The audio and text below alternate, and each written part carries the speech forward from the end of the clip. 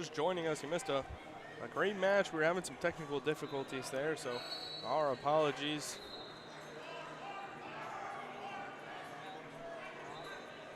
A big win in that match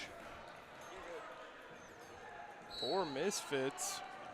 Able to pick up the win was Austin Bickerton. Bickerton taking out the state finalist from PA, Sam Wolford.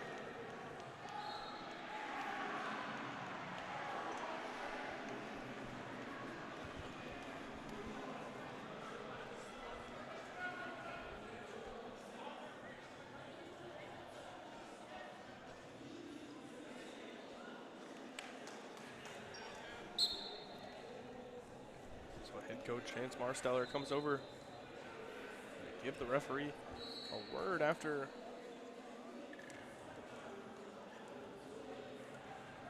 the match there at 120 pounds, but we will keep moving it up. 126 pounds we go. Kale Vandermark, the number 10 ranked wrestler in the country, coming out to take on Brock Rothermel of Stellar trained.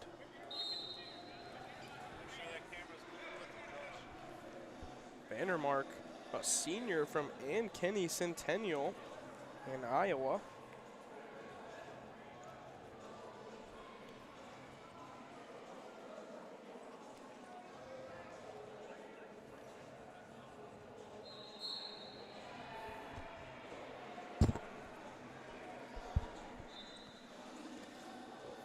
Our score under 1 minute.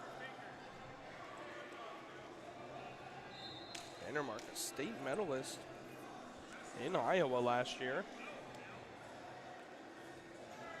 3-time Don Miller Invitational champion.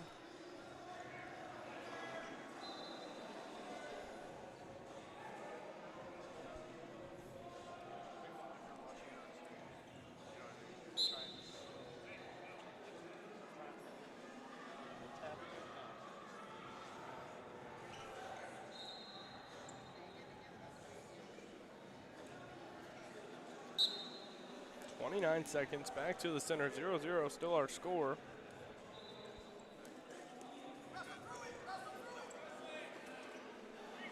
Great job wrestling through it, Brock Rothermel.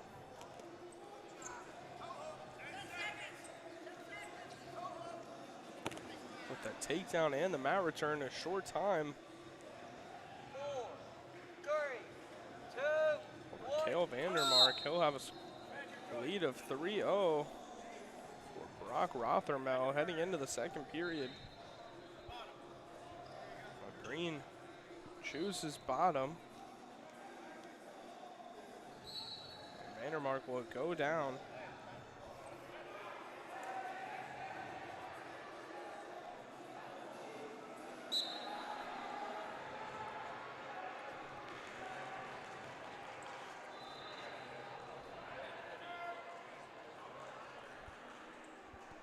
Brock Rothermel, the number 6 ranked wrestler in the country.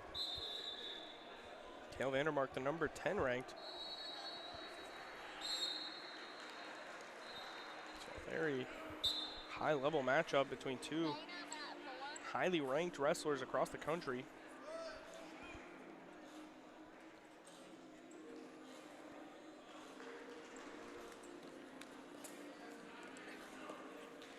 Great job on the stand-up and a takedown.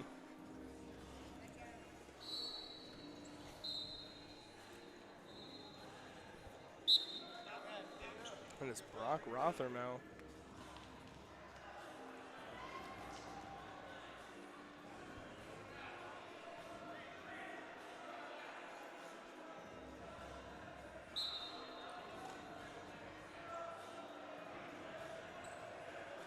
So optional start off the start. Vandermark with another escape, 6-2 our score. Just over a minute remaining in the second period.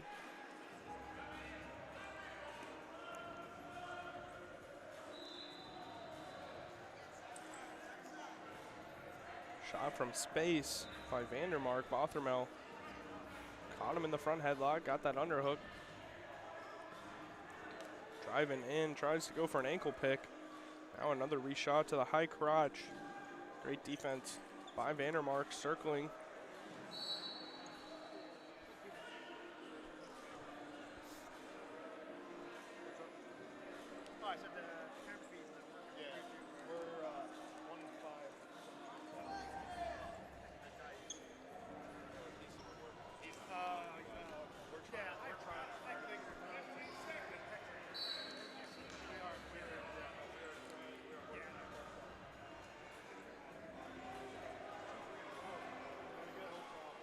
So 6-2, the score.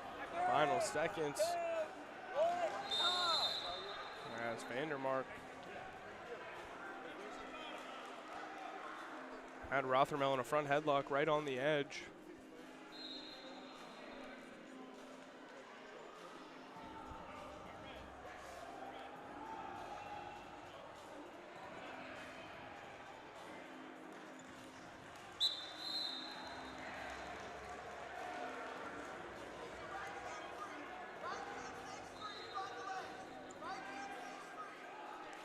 (7-2) the score. Rothermel with the escape. Vandermark in on a shot. Head inside. Trying to finish around the edge. Looking to scoop that ankle and collect both feet.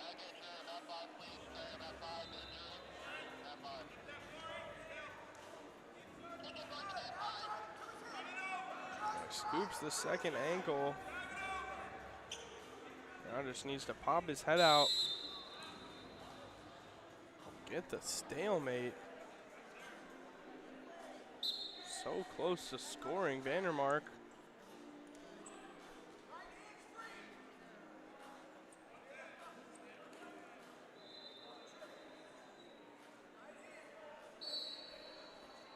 Frustrating certainly for Vandermark, but now Rothermel in on an outside single of his own. He tries to collect the second leg. Vandermark doing a good job keeping that foot away, trying to kick out and circle towards. That's eventually what he does. Both men come up and catch each other in an over-under position. And we're gonna get a stall warning on Rothermel for backing out in that over-under. 40 seconds remaining, back to the center, 5-point match. Vandermark has really picked up the pace on the feet, but unable to finish any of these attacks. Great defense by Rothermel.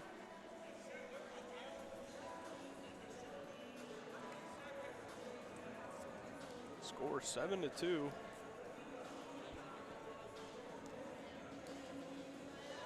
Vandermark snapping hard. Able to get behind Rothermel. Rothermel trying to get out of bounds. Looks like Vandermark able to just keep a toe in, so that's going to be a takedown. 7-5. I imagine he'll let Rothermel to the feet, make it 8-5, but only have 3 seconds here. Try to get the takedown. See if he goes flying squirrel. Rothermel just evading. Wisely so with short time, and that'll make the score 8-5. Brock Rothermel, your winner for Stellar Trained. 10-6 was our dual score before that. Rothermel gets a 3-point decision. I'll bring it 10-9. Team Misfits still in the lead. Got a huge defensive pin earlier.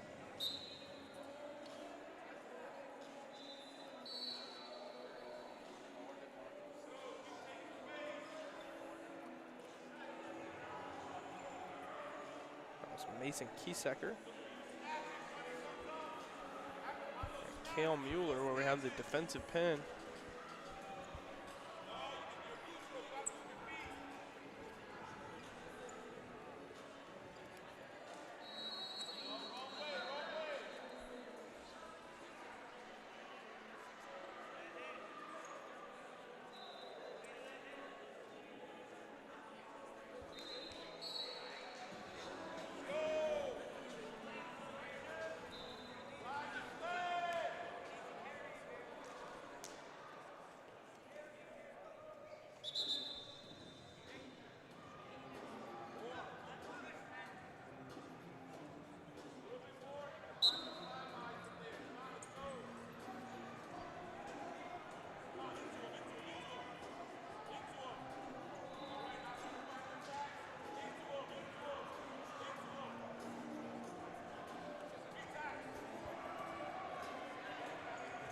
50 seconds in this one. 0-0 still our score.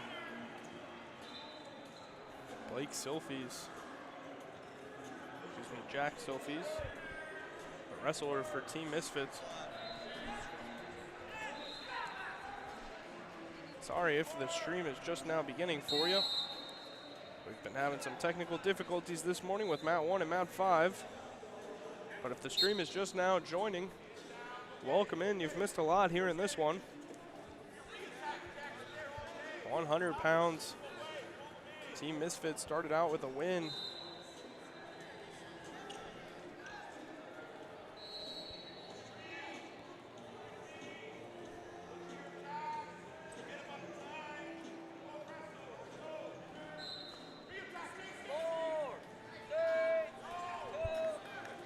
Sorry, takedown right there on the edge.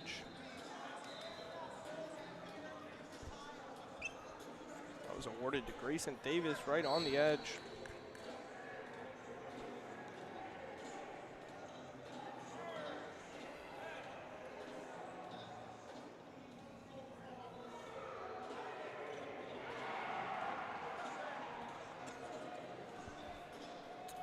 Grayson Davis wrestling for Stellar Trained. He gets the takedown right on the edge versus Jack Silfies.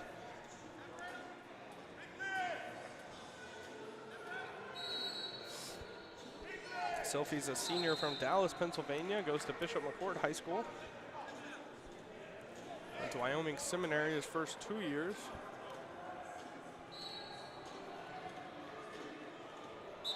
Went 25-22 this past season. Made it to the state tournament.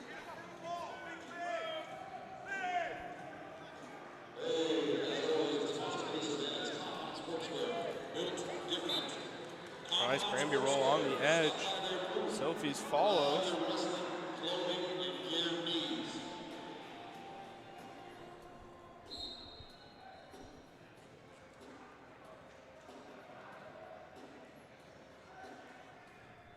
So 3-0 the score. Grayson Davis with the last second takedown at the end of that first period. Still leads 3-0. He is down, trying to get out from Jack Silfies. Able to get it right there on the edge. Davis wisely shoots him out. No stall warning. So we'll go back to the center.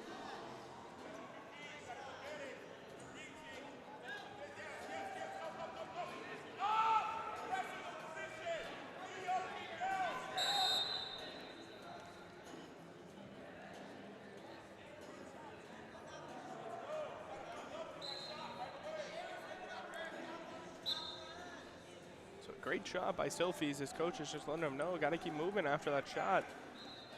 Got to pop back up. Chain wrestle. Grayson Davis. Great action off that reshot. Came up to the chest.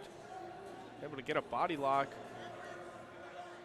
Silfies wisely moves away. Davis starting to smell blood in the water. Cuts Silfies, score now 7-1. We'll go back to the center, 45 seconds remaining in this second period. Bishop McCourt got their corner with Team Misfits. Over 132 pounds, trying to help Jack Silfies out. Grayson Davis. Too much action right now. High crotch attempt, now gonna finish to the outside. Lifts it up. Dives across, tries to scoop the second ankle, not gonna get it. Try again, still inbounds here. Just able to climb up the body, they'll go out of bounds. 10-1 now the score, Grayson Davis, 7 points.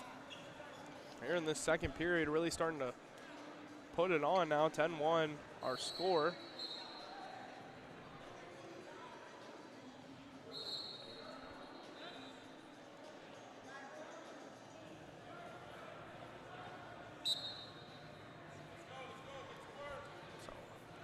Grayson Davis going to attempt to finish this period on top. Sucking Silfies back with the claw. Silfies almost out. Davis able to follow.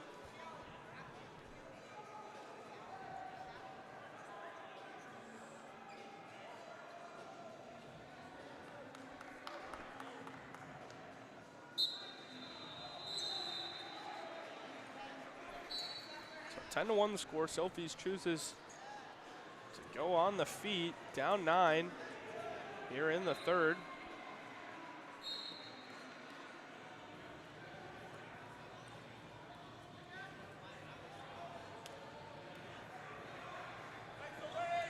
Grayson Davis ran on a shot. Sophie's catched him in that front headlock though, now trying to go for a bulldog. Great job by Davis to circle. He's got Sophie's on the edge, pushes him out.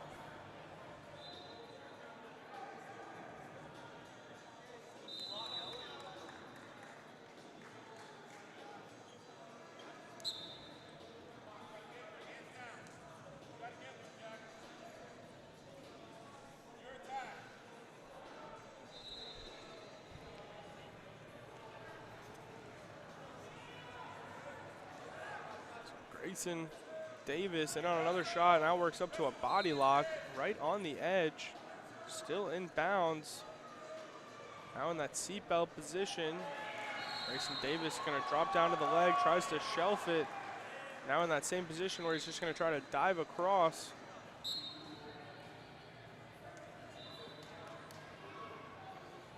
And scoop the second ankle, but unable to do it. Jack Selfies will touch concrete off the mat. We will get a fresh start.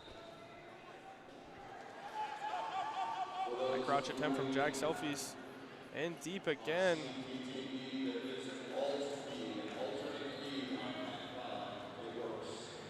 Stuck down under Grayson Davis.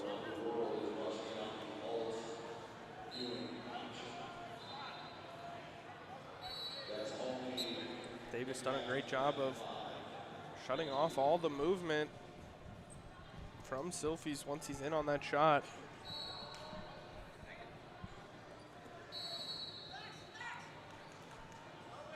Another takedown, Grayson Davis. That'll be 13-1. Cuts him 13-2.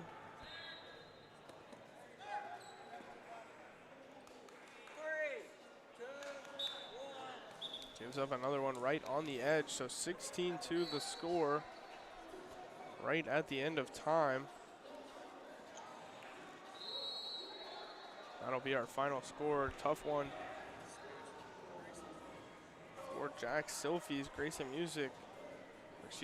Davis, your winner. A score of 16-2.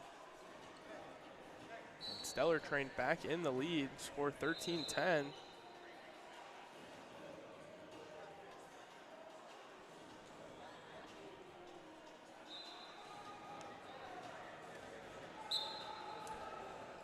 Let's move it on up to 138 pounds. Keep it going. Cannon Spears comes out. This is Grayson Music.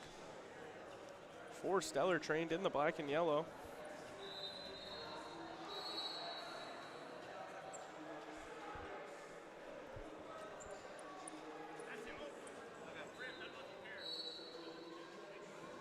Grayson Music in the class of 2027. Also goes to Bishop McDevitt.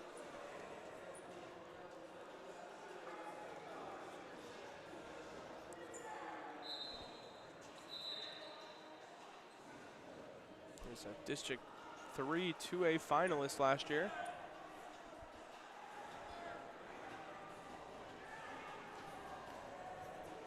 Taking on Cannon Spears.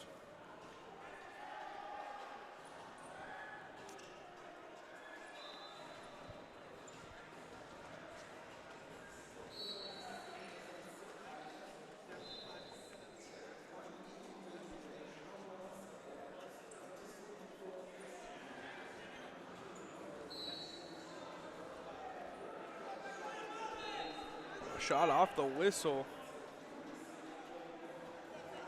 Cannon Spears. Good takedown defense, but Grayson Music able to finish.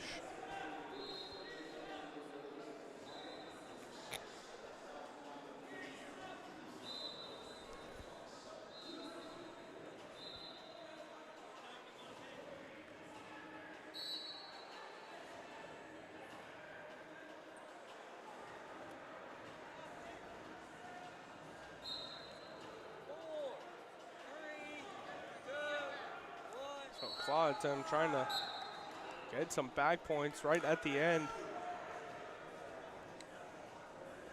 That was Music.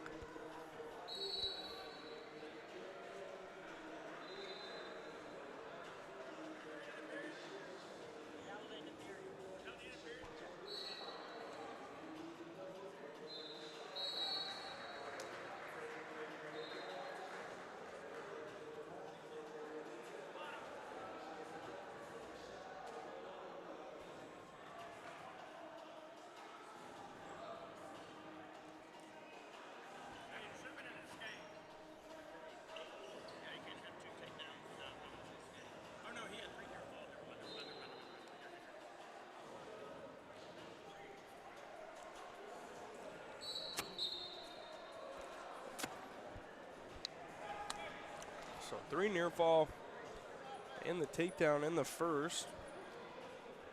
Grayson Music gets an escape right away to start the second. And now we're back on the feet.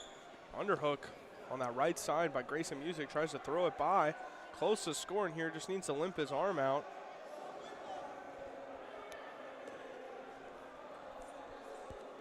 Now tried to use that underhook like a bulldog. Almost had it. Great job by Spears to circle. Now back in that front headlock position and right on the edge. Snapped down hard by Grayson Music. Scott Spears to his knees, right on the edge. Tries to throw it by.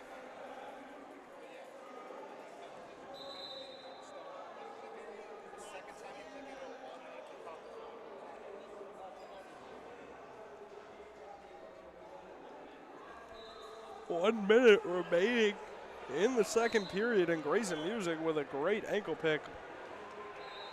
Cross body.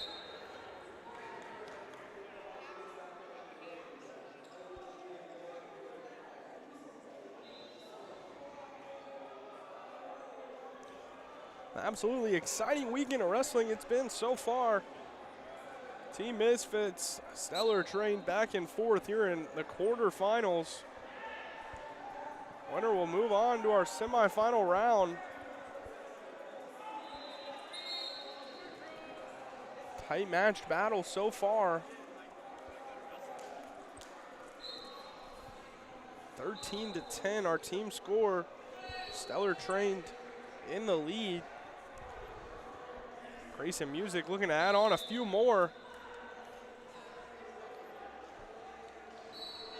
As he's working towards a technical fall.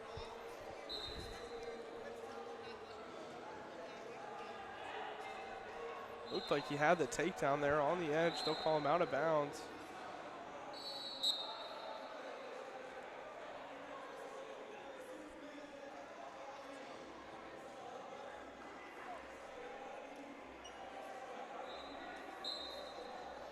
So there it is. 3-point takedown was awarded on the edge. 13-1 the score.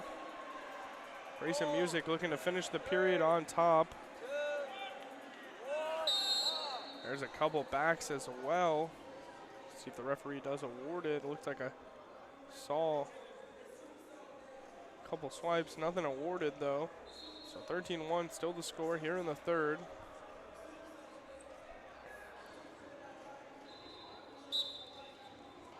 Shot off the whistle by Music. Great motion. Shot by Spears. Great hands, head defense by Music. Now in the over-under position, right on the edge. See if Spears tries to go big, down deep in the third period here. 12-point match. Music steps in on that leg, able to finish with just a toe inbound. So that's going to be 16-1. That'll be our technical fall. So Stellar Train picking up a big 5 points there at 138 pounds from Grayson Music. And we'll move it up to 144. Owen McMullen, he comes out for Team Misfits in the blue and green. Ray Fitzgerald for Stellar Trained. Ray Fitzgerald, class of 2027 from Malvern Prep in Pennsylvania. Took 5th this past year at National Preps. He's got a tough test, and Owen McMullen Another senior on this Bishop McCourt roster.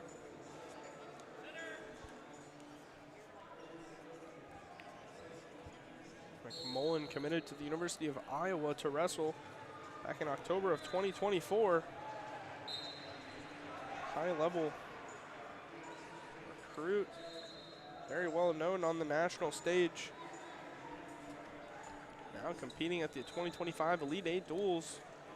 Action on the edge. McMullen trying to circle. Fitzgerald being stingy on letting him back in.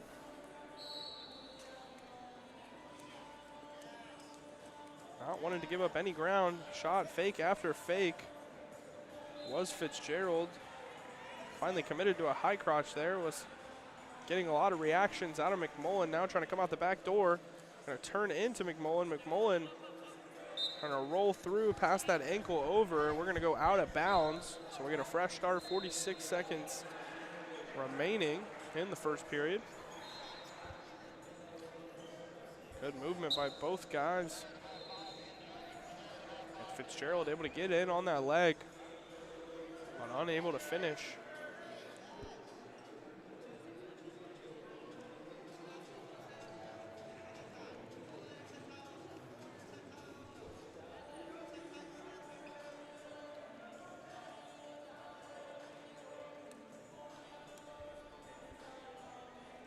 So 20 seconds. And 0-0 still our score. We're deadlocked here in the first period. 18-10 our team score. This Team Misfits starting to fall behind. 4, 3, 2, 1, time. Hammers still remain coming out for Stellar Trade. Number 25 ranked Luke Knox. Number 21 ranked Brian Chamberlain. 12 ranked Jason Singer. Number 4 ranked Dean Bechtold. So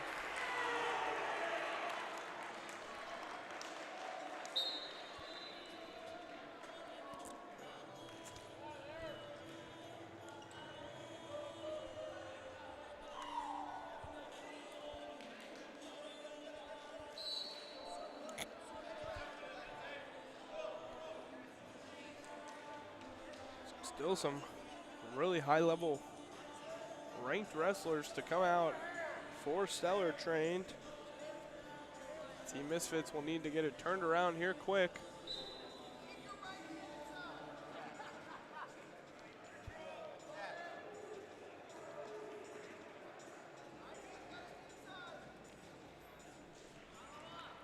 One 0 the score. McMullen with the escape here in the second period.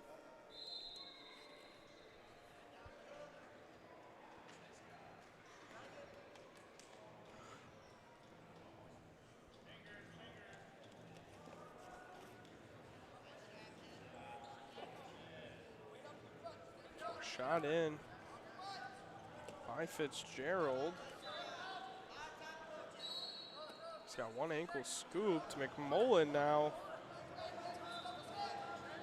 tried to throw a leg cradle, had him on his back for a second. Fitzgerald able to escape. Some great funk here by McMullen. But unable to defend for too long as Fitzgerald collects his 3, 25 seconds remaining in the second period.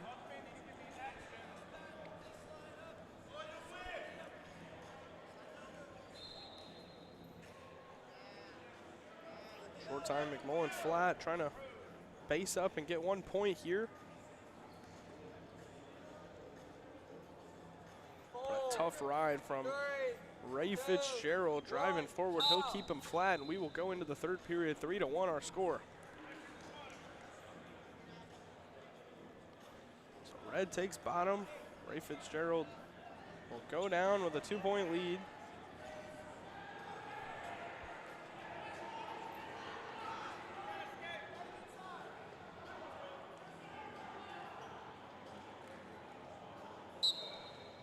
Fitzgerald gets the escape from McMullen.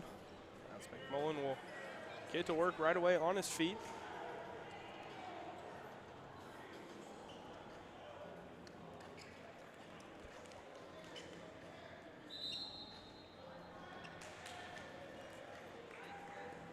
shot by McMullen, but a great down block spin behind by Fitzgerald, trying to keep him in bounds, and there it is, 3 points for Ray Fitzgerald, and Stellar Trained leads 7-1 at 144 pounds.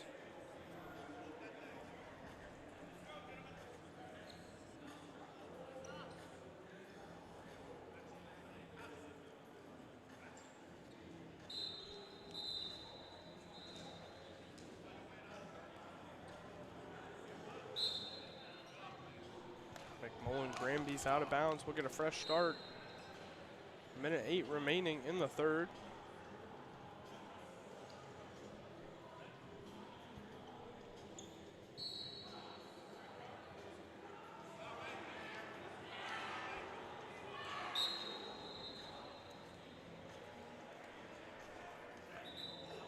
So a deep half for Ray Fitzgerald. McMullen able to base up, look away from it. So now Fitzgerald has that right boot in.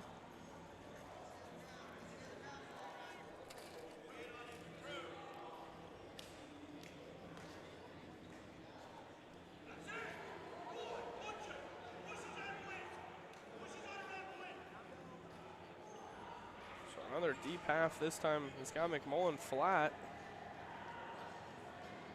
Really putting some torque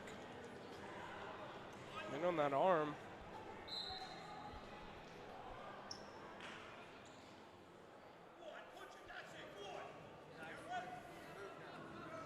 Oh, a great job by McMullen to sit up through the arm bar as Fitzgerald tried to run it. Get a scramble situation here, short time. Gonna wrestle through the position. And there's the time.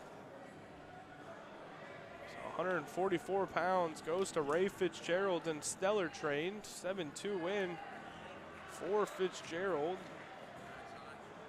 And now we'll move it up to 150 pounds. Luke Knox.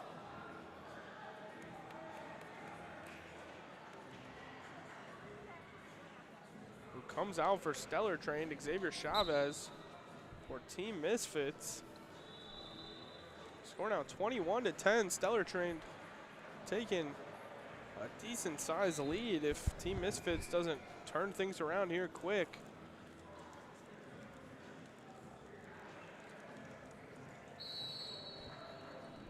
This one could get out of hand. Quarterfinal matchup here in our first round of day 2 at the Elite 8 duels here in 2025.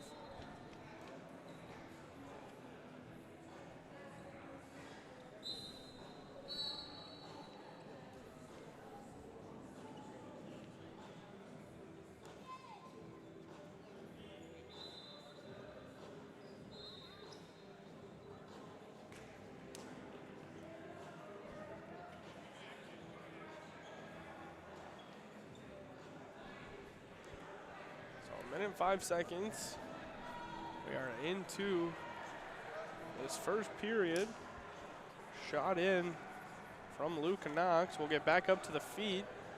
Reshot by Chavez.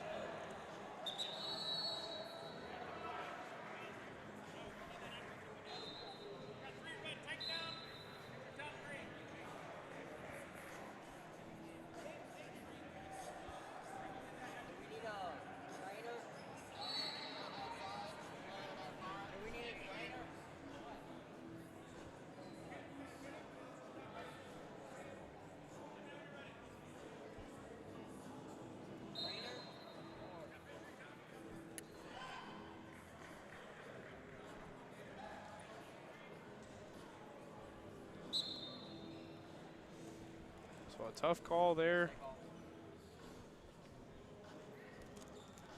As Xavier Chavez was trying to call for injury time. Referee hadn't awarded it yet. And Luke Knox wrestling through the whistle.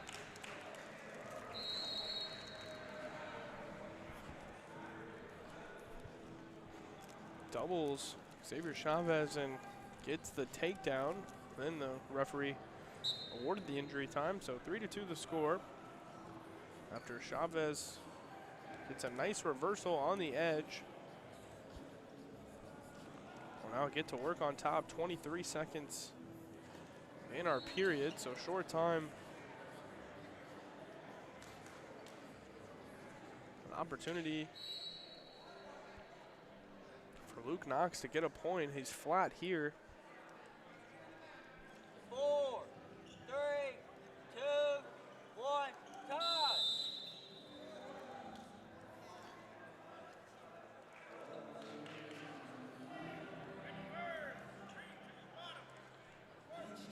So red defers, green chooses bottom. Xavier Chavez will go down, look to get a point here, tie this match.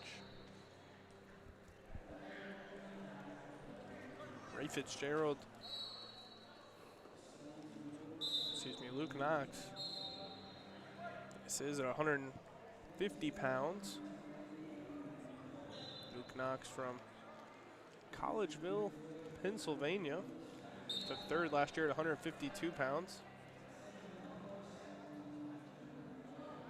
He is a junior in the class of 2027. Scott Chavez on his back. 3 back points.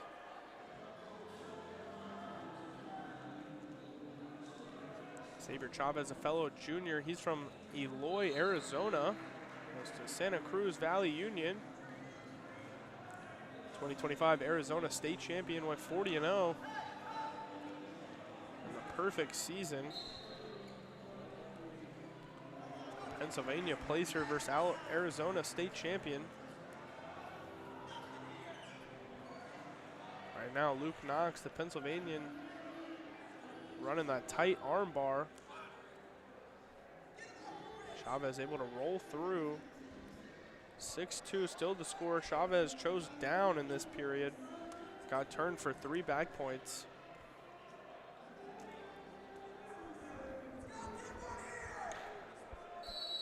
Pennsylvania kids under Chance Marsteller, known for that heavy hand fighting and being tough on top. Just as I said that, Luke Knox cuts him. So 6-3 the score, 30 seconds remaining in the period. Interesting decision by Knox to cut him. We'll see if he can add on 3 of his own. Chavez, the one in on a shot. He's gonna finish this himself, so the score's gonna be 6-6 into the period. Interesting decision by Luke Knox to cut him with only 30 seconds left. Up 4, gives him 1 on the escape, 3 for the takedown, and now we're gonna enter the third period. It looks tied 6-6. Choice will go to Knox. He can go down if he elects.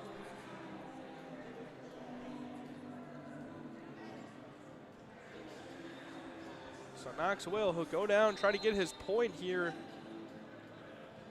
to make it 7-6, but how was Chavez's plan too? He got turned for 3. Let's see if Chavez can turn this match. He tries to work for a turn, maybe he'll cut him and just work for a takedown. If Knox gets to his feet over and over, but right now, Chavez putting on an excellent ride, got Knox flat in the middle of the circle. 30 seconds into this ride.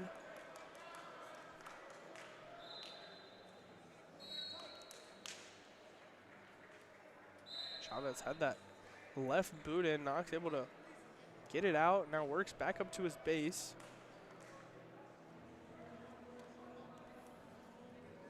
Deep armbar in on that right side for Xavier Chavez. He's just gonna cut Luke Knox though, doesn't want to risk this. Giving up a late escape. Dives right in on a shot. Great position here, both men trying to score. Luke Knox just gonna wrestle through the position. He scores the 3-point takedown, but it looks like we're gonna get a 1-point escape for Chavez there. So it's gonna be a 3-point match on the feet with 41 seconds remaining.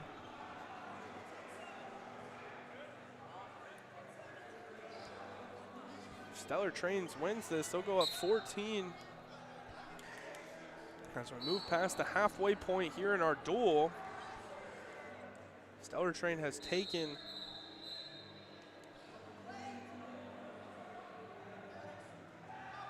last 4 matches after Sam Wolford fell in a close one to Austin Bickerton. So the 3 points on the takedown has been awarded to Chavez. Knox tried to roll out of it.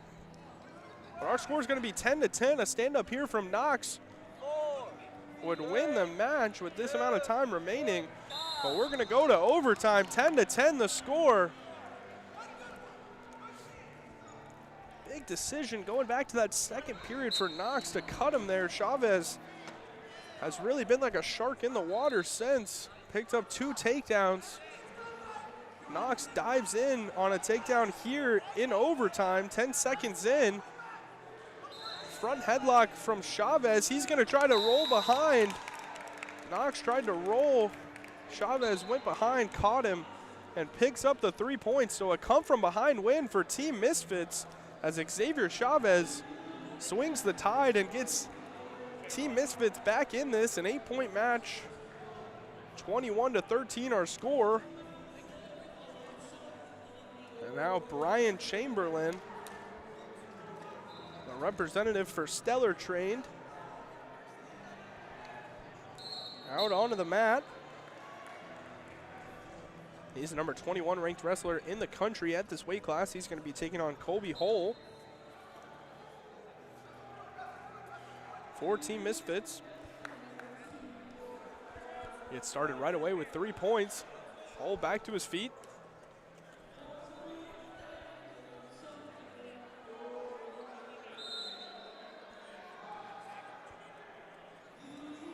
So right on the edge, we're still wrestling. Chamberlain with control. We're going to go out of bounds. Minute 29 remaining. Colby Hull will go down. He's a NHSCA All-American, 2-time national prep placer. Goes to Mount Hermon Prep in Northfield, Massachusetts. Took 4th last year at national preps. Was a standout in Connecticut growing up before going to wrestle for the prep schools here in high school. Tough test for him and Brian Chamberlain.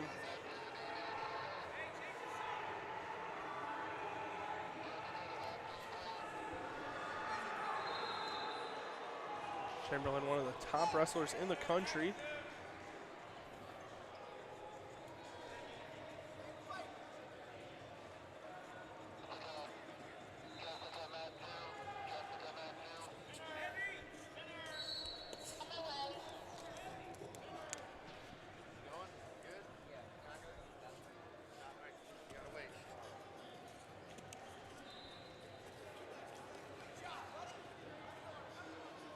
So 3 points takedown awarded to Colby Hull with short time in the first period. That'll get him the 4-3 lead. Chamberlain right to his feet immediately. There's the escape. So we're tied 4-4, 10 seconds in the period. Hard snap by Chamberlain in the over-under position. Both men content. As we will go to the second period. And that will be our score.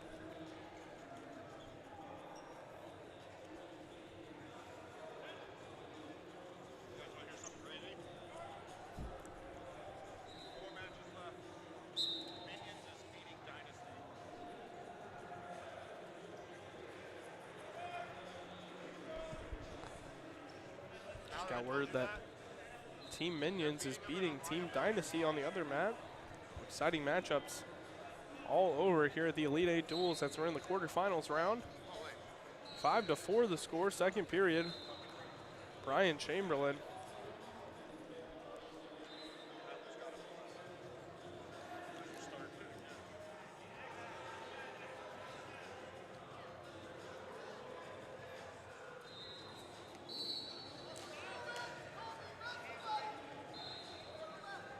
Brian Chamberlain leads. We went to the second period 4-4. Chamberlain took down, got his escape, so we're back on the feet 5-4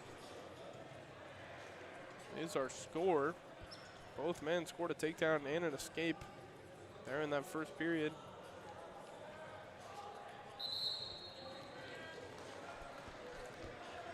Underhook by Chamberlain, pressuring hard. Hull trying to circle.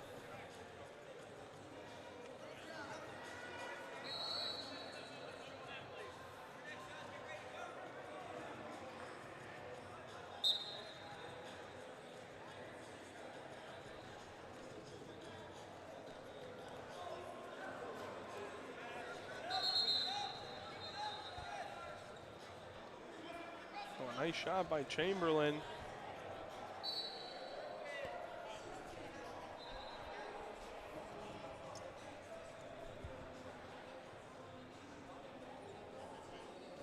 Circle and finish right there on the edge, 8-4.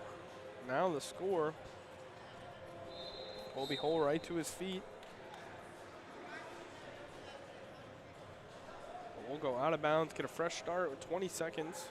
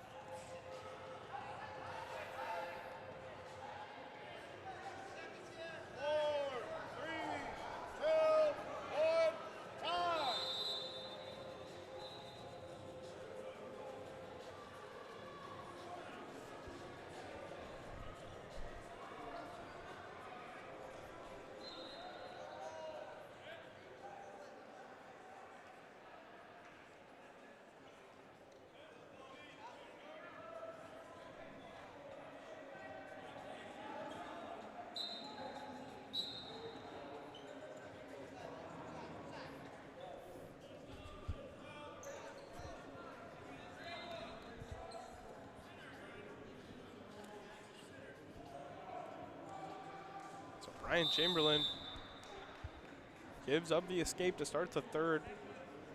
Right back to our feet, a 3-point match. He's right back in on the legs.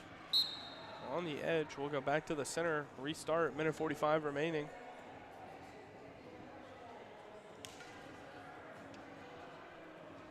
Touch and go for Chamberlain. Now in the waterfall position, trying to come out that back door.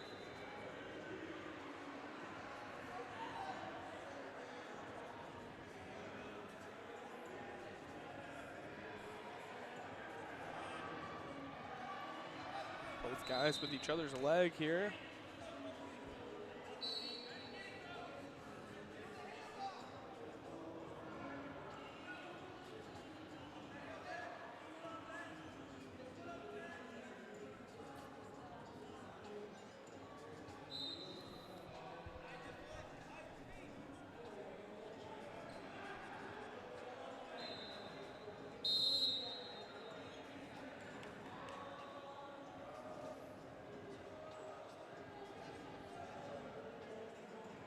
So 8-5 the score. Chamberlain super close to scoring there, coming out the back door, but great job by Colby Hull to trap those arms with his legs and make it tough for Chamberlain to be able to score there. 30 seconds is all we have left in this match. A 3-point takedown by Colby Hull would tie this match. If he could ride Chamberlain out for the rest of the period, we could see overtime. Chamberlain, very offensive, not hit for stalling, still looking to score. Colby Hull now starting to really open up. Less than 10 seconds remaining. Gonna have to put multiple moves together to score and create an angle on a guy like Brian Chamberlain, but that's going to be it. 8-5 final score. Number 21 ranked wrestler in the country at 157 pounds. Brian Chamberlain gets it done. Folkstyle trained. That's going to move to 24-13 in our dual score as we move it up to 165 pounds. Zane Gerlach Wrestler coming out for Misfits. Max Spies for Stellar trained.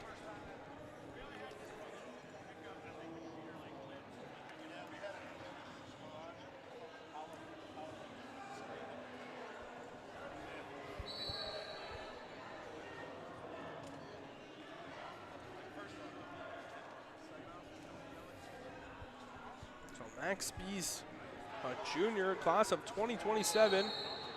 He'll be wrestling in the black and gold here for Stellar train. Spies goes to Wilson High School, West Lawn, Pennsylvania. Took 4th last year. At 145 pounds. Now wrestling at 165 pounds.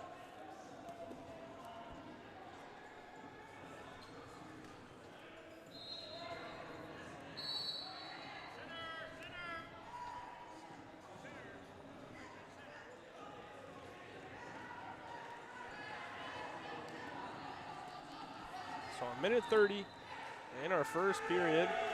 That's Zane Gerlach already in on a leg.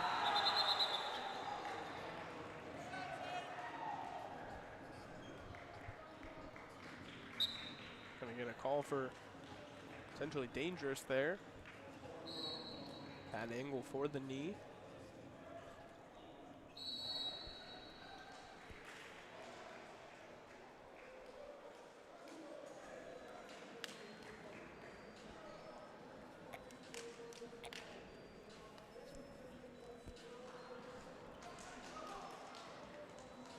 First period, 55 seconds on the clock, 0-0 our score. Stellar trained leads this duel by 9 points.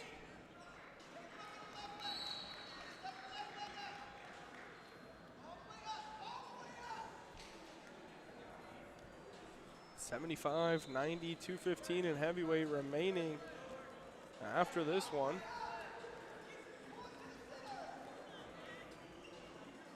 Zane Gerlach, extremely tough wrestler for Team Misfits, has been all weekend long. There's got to get him back in it. This may be it as he's in on a leg, trying to shelf it up. Look for a finish here on the edge, cuts back the other way, and caught Spies on his back there for just a moment. Spies able to fight and turn off his back. Only gave up the takedown, so 3-0 the score going into the second period. Choice going to be for red. Spies is going to go down.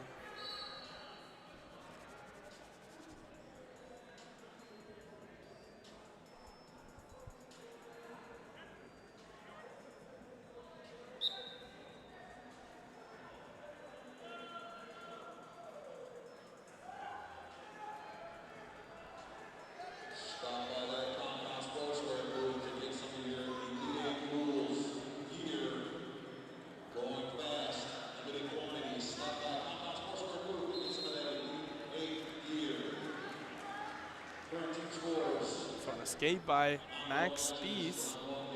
25 seconds into the first period. Excuse me, second period. And Zane Gerlach immediately right back in, looking to score. Lots of college coaches from around the country have come out here to the Elite Eight duels to watch these athletes.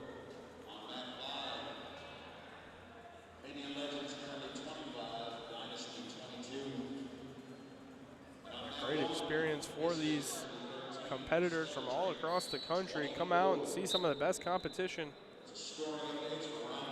in all of high school wrestling.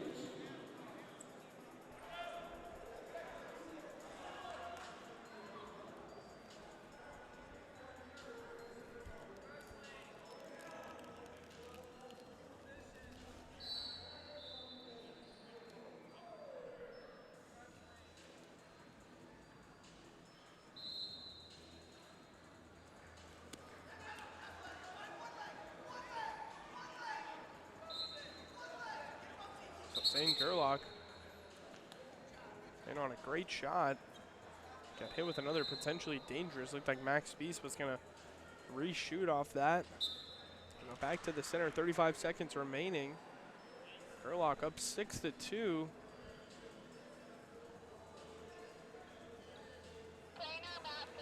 Two escapes for Max Spiess.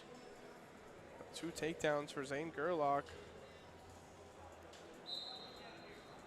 Short time here in the second period. Great pressure by Max Spiess. Looked like Gerlach was about to use that pressure on a nice throw by there in the over-under position, but they go out of bounds. 14 seconds remaining. Back to the center.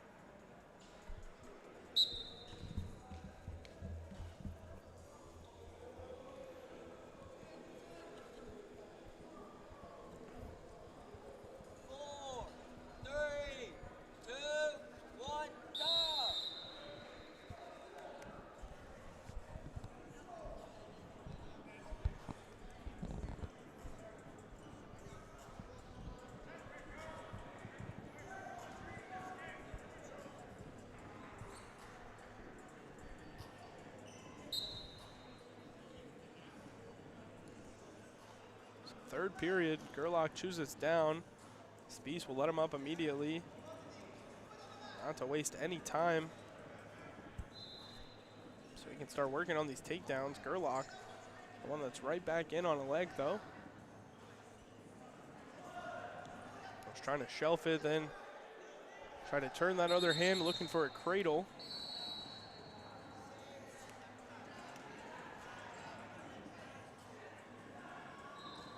Get another potentially dangerous and restart.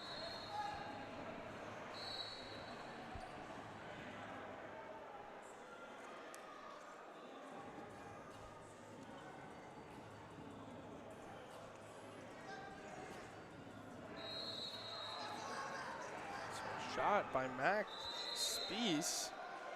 It's a great shot, great entry. He was in deep, but Zane Gerlach just gets him stuck.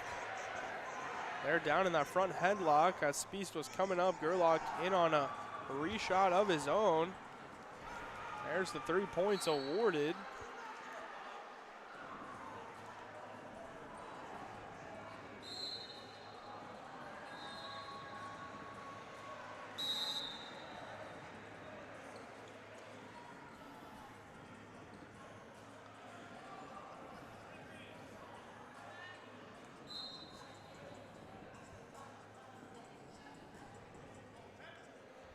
Max Spiess a little upset there.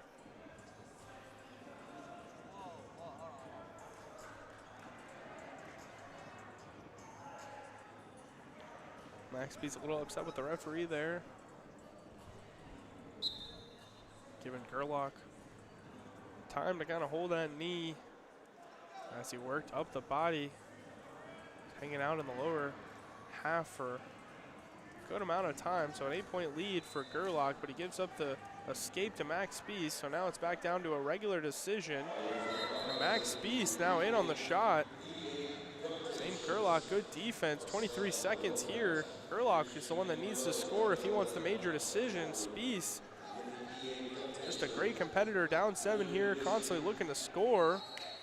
But if he gives up 3 here, will be another point in the duel. 5 seconds, short time. Gerlach almost there, and there it is. So Zane Gerlach scores. It'll be a 10-point lead. He'll get the major decision. That'll be 4 points for Team Misfits, bring it up to 17-24 in our duel. As we move it up to 175 pounds, Colby Vital comes out for Team Misfits. AJ Corp, for Stellar trained. Game face is on. Boys ready to go in the 7-point duel. This is going to be an exciting matchup here. AJ Corp from Westchester Ruston in Pennsylvania. Took 5th last year at 160 pounds.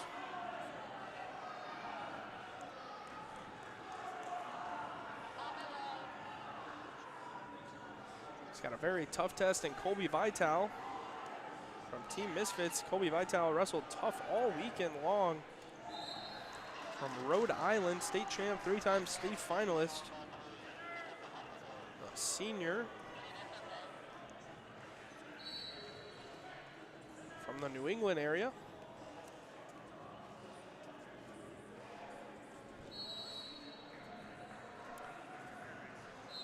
7-point dual match. All we have left after these boys is 190-215 in heavyweight. 7-point match. Win from Misfits here can really bring it within reach for the big boys of AJ Corp. Coming out, wrestling strong, looking for a spin behind here. Colby Vital keeps wrestling on the edge. And we'll get no points, 52 seconds as we go back to the center.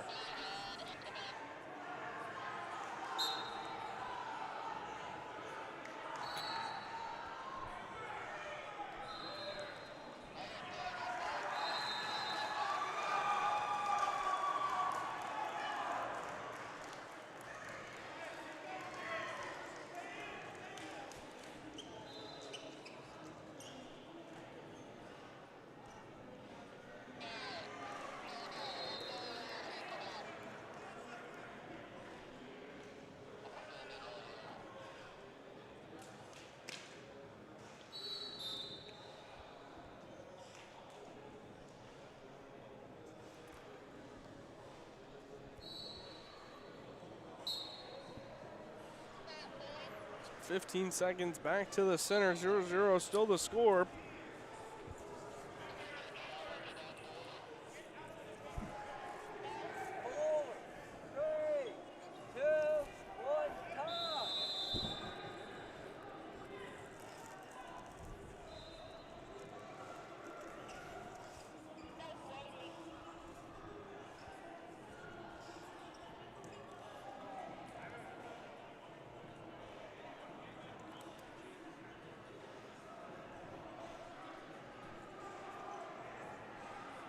Colby Vital will start down here in the second period.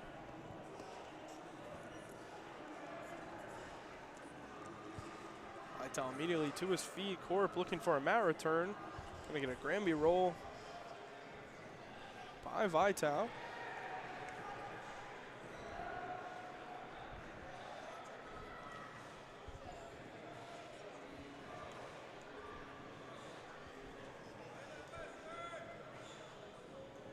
So a tilt opportunity on the edge for AJ Corp. I see one swipe, but that was it.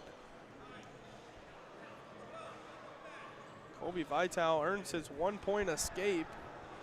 And we'll go back to the center with just over a minute remaining here in the second period.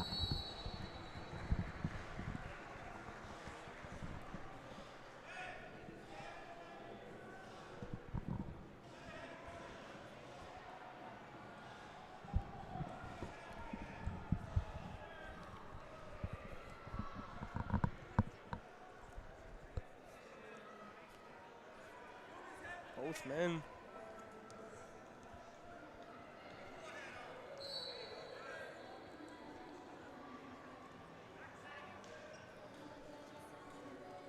looking for the right takedown as Colby Vital able to drive him out of bounds. They're on the edge. So 30 seconds remaining in the second period. Vital earned his escape this period. No other action so far, boys. And fighting hard in the edge of the circle. There's the first stall warning. That's going to be on Colby Vital.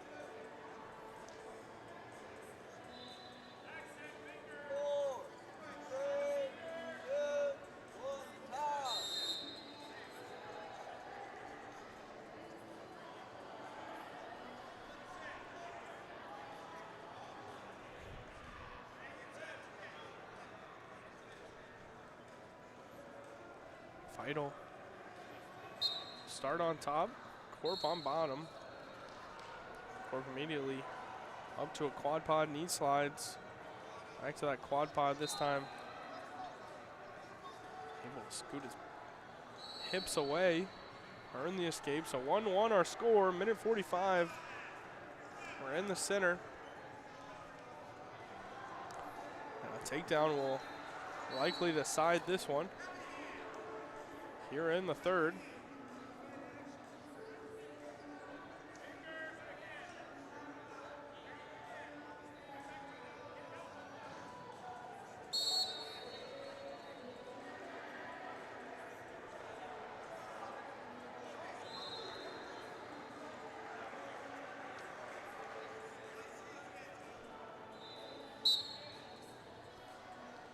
AJ Corp getting a warning from the referee there.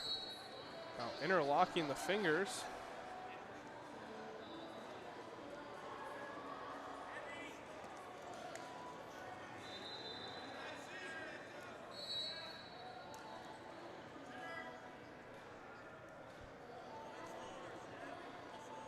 Referee being stern here.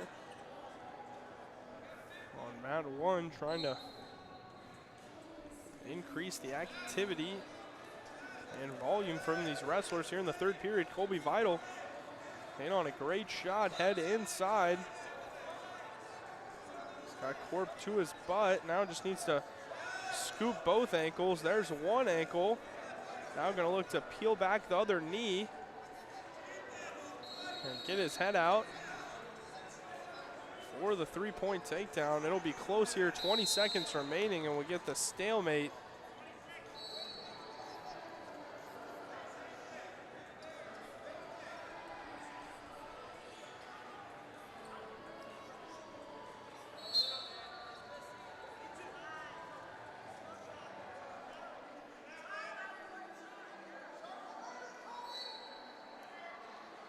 So AJ Corp now driving in hard, trying to push Colby Vital out of bounds. Vital came in on a shot. Corp almost able to sneak behind and get the escape, but unable to on the edge. So we will go to overtime, 1-1 the score. It's a 7-point duel right now.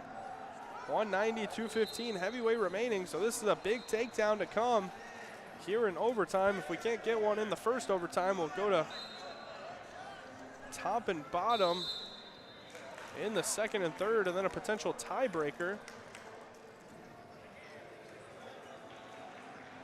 So we're gonna get a 1-point stalling call on AJ Corp.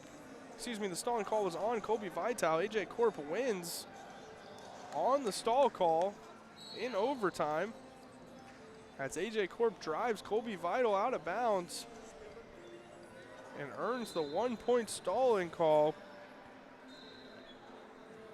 in overtime to win. That is a huge call.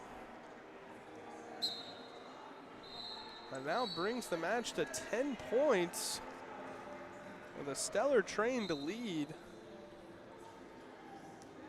Big job for Team Misfits, Kyle Gallo, Gabe Moore, and Gray Richardson now to try to turn the tide. A 10-point duel match still in it.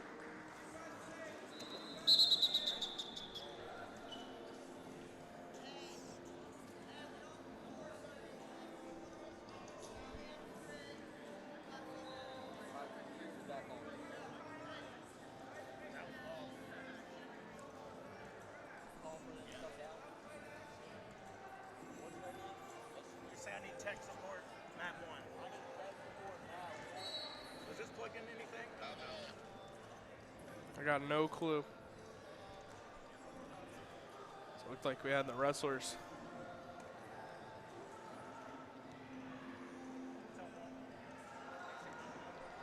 Wrestlers came into the table there and took out some of the cords. Looks like our live stream is still operating and running fine. Well, that's thankful for you guys and me. I thought I might have lost you there for a moment. Well, it looks like we just lost some of the TV screens that are displaying the score around the match.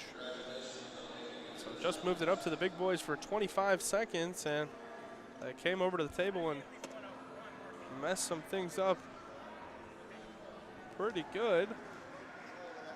TVs are kind of resetting here with the scoreboard. We'll get right back to the action though. Won't hold anything off.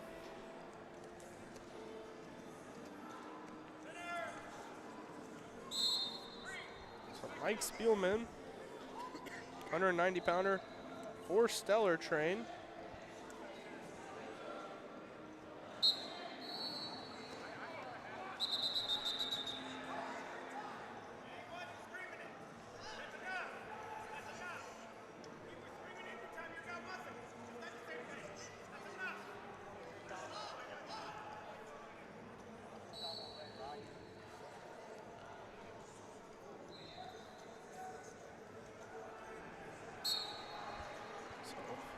Coach upset for Team Misfits there that injury time was immediately awarded to Stellar trained. Not forgetting about that incident earlier where Xavier Chavez was not awarded injury time immediately, gave up the takedown there. And that interaction, Chavez of course did come back to win in an exciting match, but Mike Spielman awarded his injury time. Right back into the action, gets the takedown.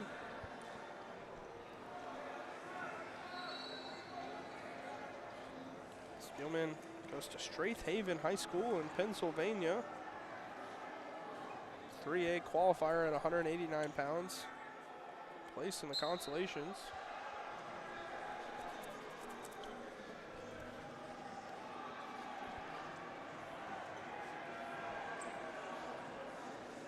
Tough test for him here, and Kyle Gallo. Gallo, a junior from Spring Hills, Florida.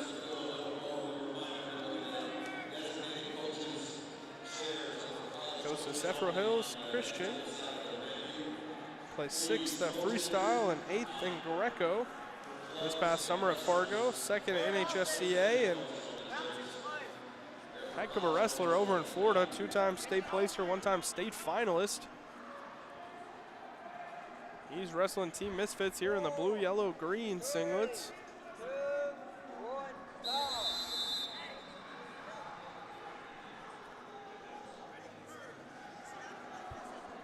Score 3-1. Mike Spielman with the takedown in that first period. Kyle Gallo with the escape. Move to the second period, and Gallo elects to go down. So he will start the period on bottom. Spielman covers Gallo immediately to his feet. Spielman, no attempt on a mat return. He'll cut him and let him go.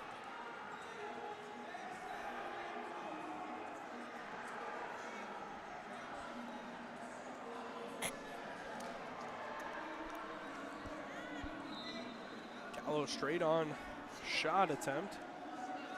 Stuck in the front headlock position. Spielman got a great control over that head. Now controlling the elbow. Snaps Gallo.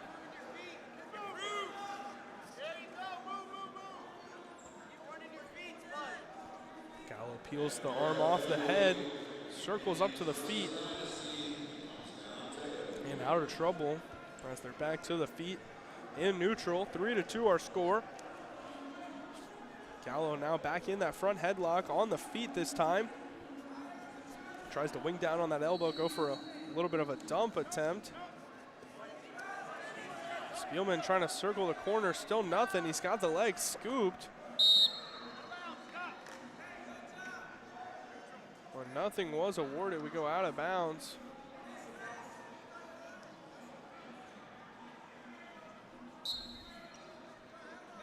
Go out of bounds with action still rolling, so still in neutral, back to the center.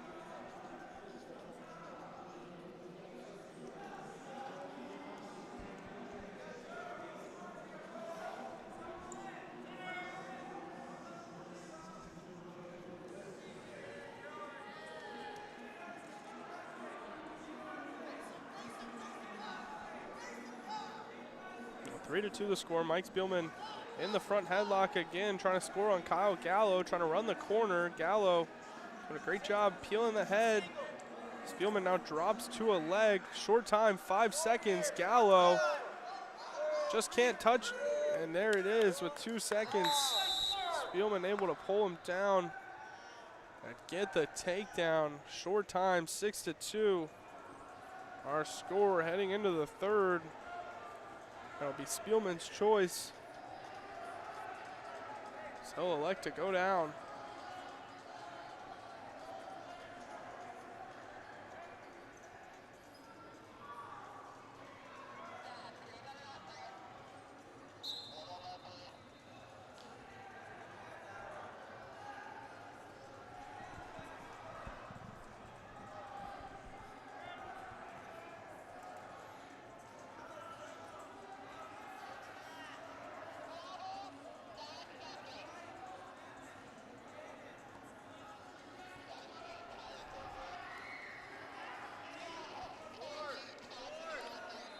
So an escape for Spielman to start the third period.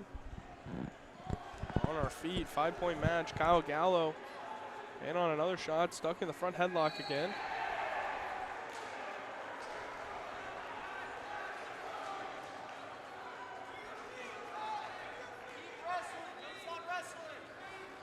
Gallo lifting the leg, shelves it, able to get the takedown. So 5-7 the score, cuts Spielman immediately. That'll make it a 3-point match with a minute remaining.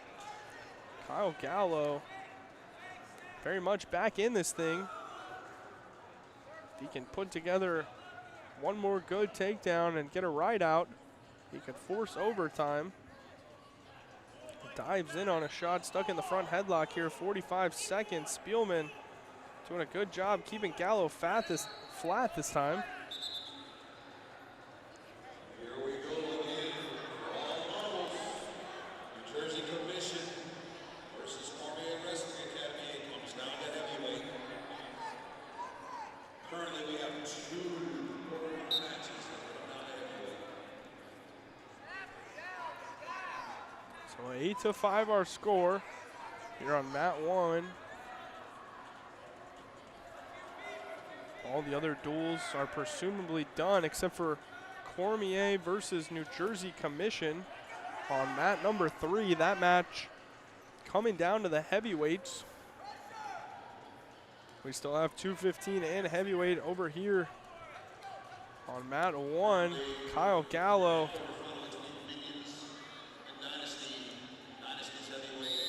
throwing everything he can, but just too little too late. He will lose this one 8-5 as Michael Spielman is our winner at 190 pounds. That'll move it up to a 13-point deficit. And that'll make this thing untouchable.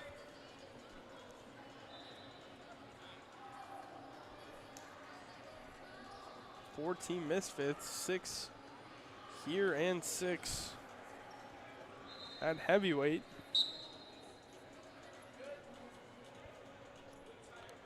Would still not be enough, would make it 29-30. So these matches, certainly more for the experience of the wrestlers and for our personal entertainment, of course, as we have high-level matchups coming at you. Here for Stellar Train, number 12 ranked Jason Singer. Came up with a very clutch win yesterday over New Jersey Commission's 215-pounder. That was number 7 ranked Max Konup.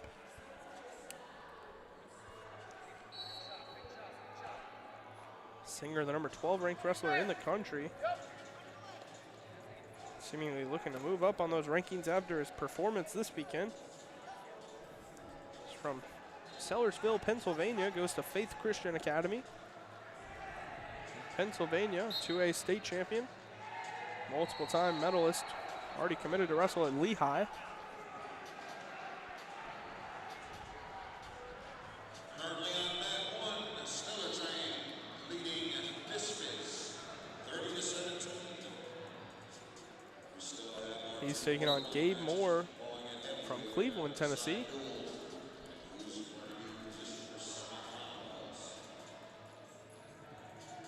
Moore, a 2025 state champion in Tennessee. Goes to Cleveland High School, where he is a senior.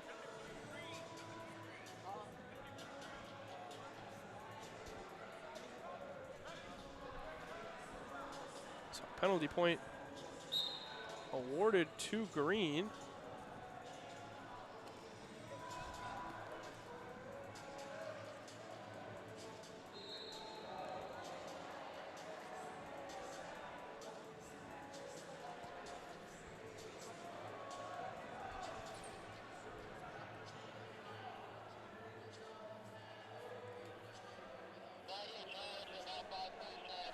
So 3-1 the score, 10 seconds remaining in the first period.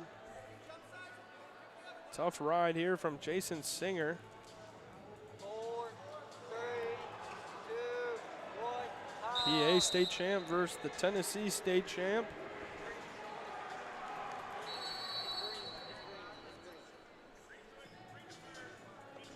So green defers, red will take down.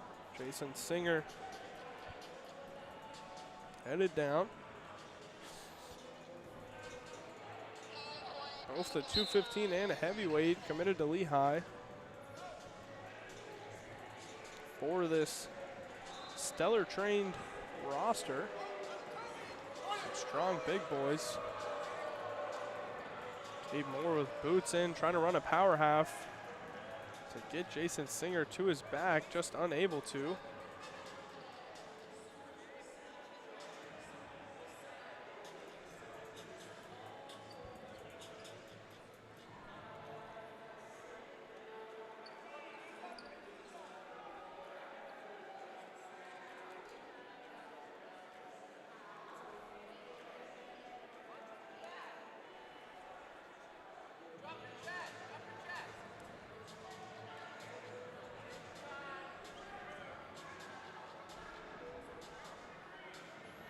So stalling on green, Gabe Moore hit on bottom for stalling. That is his first warning.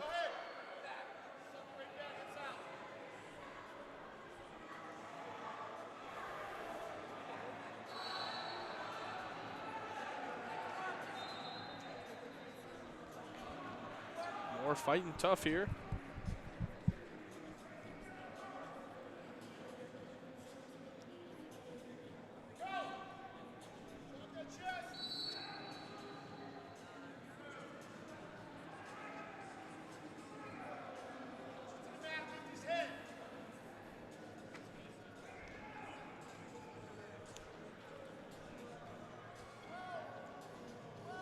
So a tough ride, Jason Singer. Short time here in the second period. Looking for back points. There's the swipes. 3, 2, 1, A nice period for Jason Singer. Picks up the reversal and then awarded 4 back points. 6-point period for him in the second. Moore's choice here in the third. He's going to elect to go on top as he needs some big points.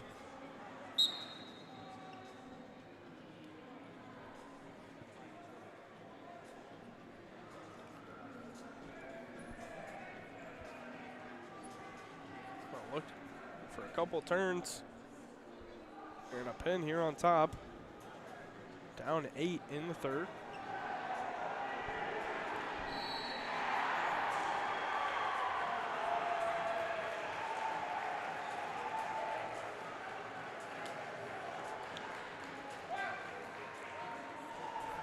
Incredible. Congratulations to commission. Winning a heavyweight to take the gold. Front headlock, Jason Singer throwing a bulldog. Great defense by Gabe Moore.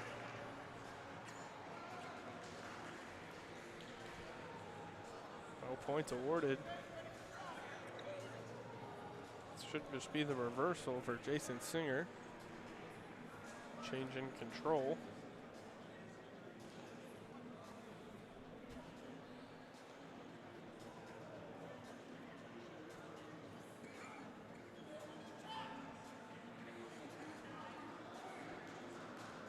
Congratulations. These 4 teams are making a very elite Elite 8 dual semifinals.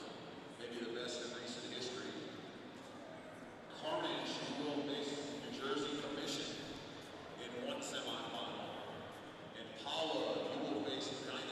11-1 the score. 20 seconds remaining in this third period. Tough ride for Jason Singer. So he looked for a couple more there. Nothing awarded.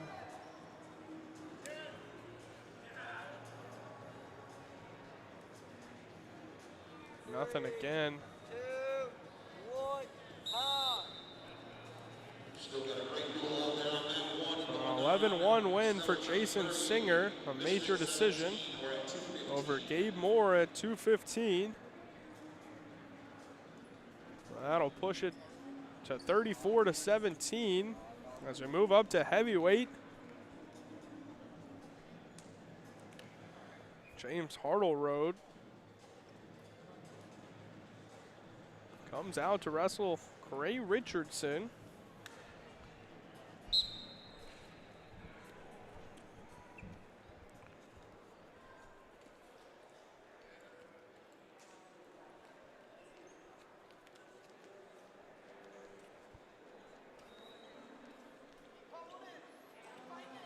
Big guys coming out, immediately start pummeling. Ray Richardson, Georgia boy from Buford High School.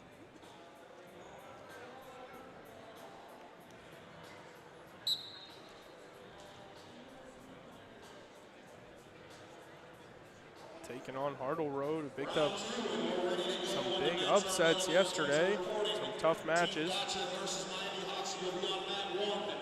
Team Thunder versus Cormier Wrestling Academy, you'll be on mat 2. Team Carnage versus New Jersey Commission, you'll be on mat 3. Hollow versus Dynasty, you'll be on mat 4. And Minion Legends versus Black Mamas, you are on mat 5. Teams report to your assignments when available. Referees and table workers, stay in your stations. This is the 11 a.m. round 2. Semifinals. Again, Carnage versus Commission, Hollow versus Dynasty in the battle for the ropes.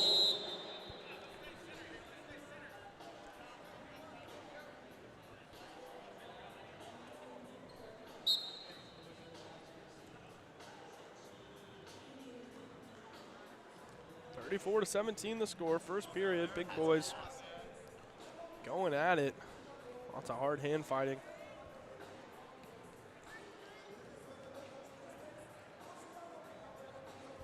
Underhook on that right side for Hartleroad. Great head pressure, but Richardson just able to pummel back into good position.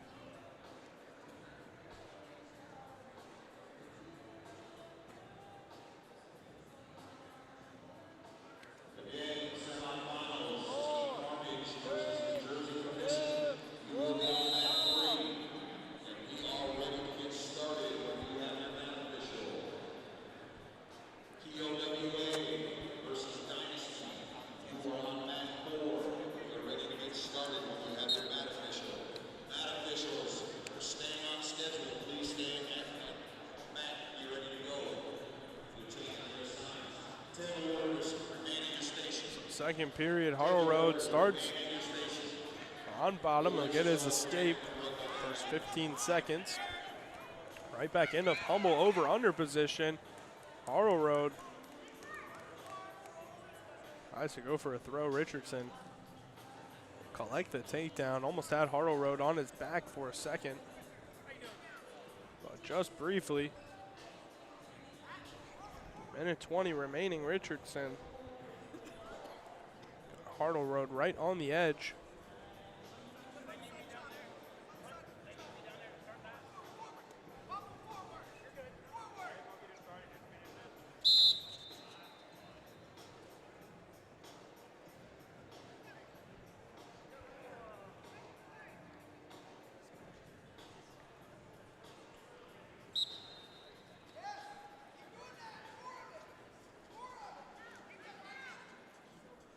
Second period, Gray Richardson on top.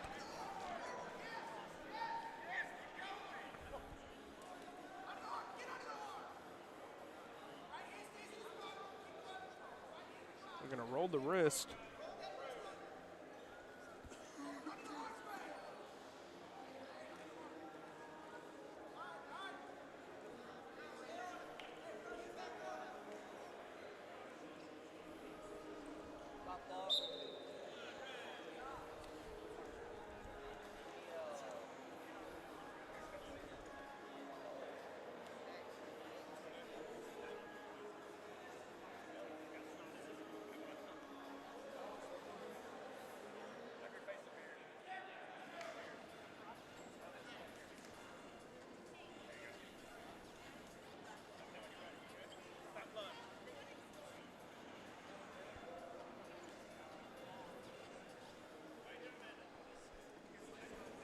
James Hartleroad stopped the action there for blood. We'll get right back to it. 20 seconds remaining in the second period.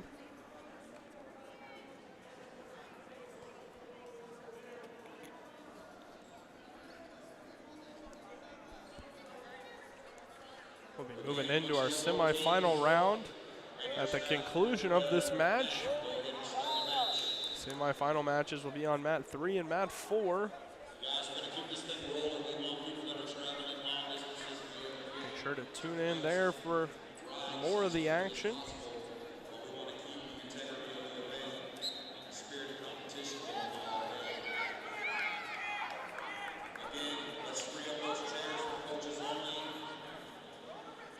Third period.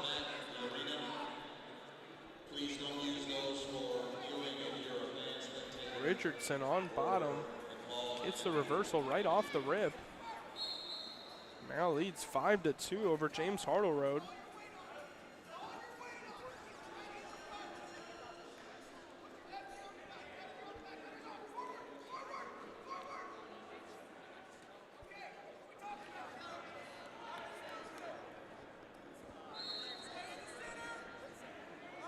So back to the center, minute 15 remaining. 5-3 the score after that escape for Hartleroad. Takedown here will give James Hartleroad the lead. Force Gray Richardson to find an escape to tie the match. We'll see some good defense here from Richardson. Hartleroad throws by that underhook. It looked like he scored right on the edge. No call. We're going to get a challenge, Brick. Challenging the out of bounds call by the official. Big challenge here. 45 seconds in the third period. Won't mean anything for the duel, of course, as this one is out of reach, but the wrestlers Gray Richardson and James Hartleroad means everything right now. They're battling it out.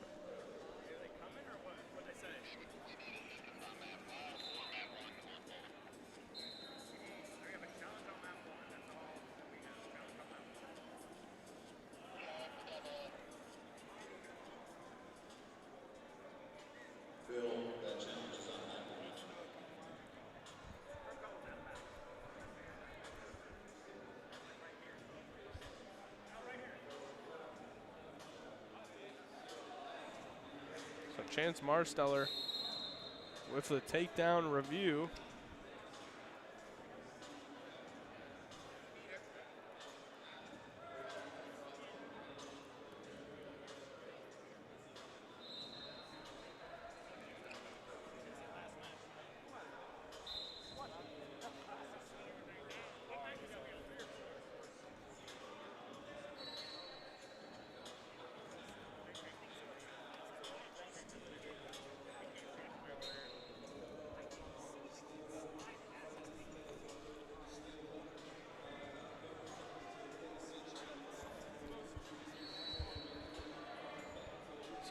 Currently looking at the takedown, Matt's side. If the takedown's confirmed, it'll be about 45 seconds. Similar time. But we'll go back to the center, and Hartleroad will take top. Richardson will go bottom. And Hartleroad will be in the lead 6-5. 45 seconds for Richardson to get out and tie the match. Call is not confirmed. They'll go back to the center, 5-3. Still the score, 46 seconds remaining in the match.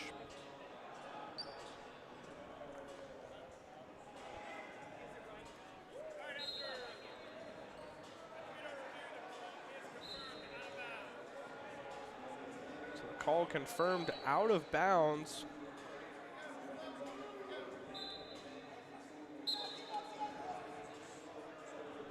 takedown awarded. 40 seconds remaining. Gray Richardson just looking to hold off all the attacks from James Hartleroad here and finish this duel with a win for Team Misfits.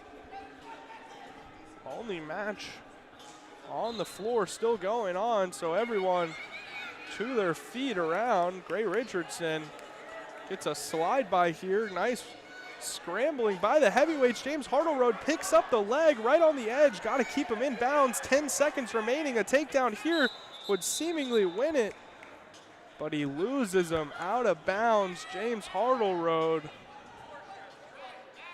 with a great attempt, but just unable to finish on the edge. Gray Richardson, nice hands, feet, head defense, and holds off for the win.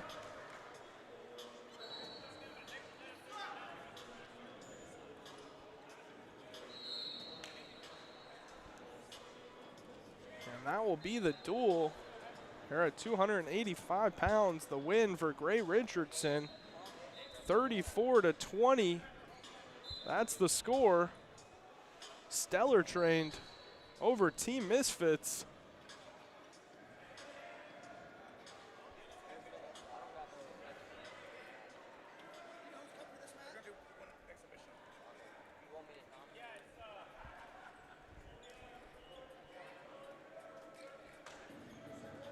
So that will be the end of the match, ladies and gentlemen. They'll do a quick expedition, and then after that expedition, they will shake hands and we will move on. I'm going to be heading off to my next mat assignment over on mat 5. Semifinals will be on mat 4, mat 3. But stay around. Got 4 rounds of matchups today. Semifinals up here. Then one more round of expeditions after the semifinals to give our championship teams a break. And then in that final round later today, we will compete for the championship and for 3rd place. All that will be going on at 4 o'clock. So make sure to stay tuned all day for the action. My name's Noah Latch. It was a pleasure to be on the broadcast with you guys this morning. Stay tuned and enjoy the wrestling.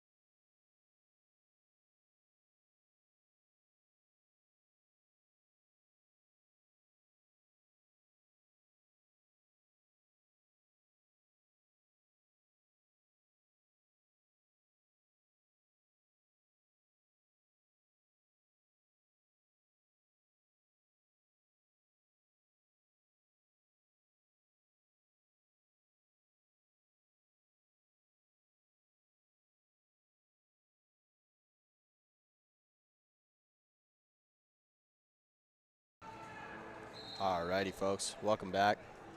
Will be round 2 of the Elite 8 duels. Day 2 here.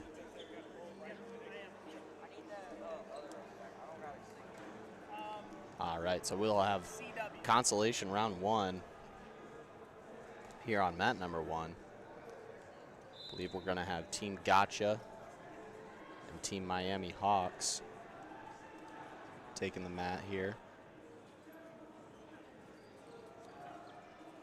Both teams looking to battle back for third.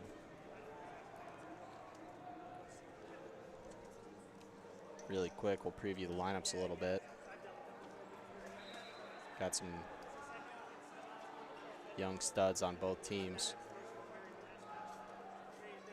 Seeing some Fargo All-Americans, some NHSCA All-Americans, lots of state finalists, state champions. Team Gotcha is going to check in with one ranked wrestler that I can see. It's going to be 17th ranked Mike Turee at 150 pounds. And then for the Miami Hawks, seeing 2 ranked wrestlers, a couple more young studs. 138 pounds, Giovanni Solis checking in at 18th in the country.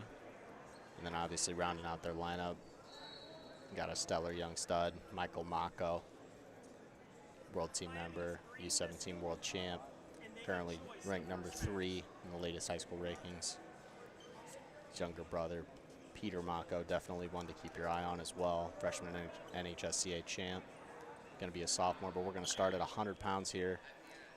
In the red, it's going to be Nelson Villafane from Team Gotcha. He's going to be taking on Leonidas Peraza for Team Miami Hawks. Team Miami Hawks obviously got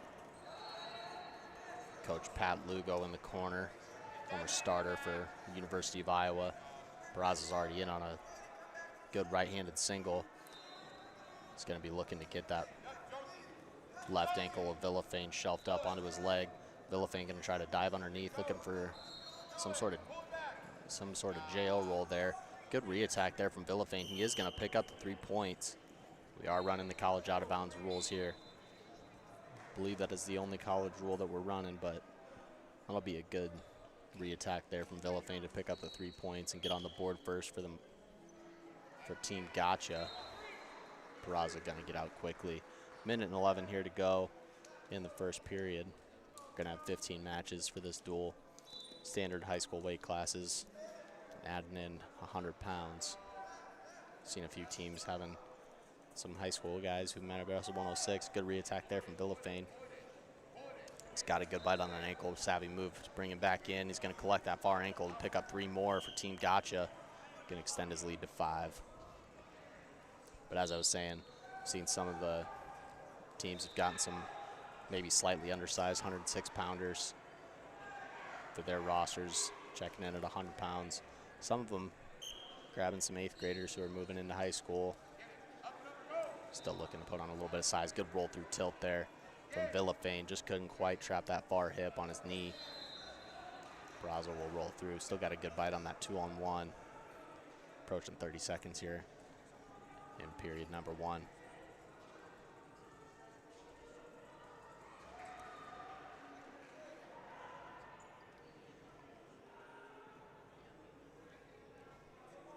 Villafane working on that near side wrist.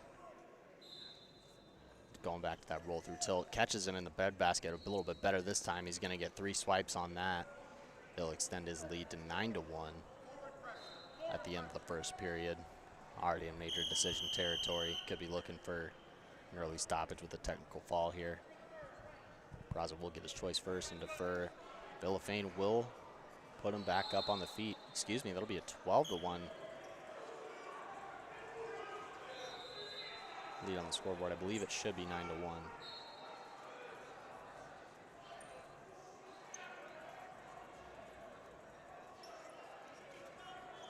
No, but it is 12-1. My apologies. Villafane would go behind there. Looked like they were out of bounds to me, but the referee will say that there was still something in bounds.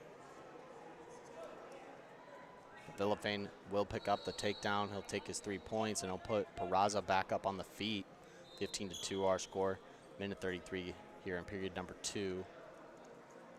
Clearly, officials got a little better math than me. Villafane will score the goal behind him. That'll do it. 18-2 the final score here at 100 pounds. Nelson Villafane, your winner.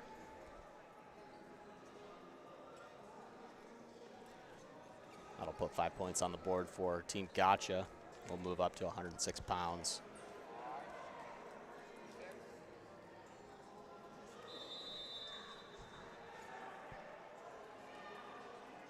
Miami Hawks will send a representative out. Looks like Team Gotcha will be open at 106, so that will be 6 points for the Miami Hawks. We'll have a 6-5 duel going into 113 pounds. It'll be a 4-5 victory for the Miami Hawks is Jake Strickland. But we'll move up to 113 pounds in the green for the Miami Hawks. We got Austin Brown. In the red for Team Gotcha, we have Cooper MacArthur. Quick shot there from Brown, going to be defended nicely by MacArthur. Is now working on that right side underhook. He's got good wrist control on the far side, gives it up for the inside tie. Looking for an outside pick. Good defense there from Brown. Looking for an outside carry now. Is Brown. MacArthur still working on that right side underhook. Like what he's doing on the far side with the short wrist on the tricep. See a lot of high school wrestlers really committed to pushing forward in a lot of those front headlock situations. Good snap to that low single on the left side. It's going to end up in kind of a Peterson position. Like to see him keep that right hip to the mat and try to hook an ankle.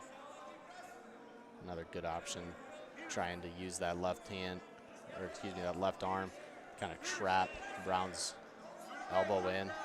Just gonna do some more rolling around. Yep, now he hooks that hand. He's gonna have a good spot here. Just loses the leg. Good counter there for Austin Brown, dropping in that right leg. Now he's looking for some possible near fall. Doesn't quite hold him in danger long enough to get the swipes. Readjusts a little bit. Now he's got a good bite on that shoulder. He's really just got to work on the hips.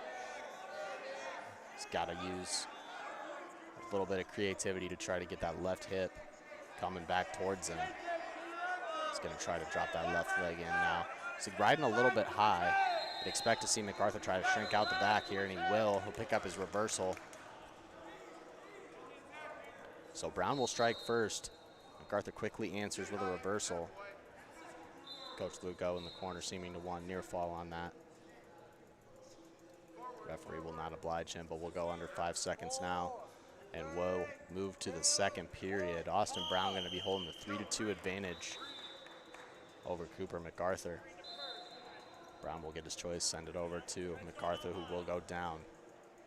As I was saying earlier, you see a lot of high school wrestlers really going forward and trying to push with their front headlock, which is not necessarily what you see at the collegiate level. You see a lot of guys pulling, not necessarily even going to the chin at times to try to protect their elbows from getting locked up, trying to bounce an elbow to the mat and trying to find a good angle to run around. At any rate, we will continue with the second period. Brown already working on that right side leg, looking for a rebar tilt of sorts. Now could be looking far side cradle. Doesn't quite have a good lock on it yet. Seen a lot of leg riding this weekend as well.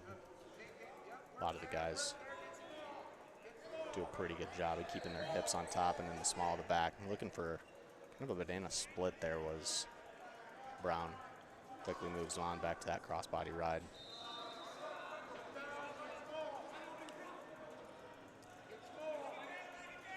MacArthur looking to shoot and catch a head there, trying to run around and maybe put his opponent in danger. Brown just lost a little bit of positioning there. MacArthur takes advantage, and he'll take the lead now, 4-3 with that reversal. Now is a 2-on-1 on the right side of Brown.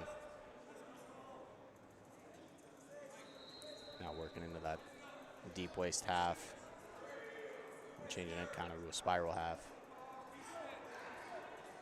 Seen a lot of guys in the collegiate level have success with a lot of that. Logan Stieber comes to mind for sure.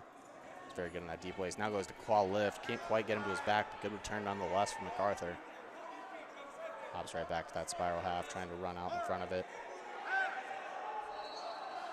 Now goes back to that claw lift. Could be trouble for Brown. Brown does a good job of keeping his footing and staying on the mat. MacArthur will pick up a stall call for that. Drove him straight out of bounds. Referee will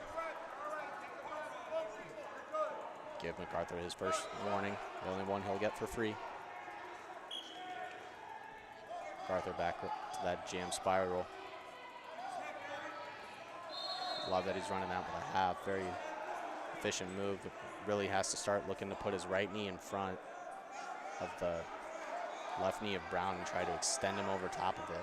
We'll reach short time here in the second period, and that's how it will end. No stalling call there on MacArthur. But it will be a 4-3 advantage, excuse me. Jumbling my words today, folks. It will be a 4-3 advantage in favor of MacArthur. Brown will start the third period on the down position.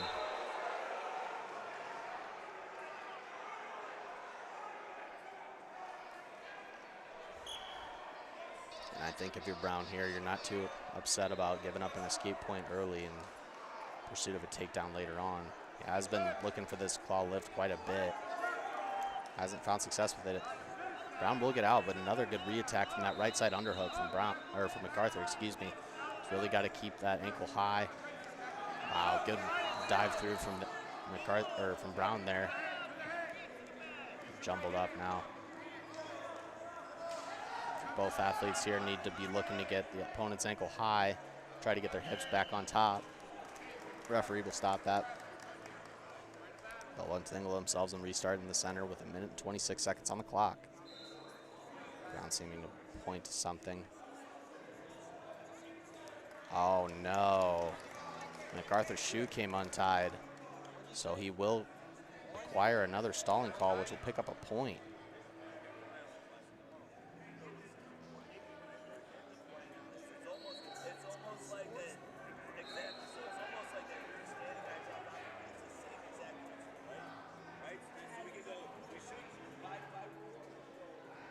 Seems to be some debate from the head coach of Team Gotcha, acknowledging that Brown did point out MacArthur's shoe is untied. Not sure that that's necessarily relevant, but point that he wanted made nonetheless. But that will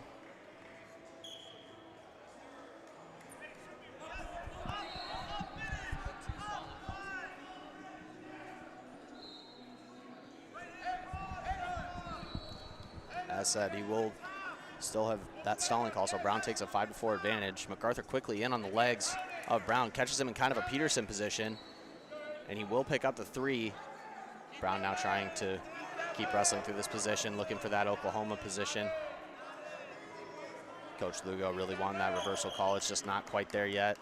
Brown's knee was in a bad spot. Referee will stop him. We'll restart with 54 seconds to go here in the third period. Good match so far between these two.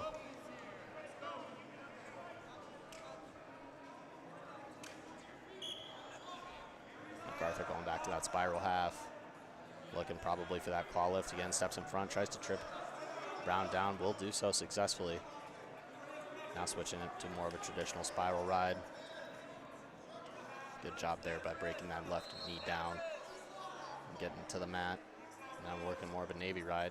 Quickly moves on. Approaching 30 seconds to go. Brown really needs to be thinking the best way to find an escape, a reversal. If he does find that escape, needs to find a way to get another stalling call to go his way, or he needs to find that takedown. Tries to Granby through that. Unfortunately, that is usually going to lead you into trouble, especially with that half. Great counter to the Granby roll, but nonetheless, that will do it. MacArthur picks up the victory for Team Gotcha at 113 pounds. The winner 7-5. That'll put 3 more on the board for Team Gotcha. They'll take an 8-6 lead in this duel.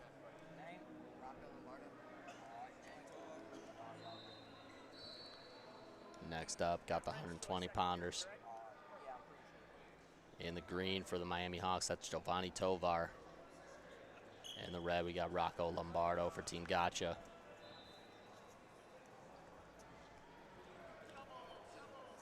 Lombardo looking for that Russian tie early. Good post to the double there from Tovar. Looking to get that back ankle hooked. Really, either ankle will do in this spot. Just got to stop that rotation. As you can see, Lombardo doing a good job of trying to keep rotating with him.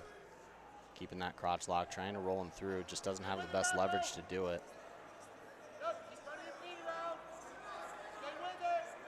Tovar staying on that leg. Good discipline. Still trying to hook. Good job there from Tovar, sticking with it, staying on the legs, looking for that hook, picking up his 3. He'll strike first in this one. Lombardo really needs, and as I say it does it, I was gonna say he needs to move on from this position, try to get back to his feet. He's trying to hook that back ankle. It looks like he's trying to set up some sort of Peterson roll here. Now gets his hand free, needs to start attacking that waist hand of Tovar. Approaching 45 seconds to go here in period 1. Trying some sort of a sit out.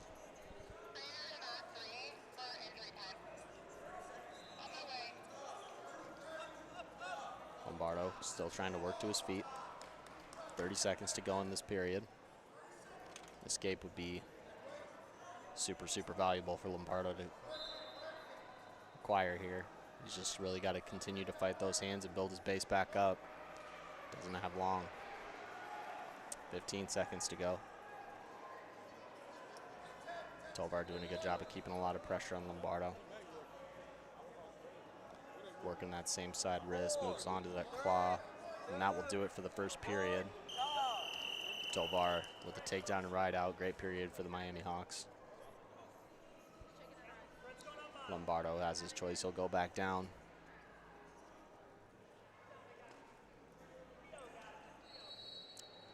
I think if you're Tovar here,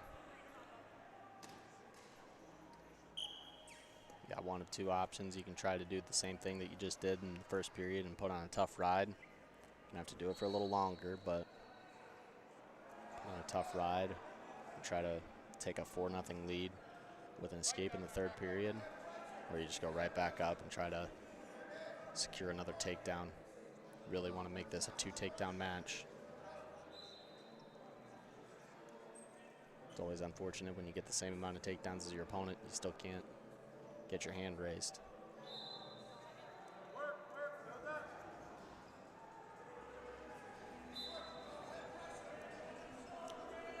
And Lombardo will pick up a stalling call here.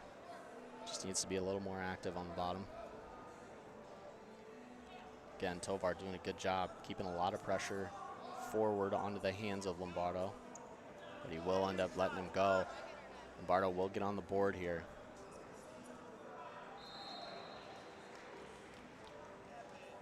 Tovar trying to work that left side inside tie. Has the shot hand tied up a little bit. Does get in good on that shot. Tovar trying to come around the corner again and get one of those feet hooked. Same situation as he was in the first period. Still doesn't quite have him. Splits the middle. He's got to really get that left ankle elevated. Good mat awareness, trying to drive Lombardo back in. Now trying to put him in danger, and he will get 3 points on the takedown. So that'll be a 6-1 match with just under 30 seconds to go. Good savviness there from Tovar. Love the fact that he was willing to not outright concede, but essentially concede the escape point in search of more. Great job of getting in on that re-attack as well. We'll be under 10 seconds to go, and I anticipate this is how this period will end. 6-1 advantage for the Miami Hawks is Giovanni Tovar. And he will have the choice going into the 3rd. He wants to go neutral. Love that decision. 3-point takedown gets you the major decision. No reason to go underneath and risk getting ridden out.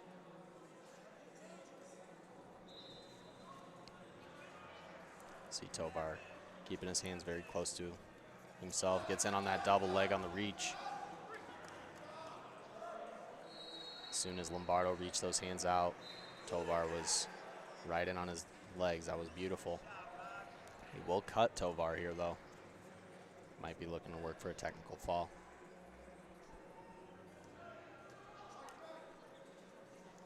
Elbow pass, looking for an ankle pick. Doesn't quite get a hold of one. But he'll go to work in that front headlock. Lombardo doing the right thing, getting control of that tricep, keeping that elbow pulled down.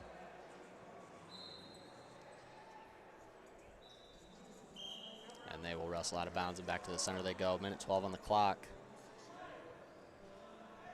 Absolutely critical for the Miami Hawks to keep their bonus points here. If you're Giovanni Tovar, you really got to try to start moving the guy who's starting to drop down to knees and such.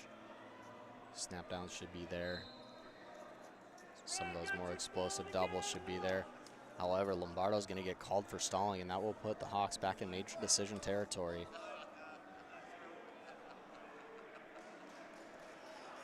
Shot there from Lombardo, countered well by Tovar. He's got that far ankle. He's just got to really find a way to keep him on his hip. He does. Steps around, and he'll get 3 more, make it 13-2 with 34 seconds to go. And now he's going to be looking for a turn. A 4-point turn would end the match. Got to be looking for some sort of tilt, maybe that roll through. Seen a lot of guys this weekend implementing that into their top game. 15 seconds to go now. Tovar again, not necessarily working incredibly hard for the turn at the moment, but he's doing a good job of keeping a lot of pressure on the shoulders of Lombardo. That will do it. Your winner at 120 pounds is going to be Giovanni Tovar for Team Miami Hawks. He'll get on the board, putting 4 more up. That'll be 10-8 in favor of the Miami Hawks going into 126 pounds, where we will see Braden Weaver competing for the Miami Hawks, and he'll be taking on CJ Keynes of Team Gotcha.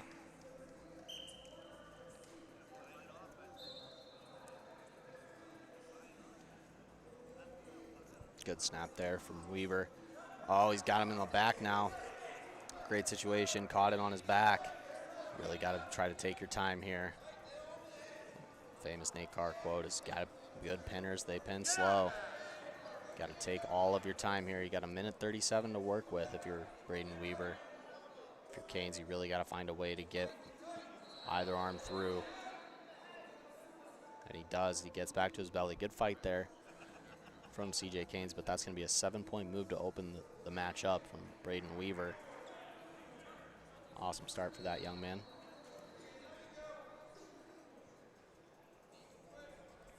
He drives over, picks up that wing. He's got to run this with the shoulder in the ear. He's a little low on the back right now. He's got to try to get that fist right into the crevice of the armpit in the back. Fight there, fight there. Work through it. For Weaver, you kind of want to run this and try to see if you can't catch a half or the other arm somehow on the back side. Kind of run a little double trouble. Does have the wrist pulled in of Keynes. He just doesn't have it quite deep enough yet to where he can get a good lever to start to put him on that right shoulder. We're approaching 30 seconds to go now. And I'm sure if you're CJ Keynes, your shoulder's not feeling great right now, but it probably feels better than getting pinned, I'm sure. And as I said earlier, Weaver is starting to work that backside half. Just didn't get a good bite on it. Now he's going to be looking for some sort of tilt. Can't quite get the hips over. We'll go under 5 seconds, and that'll end period 1. Good period again for the Miami Hawks. It'll be 7-0 in favor of Braden Weaver, excuse me, not Brandon. But he'll get his choice defer, and CJ Keynes will go down.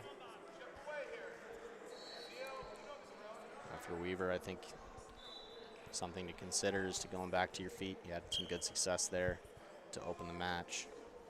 Good opportunity to put some points on the board, use all 2 minutes. CJ Keynes with some nice action there on the sit out. He'll get his point.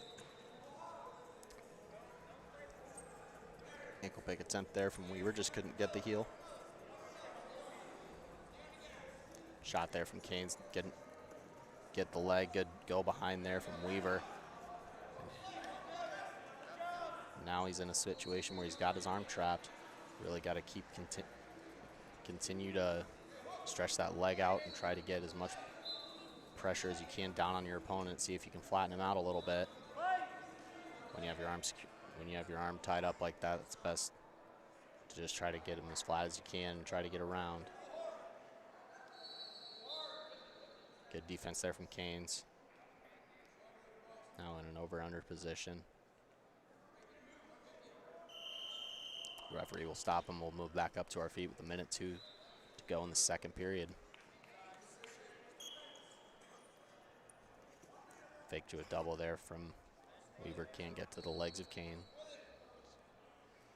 I think if you're Canes, you really got to start pulling. He's got control of both your elbows right now. As I said, that backwards movement is a lot better, especially when they have one of your arms tied up. Essentially a concept of he might have my arm, but I also have one of his. Shot there from CJ Canes. Does get a good bite on it. Does a good job of adjusting his position. Weaver's going to move him to a sit back. If you're CJ Canes, you really need these 3 points to end this period. Chance to put up an unanswered score. Looks like they will call injury time. Must have had some weird pressure on Braden Weaver.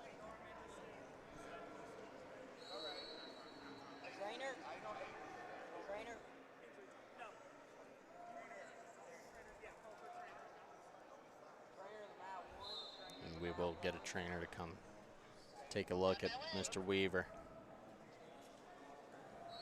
As I said, there's a lot of good duels happening today. Last match that I was calling, Team Minions versus Team Dynasty. 18 ranked wrestlers between the two squads.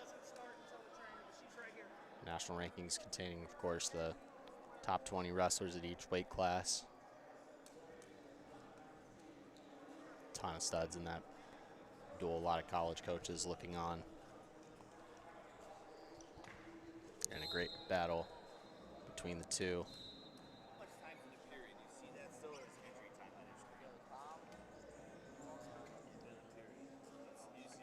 But we're currently in our semi-final round on mats 3 and 4. Of course, we are covering consolation rounds here on mat 1.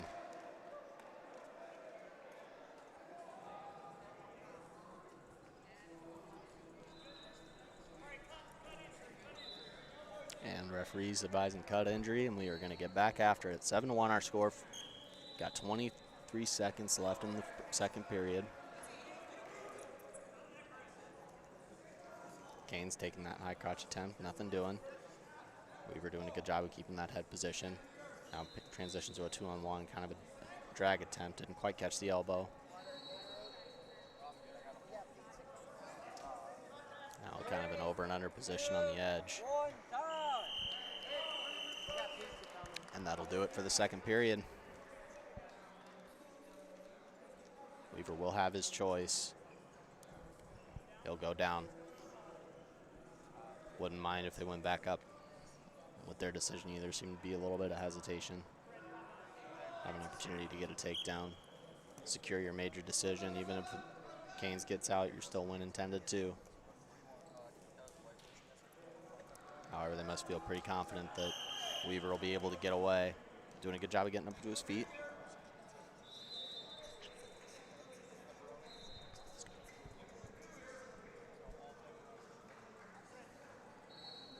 Seven and 1, still our score. Good job of getting to your feet right away. That's awesome wrestling there from Braden Weaver. Just taking that opportunity, time up the whistle, get to your feet as fast as you can, then find the hands. Beautifully done. He's now got an underhook on the left side. He's got position on it. I think you got to try to wrestle into this. Good job by Canes trying to catch that far elbow, taking away a lot of the effectiveness of that underhook. Now it's some inside ties. It's on the edge. Got to be wary of that. Can't get pushed straight out. Duck under attempt there from Weaver. Nothing doing. Referee will say that's action. We'll go back to the center. 1:23 to go here in the third. Weaver out to a commanding 8-1 lead. Going to be looking for takedown, maybe some more. Weaver really committing to controlling that elbow all the way to his right hip. Referee will stop him and bring him back up to their feet.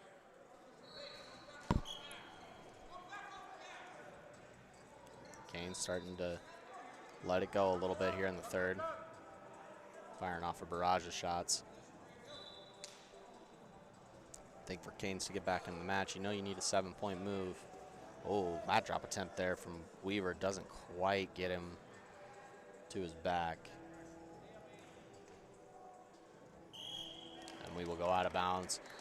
Canes will be hit with a stalling warning there. Starting to fire off more shots as Canes really committing to that one. Really got extended on that. Went all the way to his belly. Weaver just needs to grab that near or far ankle. Really could be either one, but he's got to find a way to get that arm free. He'll concede to let Canes square back up with him. 25 seconds to go. Canes trying to drive him out of bounds, get a fresh start. He does, so we'll have 23 seconds on the restart. Referee is having a brief word with coaching staff on Team Gotcha's bench. Under 20 seconds to go. Braden Weaver might need to kick this into gear a little bit, try to secure that major decision and an extra team point for Miami Hawks. Doesn't appear that he is going to do so. Shot attempt there from Weaver. Does end up converting last second. Well done. Well done, Braden Weaver. In the last few seconds, pulls out the major decision victory, making our team score 14-8 in favor of the Miami Hawks. And we will move up 132 pounds.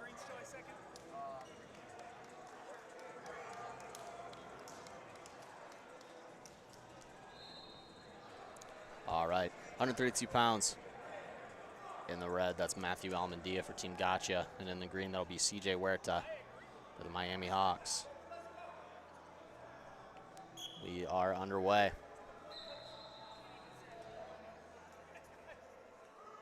Both these wrestlers hold a very low stance.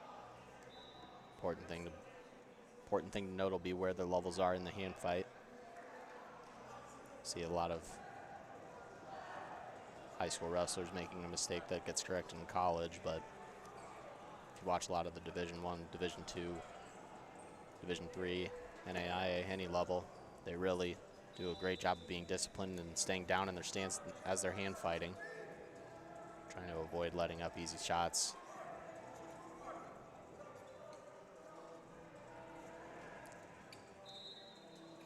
Almendia seems to be wanting that right-handed collar tie. Good snap to a sweep there from Huerta. Shelves it right away. Goes to the knee, goes to the opposite hip. He's got to just get his shoulder below the butt to make that a little easier on himself, but he does convert it anyway. He's going to take a 3-0 lead. 56 seconds to go here in the first. Thing I'm noticing about the Miami Hawks, definitely strategically giving them an advantage as they try to start fast.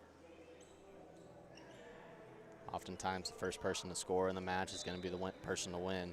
They're doing a great job of that so far.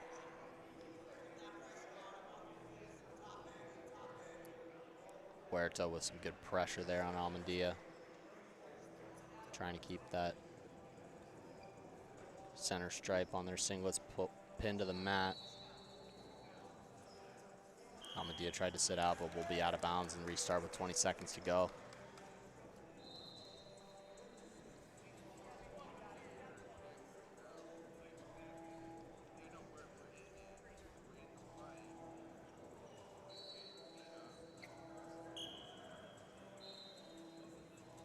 Jam there from Huerta, stand up from Almendia, good return. Now switches to kind of cross wrist situation, gives it up quickly. Trying to use that spiral ride to finish out these last few seconds, and he will. So it's going to be a 3-0 advantage for CJ Huerta. Red will have choice. So Almendia will defer.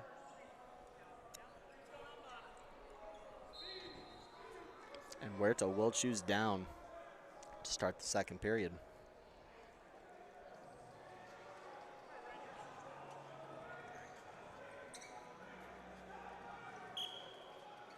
Chop right away from Almendia. Looking for a near wrist. Good stand up by Huerta. Almendia drops down to a single leg. He's got to hustle up and finish this. Definitely don't want to eat a stall call. Huerta doing a good job of getting his legs back, his hips in. Trying to drive him over for a reversal. He does. He's got Almendia in a position where he could get some back points here. Just doesn't quite get him. It'll be a 5-0 advantage now for CJ Huerta as he goes back to work in the top position. I think with 1 minute 26 seconds left, you have ample time to go get another takedown if he so chooses. Almendia back up to his feet, working on the grip of CJ Huerta, unable to break it, and he'll go back down to the mat as we move to the edge.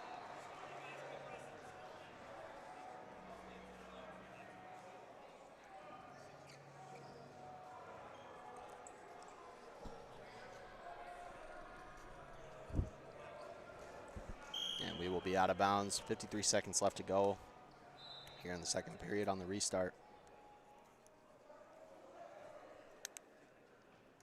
And Huerta will use this opportunity to try to go get another takedown.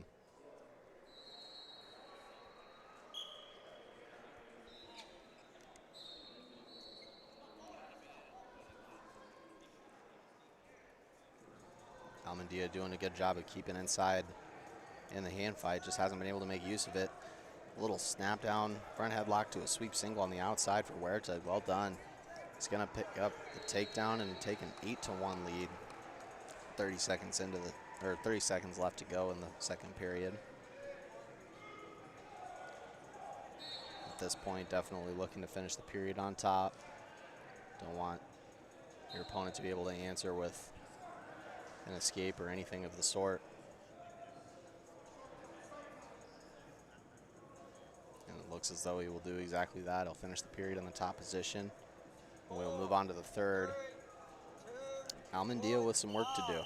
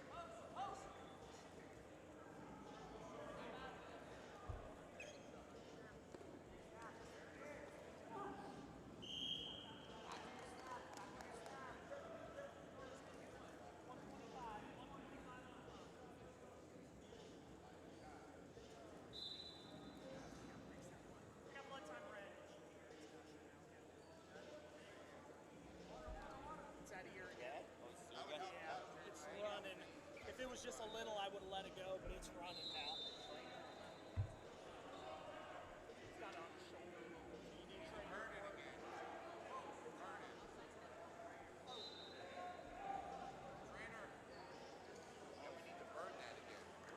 Yesterday she burned it and it didn't bleed it. Trainer? You want the trainer? He goes, don't you think we could burn it or?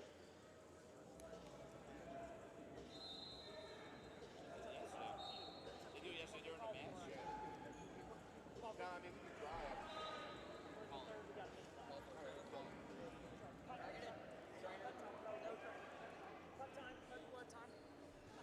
Cut blood time. We're good.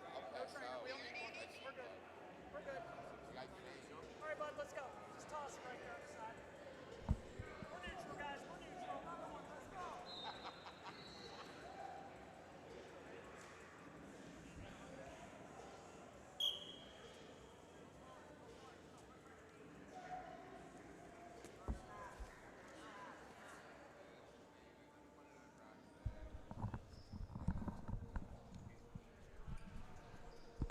And after the delay, we will be back.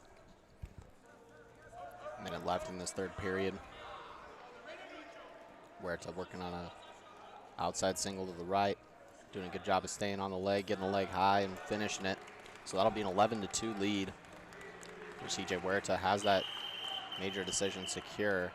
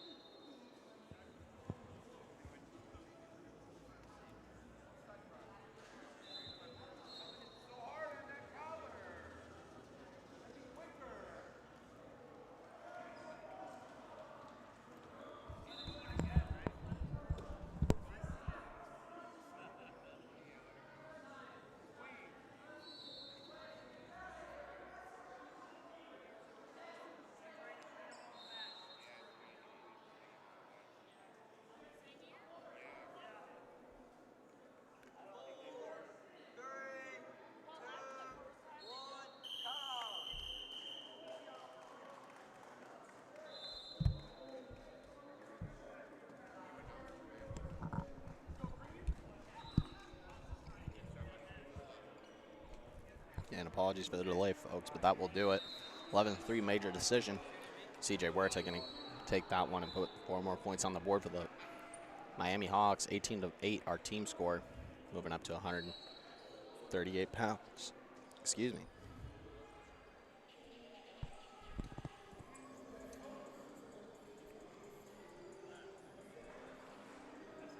In the red, Team Gotcha, that's Kieran Mink. And in the green, that is 18th ranked Giovanni Solis for the Miami Hawks.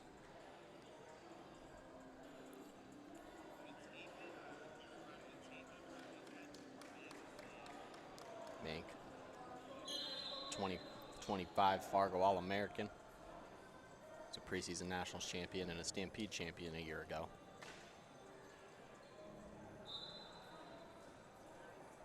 Looking for that elbow pass to the inside knee pull. Can't quite get a good bite on that right leg of Solis.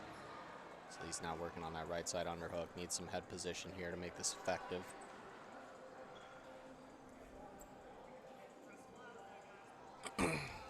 Shuck attempt there from Mink. Doesn't get around the corner. Now working on the left side underhook of his own. Does get head position. Key thing for Mink here is he's got to keep control of that offhand. Does have a good underhook. Good action there on the edge by these two. But as I was saying, he's got to control that offhand. Have some way to get Solis off balance so he can take advantage.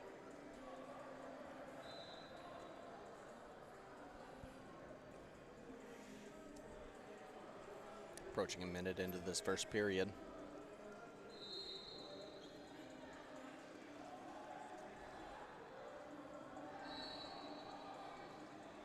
Solis never reaching with that front hand. He's keeping it very disciplined, keeping it at home. Last thing you want is for somebody to tie up your shot hand. Solis is doing a wonderful job of that right now. Using that outside elbow tie very effectively too. Keeping Mink's wrist, try to pin that to the shoulder. Kind of takes away the effectiveness of that inside tie. Slide by attempt there from Solis, can't quite get around. 20 seconds to go here in the first period.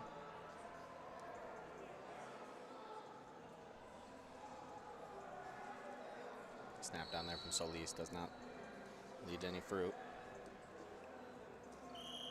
And Mink's gonna shoot us out of bounds. We'll restart, 6 seconds to go here in the first. Wouldn't anticipate either guy pressing too terribly hard for a takedown here. They will be content to let this clock run out. We'll go scoreless into the break. Solis will get his choice first, and I like the decision to go down over deferring, as we saw with the Dynasty Minion Legends duel.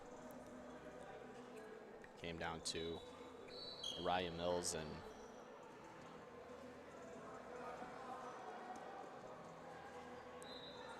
I believe it was Caleb Corbin.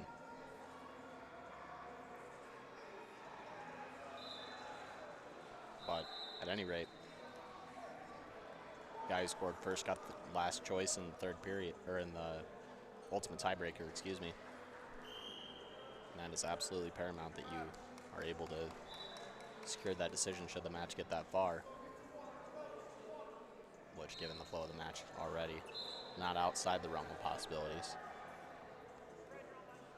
Good chunk taken out of the clock by Mink there. Especially in the college level. The chunks that you can take out of the clock in the top position are crucial. Love what Solis is doing here. He's doing a good job of getting his hips on top of Mink's stomach, trying to get that ankle high, trying to put him in danger. Mink doing a good job of staying gritty with this ride. Has a good bite on that 2-on-1. Looking to drop that right leg is Mink. He is going to do so. Now he's got Solis in an interesting spot. He's got a minute left. He's got to stay busy on top. No reason to get a silly stall call. Got to make the referee aware that you're working. The referee will stop it though. 50 seconds on the restart. But as many chunks of the clock as you can take out in the top position Granted, there is riding time in college, so there's a little more incentive, but even at the high school level, good rides usually come in spurts. Mink able to drop that left leg in. We're going to go back to this crab ride position. Very close to a full Nelson there. Doesn't quite end up to that level. Solis trying to post up and put Mink in danger. Mink doing a good job of staying calm. He's trying to put Solis in some danger here. Can't quite. Mink adjusting his position very well there. He's in a really bad spot on his belly, but he had enough grip and enough core strength to get back, get his knees under him, continue the ride. And it is a good one that he's doing. Ref will stop it. Solis' shoulder in a bad spot there. We'll restart with 11 seconds left. Mink looking promising right now to ride out this period, which would be massive. I would anticipate that if he chooses to go down, I would anticipate Solis going back neutral. Not necessarily just wasting the time of saying, no, I'll try to ride you out. Use as much of the clock as he can to go find a takedown. Mink trying to drop that right leg in. Solis able to get up. Not an escape yet. And referee will say no change. Very good ride there from Kieran and Mink will go down. And I think if you're Solis, you really have to try to use the whole clock to your advantage. Try to go get a takedown in this third period.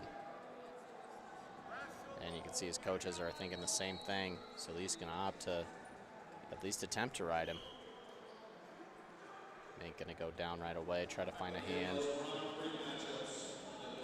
A lot of guys do have success with that at the college level. I don't personally like it. I think, if anything, you're setting yourself up for bad things to happen. And it is an effective move for a lot of folks. Solis getting good pressure on top right now. You can see no knees are hitting the mat. Using his toes. Knee hits the mat there, but still getting good pressure on the back of Mink. Putting together a pretty decent ride. He's already chewed off about 40 seconds of this clock. Would be an interesting decision to see him try to ride this out. Mink will get called for stalling. His only free one. Coach from Team Gotcha wants a word.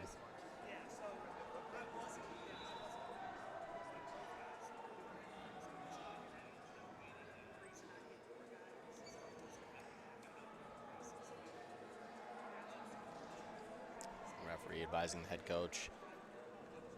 Mink's head was on the mat. That played a critical factor. Could have, he said, could have hit both guys if the situation was slightly different, but your guy's head was on the mat. At any rate, we'll restart. Approaching a minute gone into this third period. Solis still doing a good job of putting on a good ride, using that claw. Now trying to cut him back, and he does so. Looking for a turn. He's got two swipes. Wow, big near fall there for Giovanni Solis. And Team Gotcha will be challenging that. I got it. Challenge mat one. Challenge mat one. But he left both feet on the return. So that is your challenge? Yes. So I hear you both saying that's what we want to challenge. I want to challenge that was illegal that he caught that. Yeah. Oh. Yes. Yes. Gotcha. Go for Nolan. It was your fault, but I'm challenging that he cut you back. He left his feet.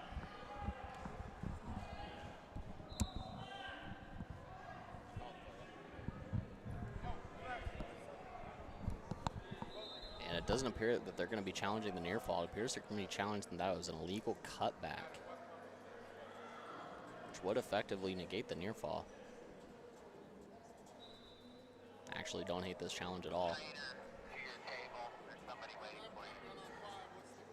So they are challenging that the return, the mat return, that the top guy left his feet to return him. Did a illegal cutback. It would have negate probably right around a minute.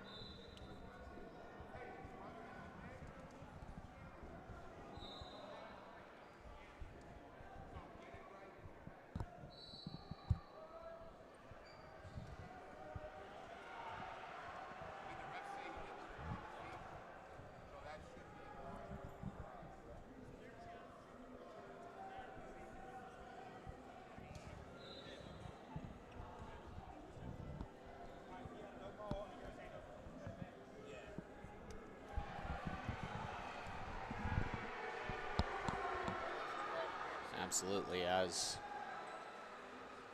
explained, they are challenging the return. And I do think that this was a great challenge by Team Gotcha. It did appear to me that Solis did leave his feet.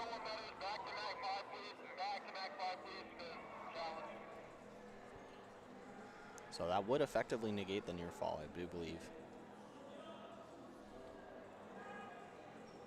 We'll be restarting with that time at put back on the clock.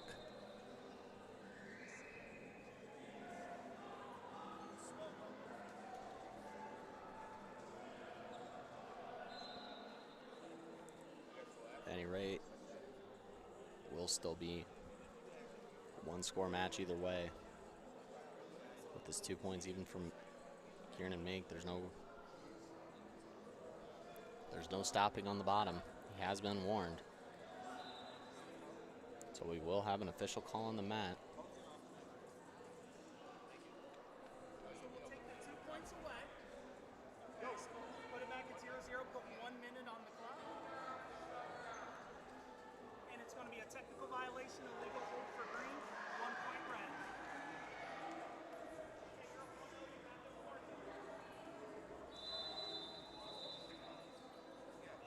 You got everything set? It'll probably, when you click to go over. And challenge 1.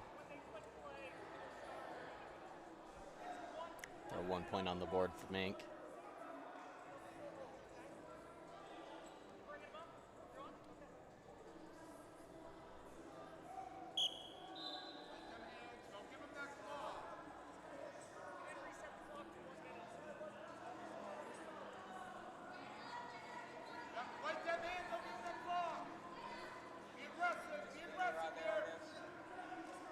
And that'll be an escape for Mink, so a 2-0 lead. Takedown still good for Solis.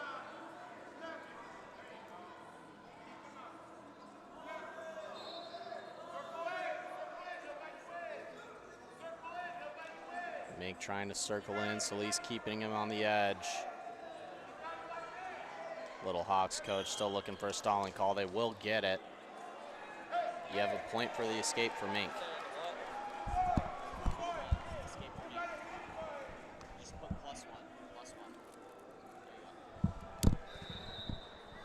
So it'll be 2-1 here. 10 seconds to go. Solis needs that takedown. Looking for something, anything.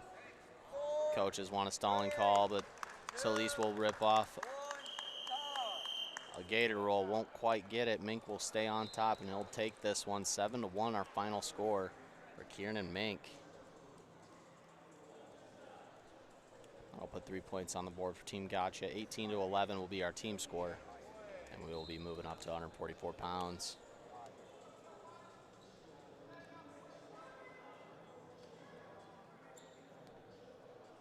And the red will be Mikhail Aguayo.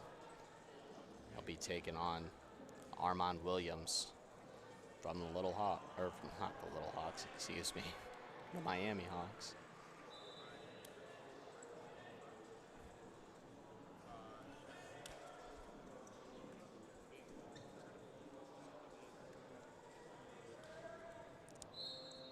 Just 20 seconds in.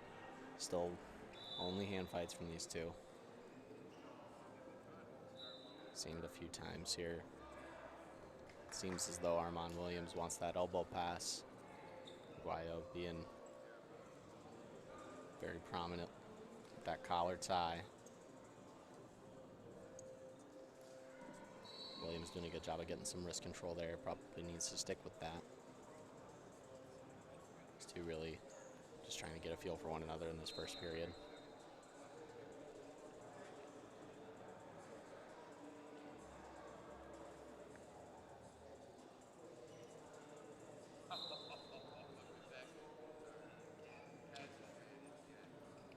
Fake there from Aguayo, gets a good reaction from Williams.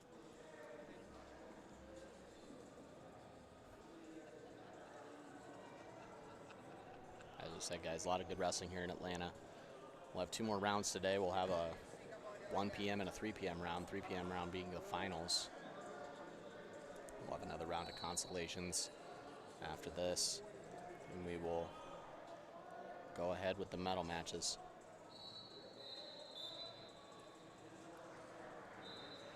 Twelve teams in total in attendance here in Atlanta. Shot there from Aguayo, defended well by Williams. Williams trying to go around. Can't quite beat the flag hand of Aguayo there, so it's going to be a scoreless first period. Just ran out of time.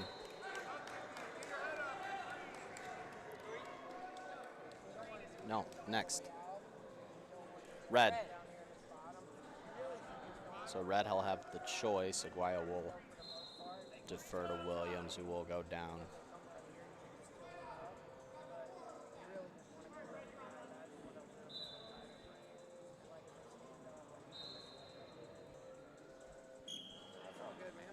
Aguayo looking at spiral red, switches.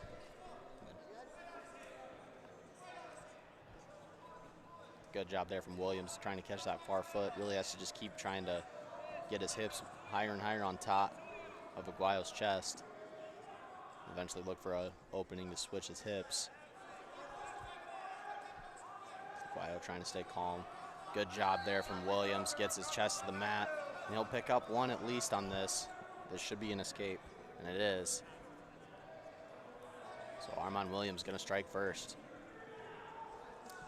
See if we can't get some action here on the feet. Williams trying to advance with that right hand collar tie. And again, seeing it quite a few guys this weekend on that outside elbow tie. Really got to try to crunch that wrist to the shoulder. Several guys have been very, very good at that so far this weekend. Williams trying to get Aguayo underneath in a in a front headlock. Working that outside elbow tie again very well. Just has to use it to score. Shot attempt there from Aguayo, no good.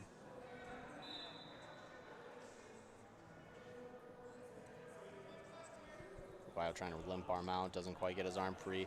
Shuck attempt there from Williams, trying to chase down the Russian tie now. Great sequence and chain wrestling there from Armand Williams. He is gonna pick up the 3 points. Beautifully done on that Russian tie, continuing to stay with your attack, commit to the re-attack. Had that Russian tie, tried to chase it and circle up. Noticed Aguayo post and took advantage. Very well done for Armand Williams. Now looking for a tilt. Has a good shot at getting it. Gonna get one swipe. Gonna get two swipes. So he'll get a 2-point near fall to end the period. Great period for the Miami Hawks and Armand Williams. 7-0 our score. After a scoreless first, great period there for Armand. Miguel Aguayo will go neutral to start this third period. 7-0 our score, as said. If you're Aguayo, you really just gotta keep your composure. 7 points, definitely not insurmountable. Need to start with a takedown. Don't have to necessarily go big just yet. Definitely looking to pick up the intensity.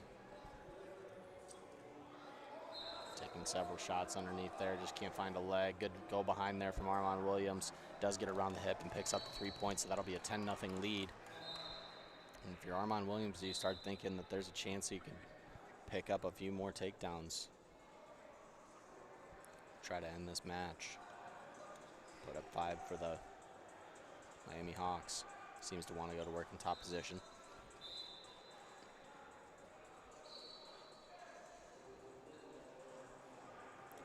And Armand Williams is going to start thinking about extra points. He is going to cut Miguel Aguayo, put him on the edge. Good snap there from Williams. Good re-attack there from Aguayo. Got into the leg briefly. And then, as I say, go behind there on the arm drag for Armand Williams. And he's going to pick up 3 and more. And that'll be a 7-point move. Holding forward near fall. That will be the match. A technical fall for Armand Williams, putting 5 points on the board for the Miami Hawks. 17-1, the final score. Great counter offense from Armand Williams there. We'll move up to 150 pounds. You have 3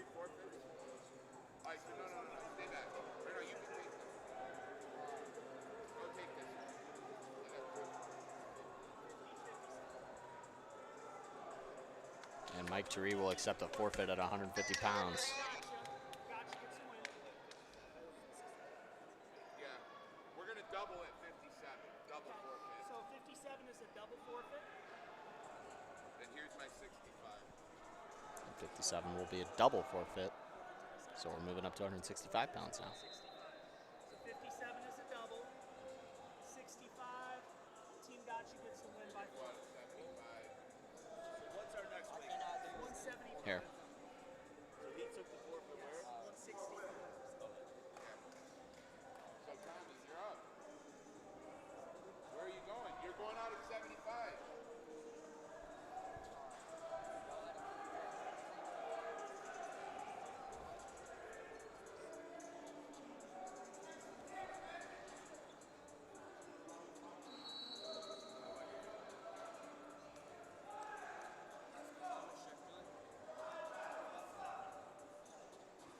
So come second period, I'm going to definitely look at you to ask you whether it's red or green shorts. Oh, no, you don't have to. Just tell me second period. Yeah, we are, man. You gotta hit 60.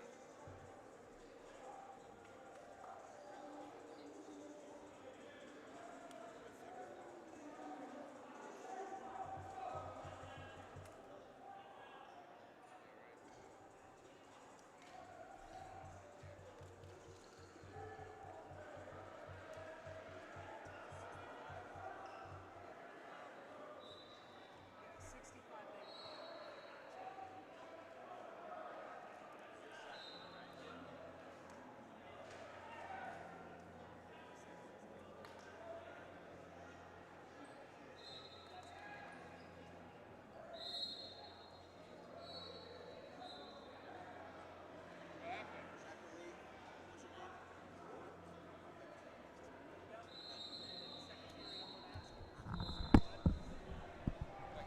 Good. Just figuring out some lineup stuff, ladies and gentlemen, but we are ready to get going. 175 pounds. So Sammy Almendia will accept a forfeit at 165. As I say that, wrestler for the Miami Hawks, Brennan Warwick, and on an outside single, very fast.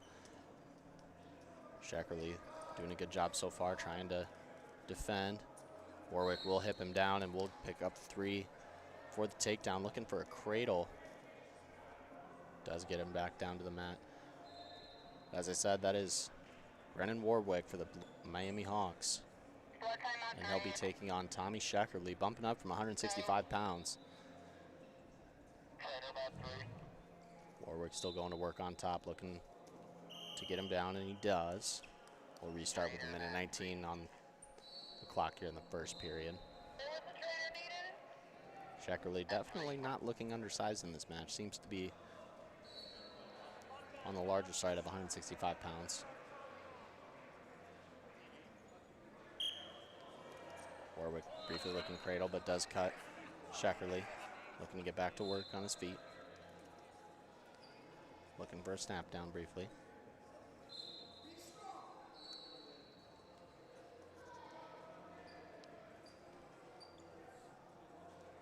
Looking for the double unders now is Warwick.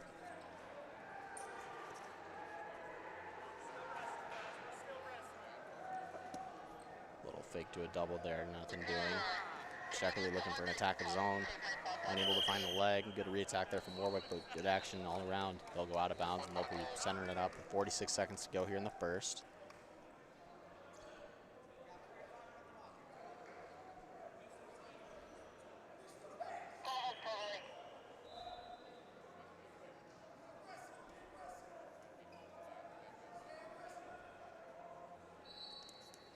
(23-23) our team score after those several forfeits.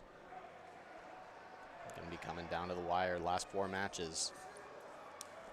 Good shot there from Shackerly. Gets on that outside single, unable to get his hips underneath of him to go finish it. Warwick will have an opportunity from the front headlock. Good continuation there from Shackerly, trying to drive up and into it. And they will go out of bounds and restart with 14 seconds left on the clock in the first. It's a great reattack there from Shackerly, just unable to keep his hips underneath of him. Little fake to a shot there from Warwick, nothing doing. Continuing to fake. He's getting some good reactions, just not attacking the correct side of the body, in my opinion. I think you gotta go to the other side. And it will be Sheckerly's choice. He will go down to start the second. But as I said, he was getting a lot of good reactions on the left leg. Would have had a great opportunity to attack the right leg for his shots. That's neither here nor there, though. We start the second period. Definitely aware of Warwick's cradle.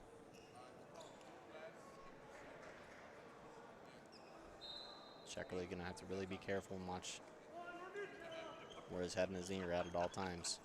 Fake there from Warwick, shot from Sheckerly, does get a lock on it. Unable to drive up and into it. Warwick now has a chance for some counter offense here. Has that thigh spiked. Reaching around, hitting a little drag. They did stay in. That's a good takedown there from Brennan Warwick. He'll move out in front, 6-2. Good man awareness there from Brennan Warwick. Looking cradle again, nothing doing.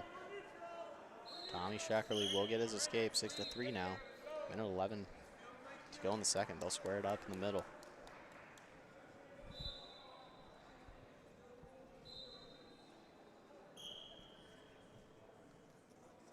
Warwick seemed very comfortable on the feet in this match. Sheckerly trying to dig an underhook on that right side. Briefly looking for a level change. Moving back into that over and under spot.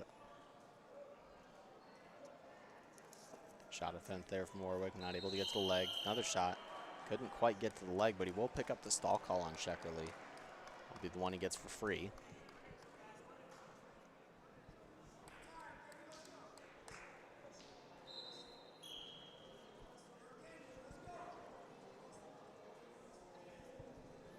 Warwick standing in a little taller in his stance. Sheckerly trying to keep his hands back and at home. Warwick has gotten to that snap down position a couple times with Sheckerly remaining on his feet. Could be looking to ankle pick that there. Potentially create a little more space to snap. Good throw by there from Sheckerly, just unable to get to a leg. Warwick with the re-attack gets a really good shot off and a good bite on that leg. Coach is advising him to pull it in. He's got short time, has to finish it fast, does. And he locks up a cradle while he's at it. 5 seconds left on the clock. Won't get the fall, but he will pick up some near fall. Time! And picks up 4 near fall points, so he'll take a 10-point advantage into this third period.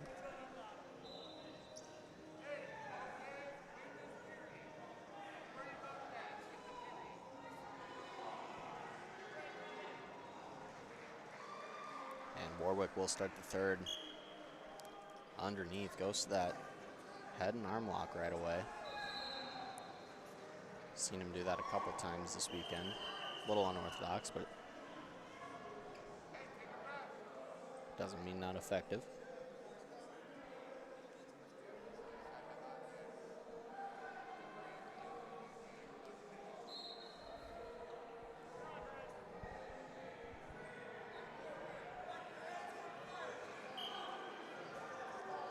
Jumps immediately to that head and arm lock again.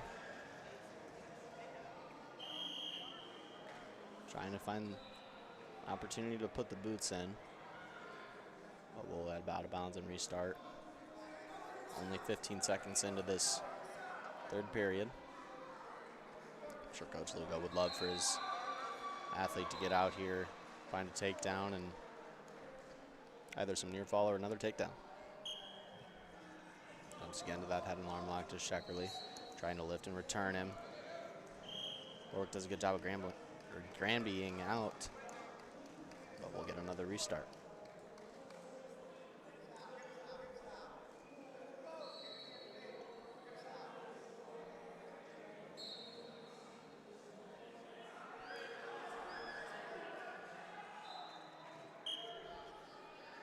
Starting with an ankle this time is Sheckerly, now going to throw that leg in.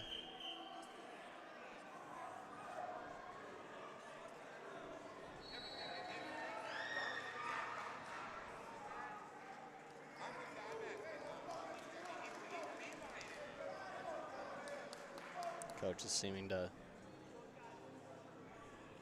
suggest that Warwick is shooting for out of bounds. I don't know whether that's true or not. Good stand up there from Warwick. Shackerly trying to lift and return him. Ends up with his hips in a precarious spot over here. Warwick doing a good job of keeping Shackerly's foot in the air.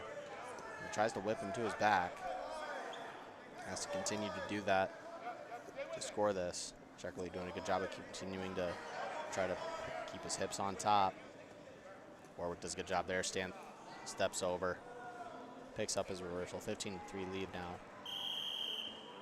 And if you're Brennan Warwick, I think you have to put him back up here, try to chase down that technical fall. And you can see Coach Lugo signaling for neutral over in the corner.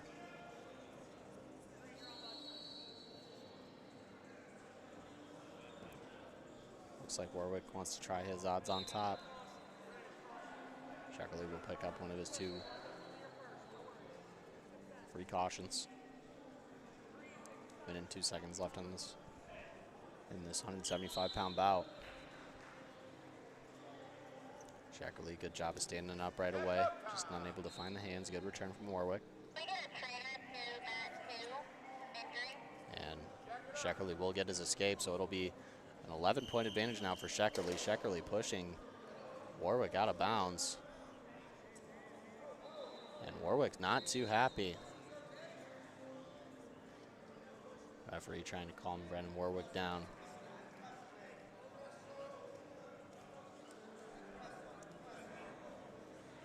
Things getting a little bit hot over here, but it seems that the referee's going to tell the boys to turn down the temperature a little bit.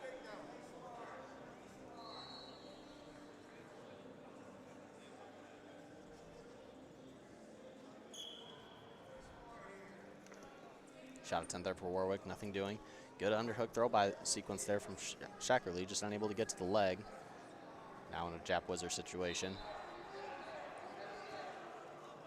And we will be out of bounds. 32 seconds left on the restart. Warwick just unable to keep the action in bounds on that one. Double pass attempt to a shot there, nothing doing.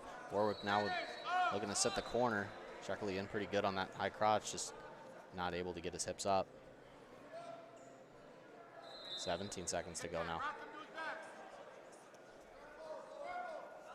Shackerly has good control of Warwick's legs, just has no foot hooked yet. Warwick now trying to wrestle through the position. Good roll through there. Looking for a takedown to end it is Warwick, and he will get it.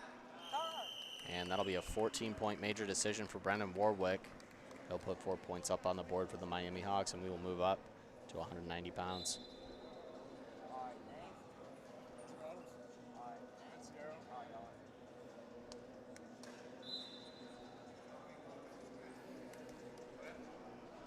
And up to 190 pounds we will go.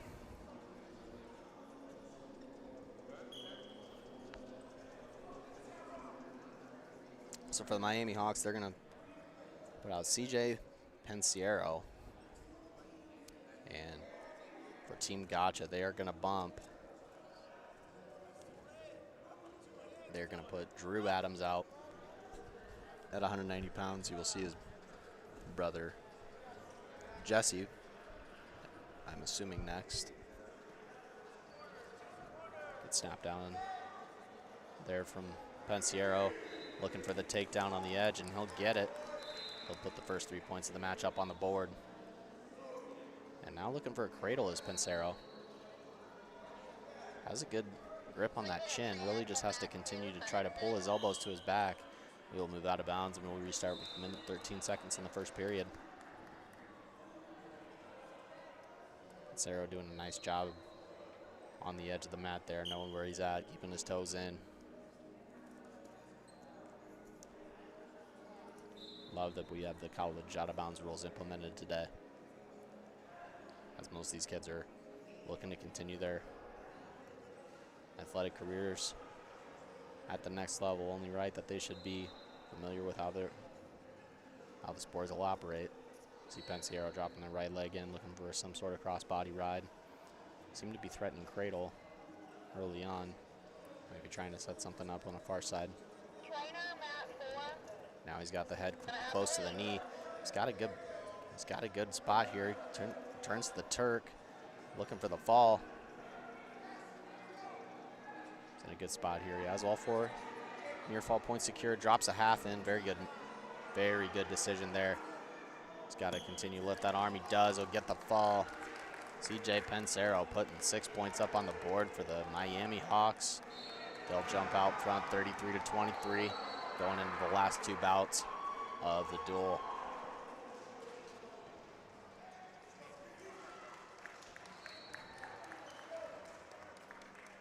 You have it right.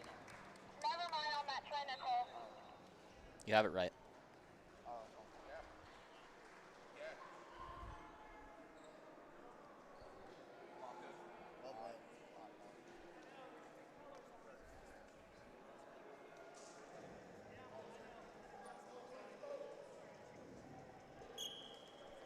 And we will go to 215 pounds. In the black and pink singlet, you see Peter Mako for the Miami Hawks. They'll be taking on Porter Loveland for Team Gotcha. Mako definitely known for being aggressive, pushing the pace.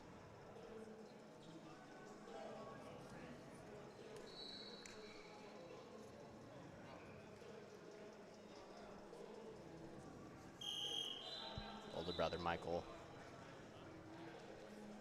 also on the team. See him next.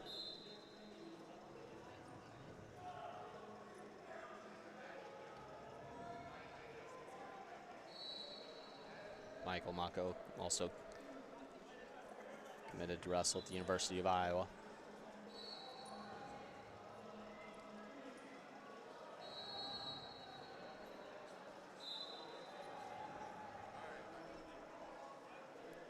See their father, wrestling legend Steve Mako, sitting in the corner next to Coach Lugo. Multiple-time NCAA champion.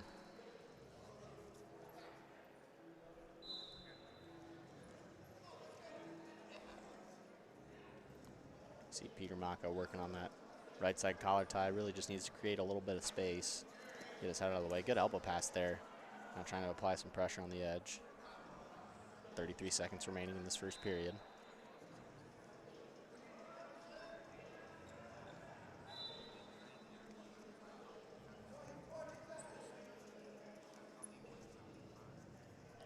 Some good physical hand fighting going on this far. Good elbow pass there. Just misses the leg a little bit.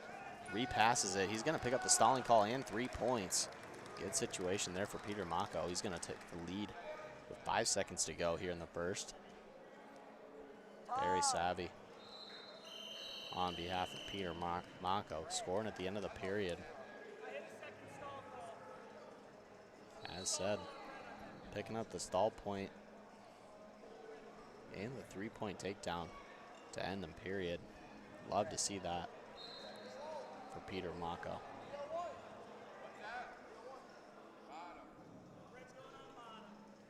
And Loveland will get his choice and choose down to start the second period.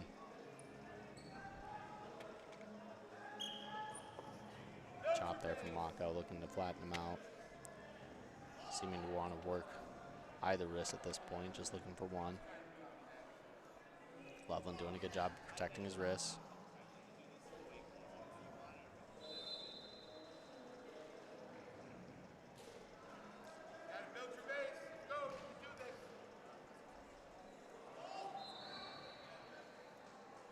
Loveland still working on running his legs around and building up his base.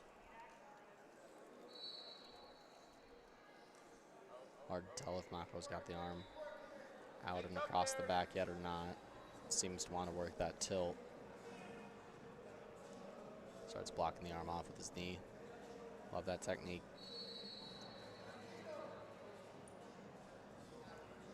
Now you can see he's trying to work out in front of it a little bit. Still got that arm pinned behind the back. I'm sure the referee was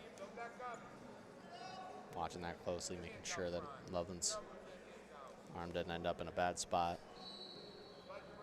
Just over a minute into the second period, Mako still working in the top position.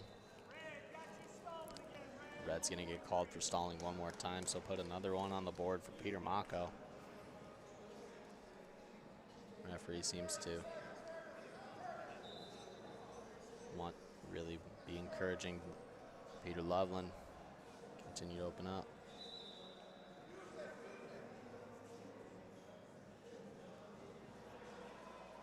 Mako still working on that backside wing. He's got his shoulder in a good spot here. He's got 20 seconds. Has to run this right over the top, and you can see he's putting that shoulder into the ear of Loveland. That's textbook technique on that wing. He's gonna get all 4 of these near fall points. Will he secure the fall? He will with 4 seconds left in the second period. That will do it. Peter Mako, your winner by fall. And that'll be 39-23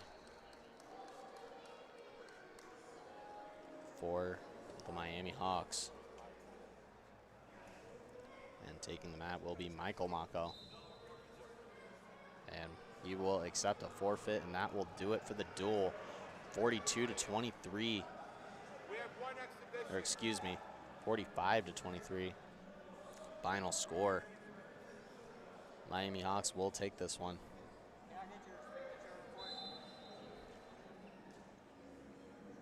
And we'll be back with you at 1 o'clock here shortly for the second round of consolations in the semifinals. Like I said, taking place mats 3 and 4. We will be back with you at 1 o'clock, third round consolation here in Atlanta at the Elite 8 duels.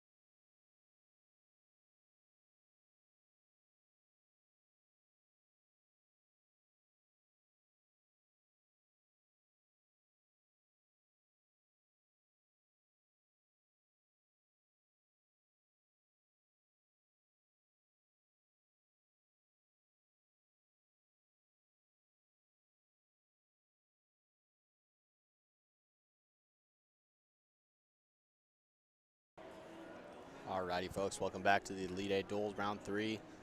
Gonna be running some consolation on now 1. Gonna have Team Cormier versus Team Gotcha.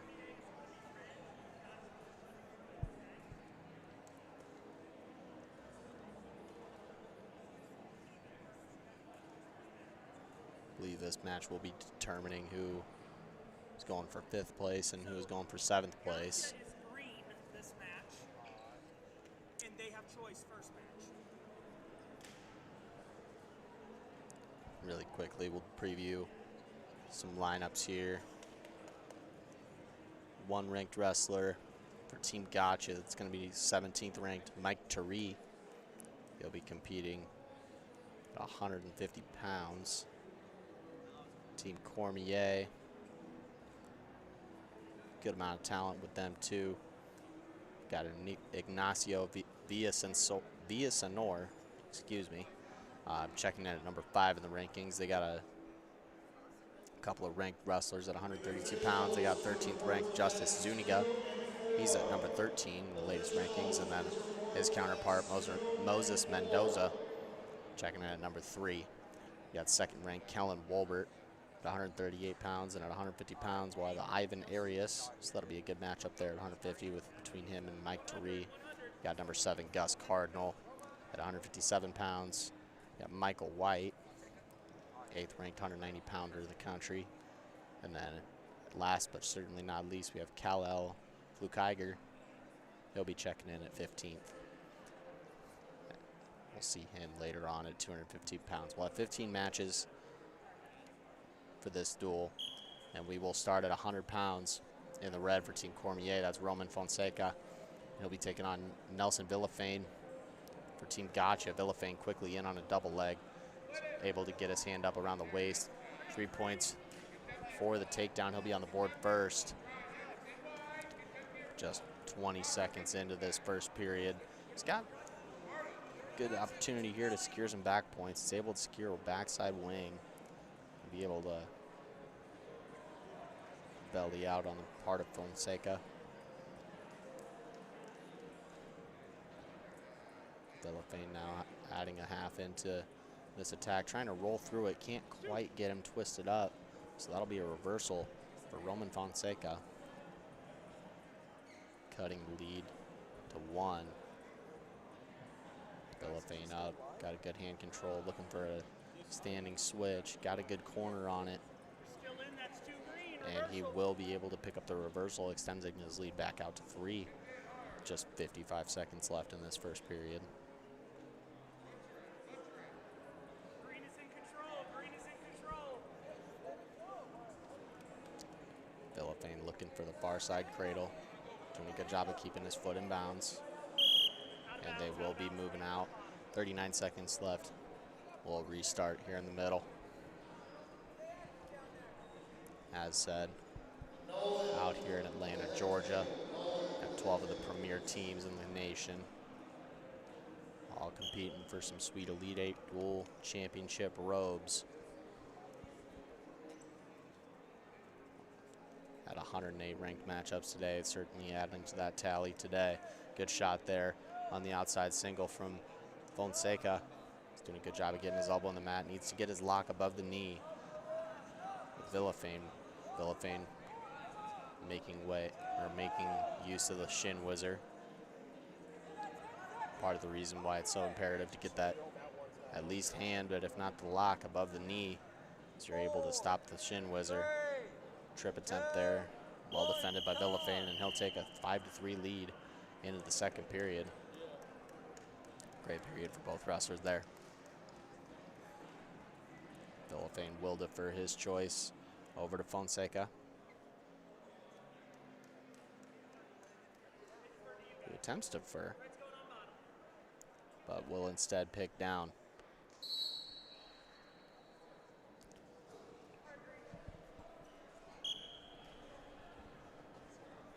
Villafane, wasting no time, wants to get back to work on his feet. So Fonseca will come within 1.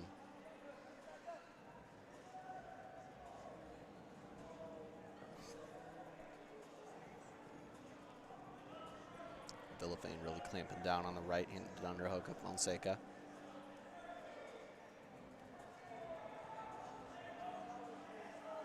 And Villafane driving out Fonseca as well, but we'll restart in the middle. 90 seconds to go here.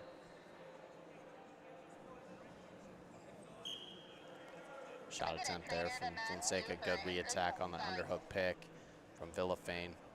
In a good spot here to pick up 3, and he will, extending his lead to 8-4 now. Look for Villafane to get that right foot of Fonseca shelved up and hopefully put him in some danger if you're Villafane here. Got to be looking for some back points. He will get 2 swipes out of that, so he'll pick up a 10-4 lead now. Certainly going to be looking for some bonus points here as he gets a good opportunity to put Fonseca away, and he does. A little assassination. Made popular by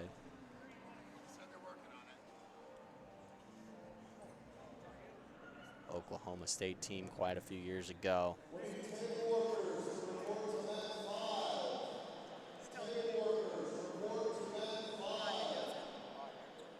So that'll do it for 100 pounds with the assassin. And we'll move up. 106 pounds, Eli Mendoza will accept a forfeit, so that'll tie the dual score up at 6.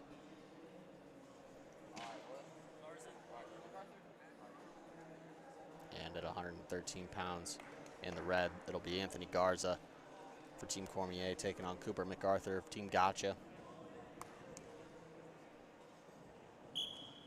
Neither of these wrestlers in the rankings in the latest release. Not meaning that they're bad wrestlers by any means. Both have had some awesome matches this weekend.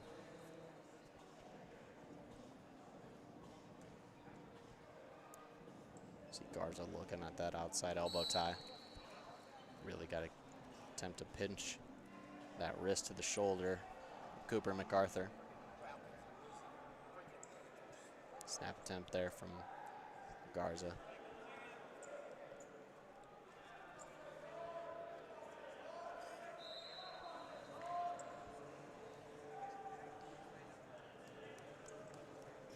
This is our 3rd round today, 3rd of 4. The next round will be our championship round and our medal round. A little drag there from Garza. We're gonna work back to the middle with just under a minute left in this first period. Good shot there from MacArthur. Rolled through by Mendoza. Mendoza's really gotta be looking to get his hips up and try to get at least 1 foot covered on the other side. He's trying to roll him through once more, and he does. He stops the momentum. Very well done. He's got to keep coming up, and he does. He'll pick up 3 points and strike first. Putting Team Cormier on the board. Now looking to work that Turk. He's got to really keep his knee high in the crotch, and he's got to try to scoop that back leg to make this Turk effective. Just 15 seconds left in this first period.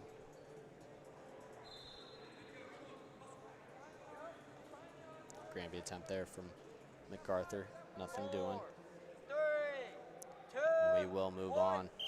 3-0 lead for Anthony Garza after 1. As said, we'll have the championship round next. Looking to start around 3 o'clock. Running slightly behind today.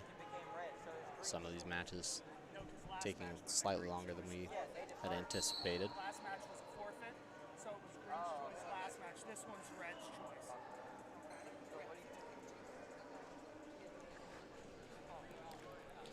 So is it Red's choice, right? So we have Red's choice. Stay in green. So it's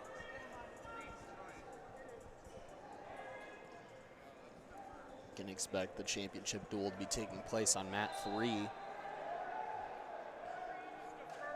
Around 3 p.m. is the intended start time for that. All other matches can be found on all other mats.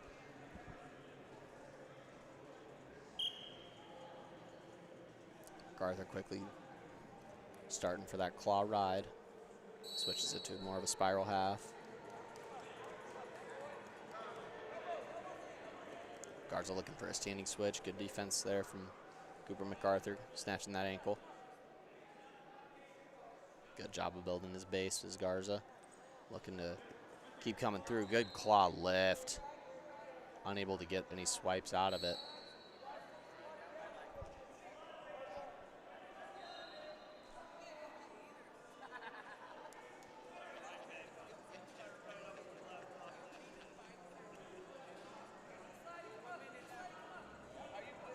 .45 seconds into this second period, still no points put up on the board. Garza continuing to come up to his feet. Good returns here from Cooper MacArthur. Doing an excellent job in the top position this period. Switch attempt there from Garza. It's going to lead him out of bounds. We'll restart. Minute and 3 seconds into this second period. We have a challenge on that too.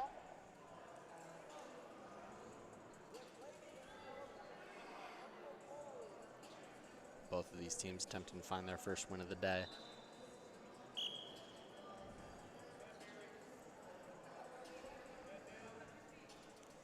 So many good wrestlers in this event. Switch attempt there from Garza, well defended by Cooper MacArthur. As I was saying, so many good wrestlers in this event. So many top 20 guys, top 10 guys. Coming down to Atlanta to put it all on the line.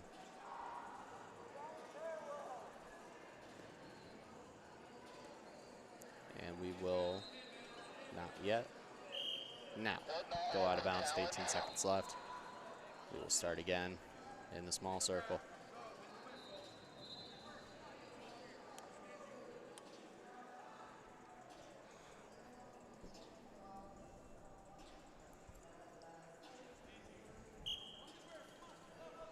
MacArthur continuing to try to work that spiral.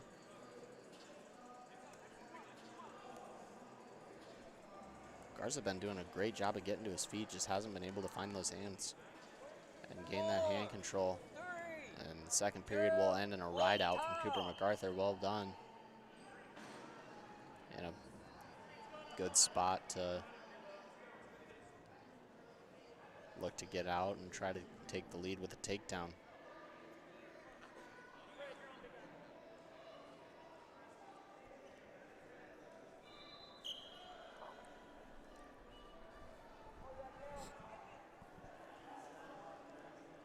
Garza now getting to work with those legs in.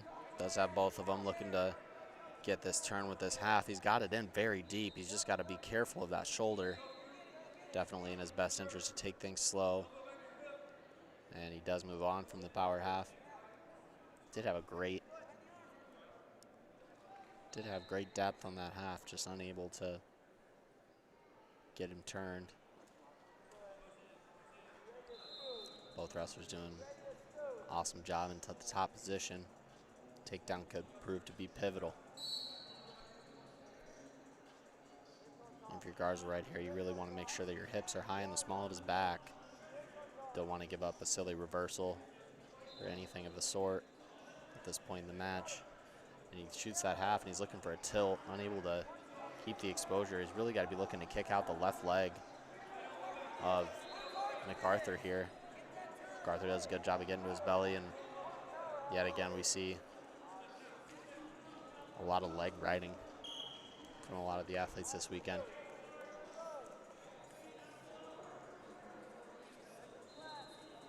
Restart with just 48 to go.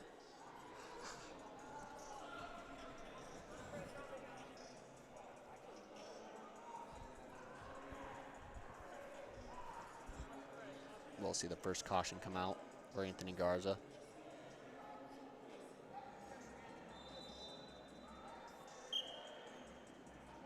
Garza again working on that spiral ride. Looking for a sit back return. Garza trying to sit over the top, unable to do so. Garza again looking for that half Nelson. Switching more to a play ride and back to a spiral. Just 30 seconds, just under 30 seconds remaining. Both wrestlers doing a great job in the top position.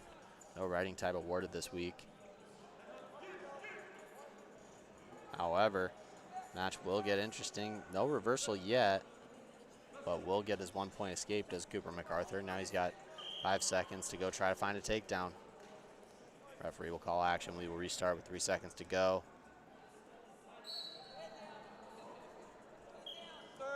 And we will not see any late match antics. That will do it. 3-1 decision for your winner, Anthony Garza. He'll put 3 more on the board for Team Cormier, and that'll bring our dual score to 8 to 6.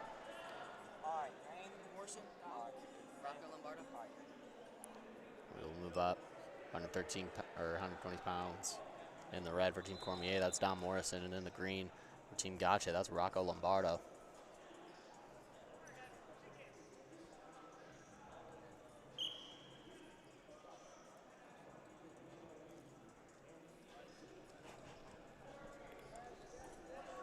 Good shot there from Don Morrison, gets in deep. He's in a good position to finish this, just has to take his time, continue to get his hips underneath of him and get that chest high. Kind of slips off of it. He'll hang on, and referee will call that potentially dangerous. Good shot there out of Morrison. Definitely be looking to convert some similar shots to that as the match goes on.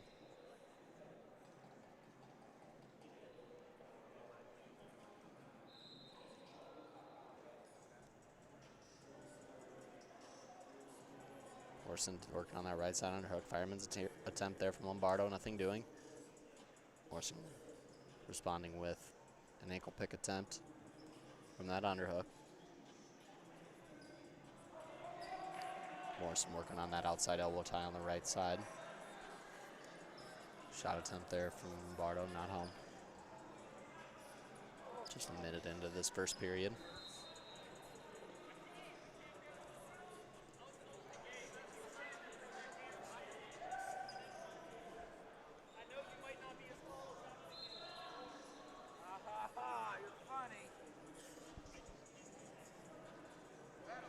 Morrison looking for a kind of whip over attempt, turning it into go behind, but good defense there from Rocco Lombardo. Morrison now working on that right side underhook, has a decent grip on the leg. Now going to shoot over the top and try to drop a leg in. He will score it. So that'll be a 3-0 early lead for Don Morrison of Team Cormier. Fans and spectators, regarding the finals, at 2:45, we will line up teams on mat 3, do formal introductions, and then start wrestling right away. If you have spectators, fans watching at home on YouTube, you can let them know. That will do it for the first period. Don Morrison going to continue to hold on to that 3-point advantage, and he'll have his choice going into the second. He'll go down.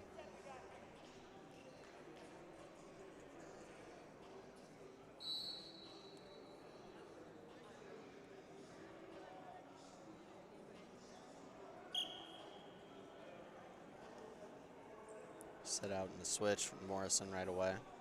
Doesn't quite catch the head, doesn't get any leverage on it. Lombardo trying to work from the top position, looking to drop in that right side leg. To no avail. Granby roll there from Morrison.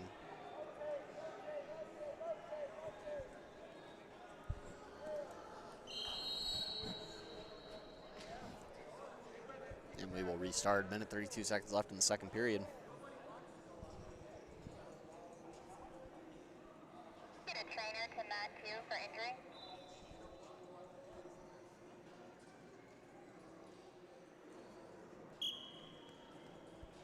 Stand up right back into a duck in for Dom.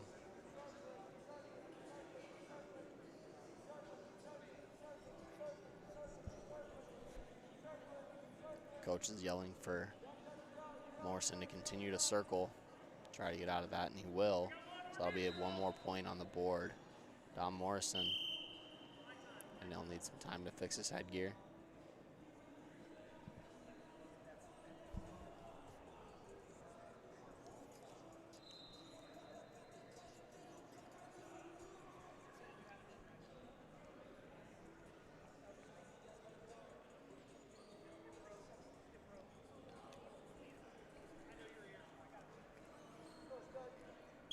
And headgear malfunction. Morrison will continue without. Minute left in the second. 4-0 advantage for Team Cormier.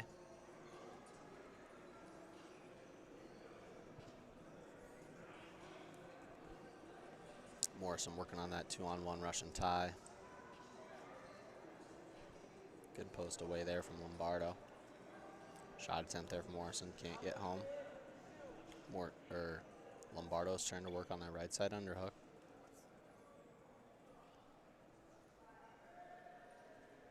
.30 seconds left in this second period.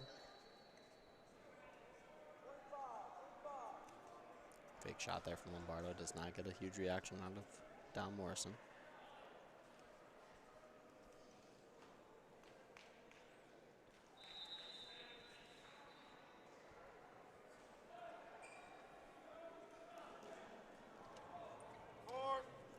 And that'll do it for the second. So Lombardo will have his choice going into the third, and he wants to go neutral. And for Dom Morrison, you really got to be thinking about pushing for the bonus points here. Takedown puts you within one.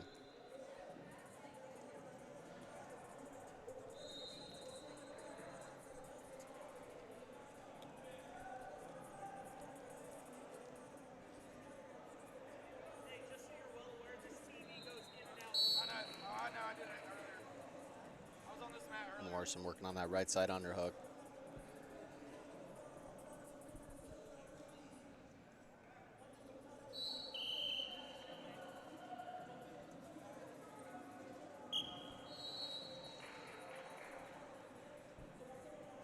Now working on that 2-on-1 off the restart.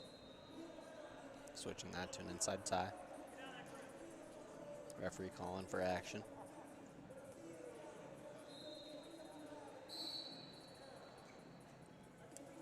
Double pass to a high crotch. Good shot there from Morrison. Got that foot hooked. And he will pick up 3. And they will run out of bounds. 7-0 advantage for Dom Morrison. Got to be thinking about finding another score here.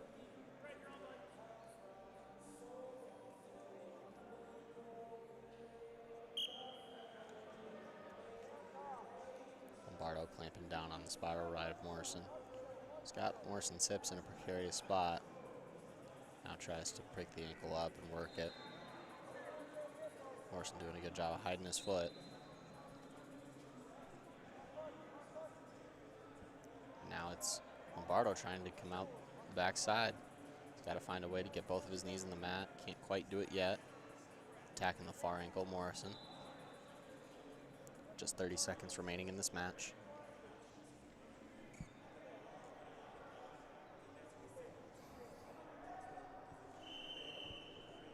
And the referee will stop it, and we will restart. 19 seconds to go here in the third. Wrestler seeming to start to feel the effects of a long weekend.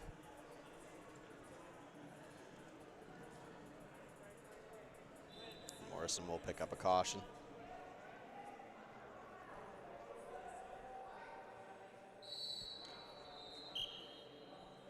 Going down to the ankle immediately is Morrison.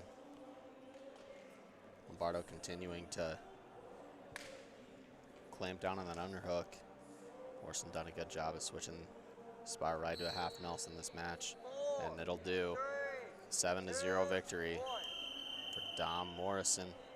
Put 3 more points on the board for Team Cormier. That'll bring our team score to 11-6 in favor of Team Cormier.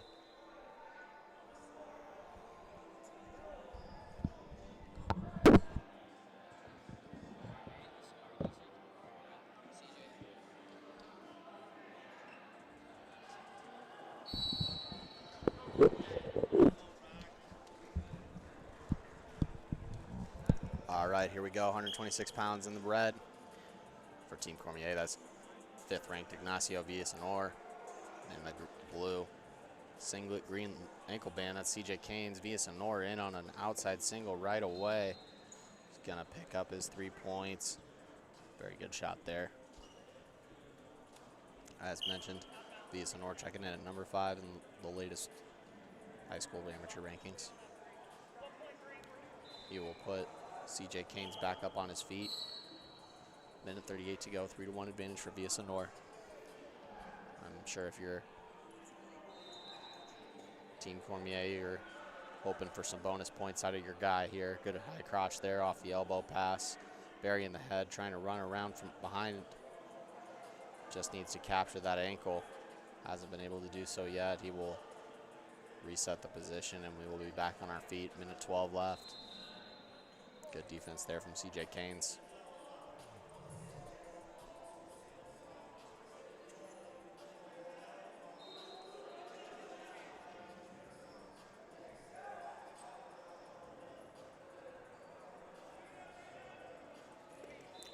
Snap down there from Villasenor will get the 3.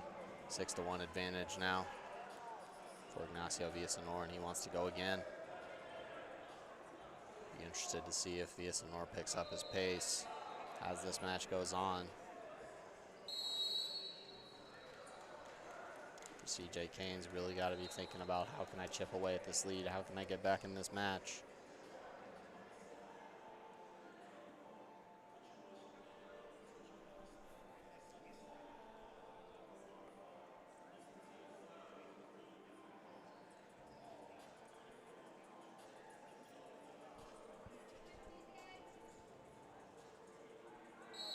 Inside 10 seconds to go now. 4, 3, And that will do it for the first. Villasenor taking a 6-2 lead into the break. Keynes will have his choice and send it over to Villasenor, who will choose down. Pardon me, he'd choose neutral.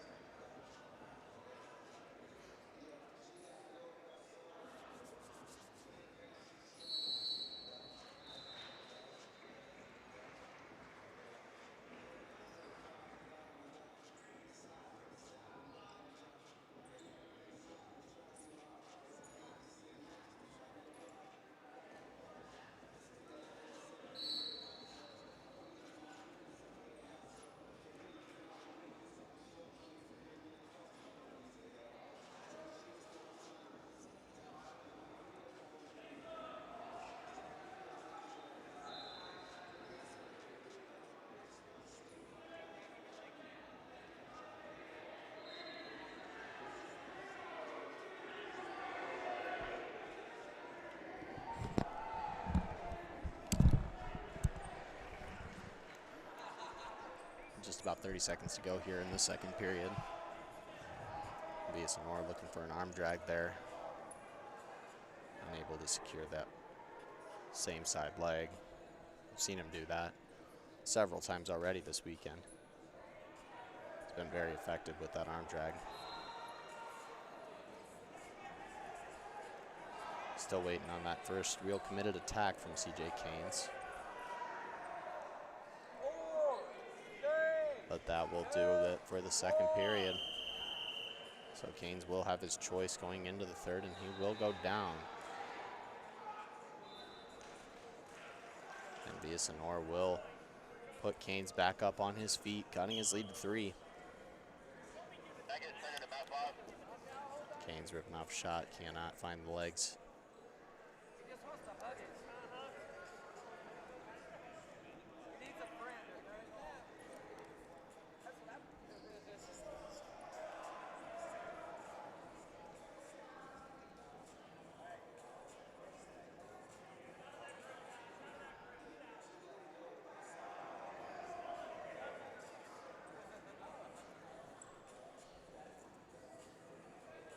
Keynes just seemingly struggling to break the head-hands defense of Ignacio Villasenor at the moment.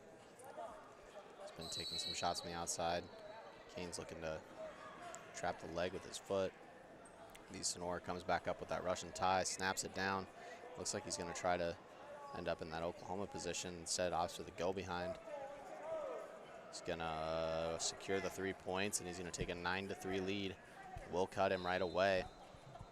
9-4 lead. Takedown would secure the major decision, assuming that Villasenor would be able to ride that one out.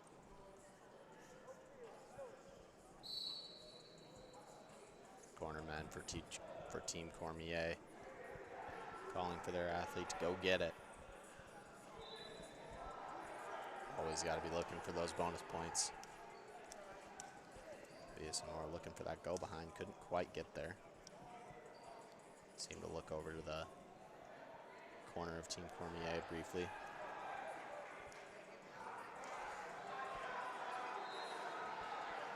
Under 20 seconds to go now. Be interested to see if Villasenor is going to push for this major decision or if he's going to settle for the decision. And it appears as though he will settle for that decision. So a 9-4 victory for your 5th ranked wrestler, Ignacio Villasenor. He'll put 3 more on the board for Team Cormier and will win his bout 9-4. 15-6 our team score.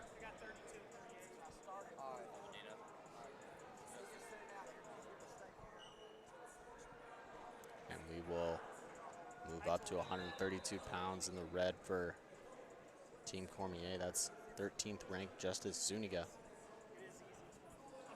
He will be taking on Matthew Almendia of Team Gotcha.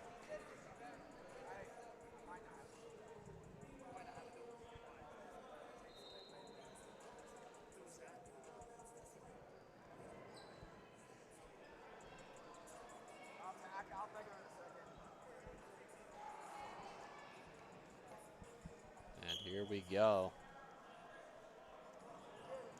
As mentioned, Zuniga in the red ankle band, Almendia in the green. Both teams red singlets.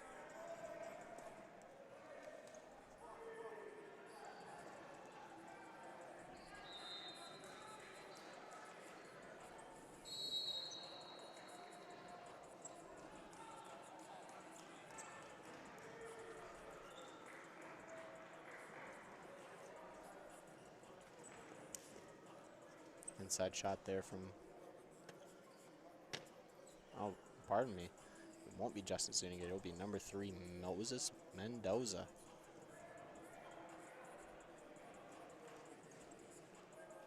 Taking the mat for Team Cormier. Outside double leg attempt there from Almendia. Got a pretty deep bite on that. Good defense there from Moses Mendoza.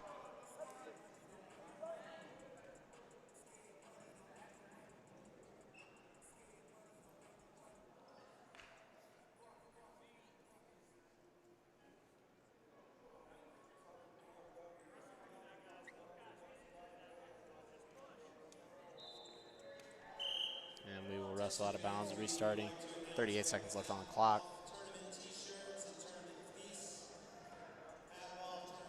Both teams seemingly struggling to find that early offense.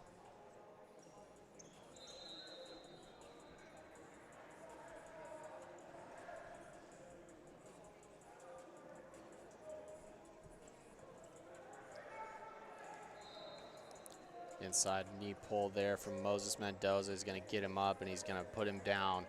3 points on the takedown. Should be looking at 4 points here on the near fall. Looking for the fall in the last 7 seconds of this first period. And he will not quite get the fall, but he'll take a 7-0 lead into the first period. Great action there from Moses Mendoza. Exactly what you need to do. Exactly what you need to do when you get in on that double leg. Try to get your opponent's feet off the mat. Try to get his feet out to one side of him. Try to find some near fall on your way down. Very well done by Moses Mendoza there.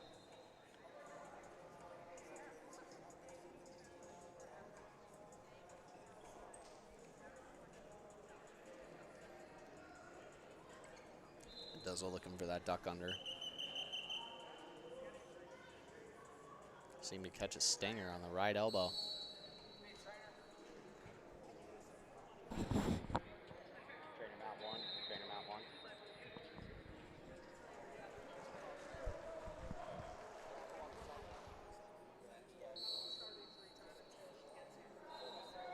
I do. Yep. So here's the deal. Yeah, leave injury time. Don't start it yet. Yeah, no, you're good. I was just reminding you. I'll talk to you. Trainer, Mount 1.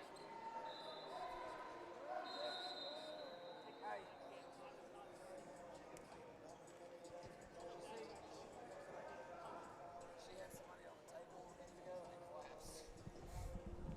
I was going to say, I called for it. Everybody else heard me. She must not have. Cancel that. Cancel that. We don't need the trainer.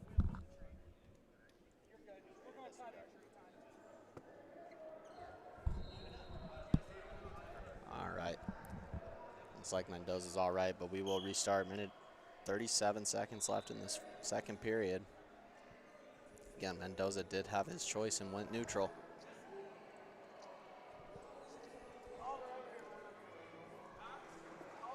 Shot there from Almendia, countered by Mendoza. He's looking for that go behind.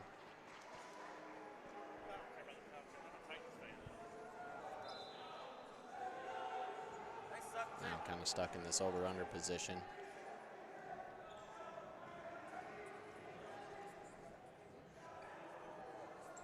Mendoza's starting to crowd that left side underhook. Really got to work on getting that elbow high.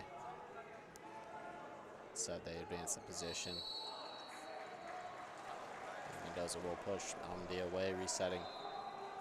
I'd wear it every day.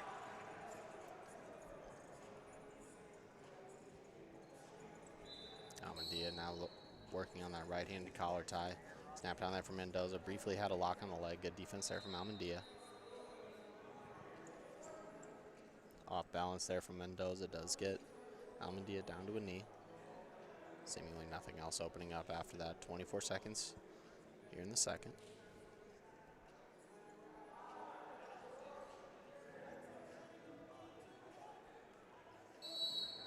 And for Mendoza, you really want to try to find a three-point takedown in these last 12 seconds, especially with your choice being to go neutral. Snap there from Mendoza, leading to no fruit. 4, 3, 2, And that will do it. Second period in the books. Almendia is going to have his choice. He's going to start underneath. Mendoza again wanting to go back up on the feet.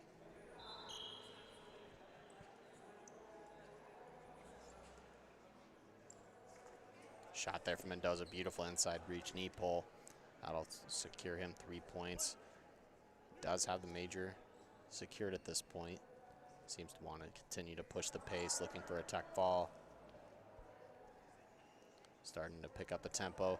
Good re-attack to that double. He's going to take him down. He's going to get 3 for the takedown and all 4 near fall, and that will do it. Winner by tech fall at 132 pounds is third-ranked Moses Mendoza. Going to put 5 points on the board for Team Cormier. Going to take this one.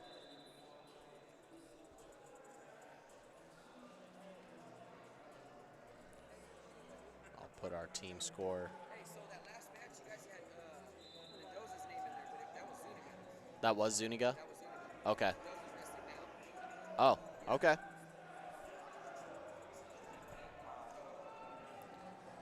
Go back and switch. Yeah, switch the names, please.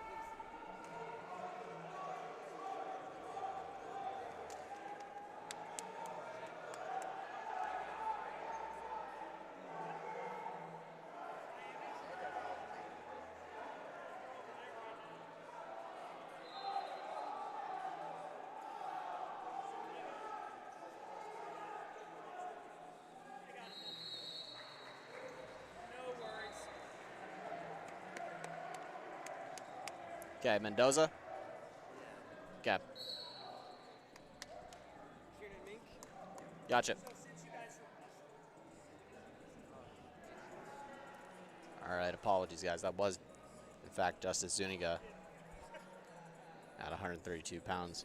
138 pounds, we will see Moses Mendoza. He'll be taking on Kieran Mink of Team Gotcha.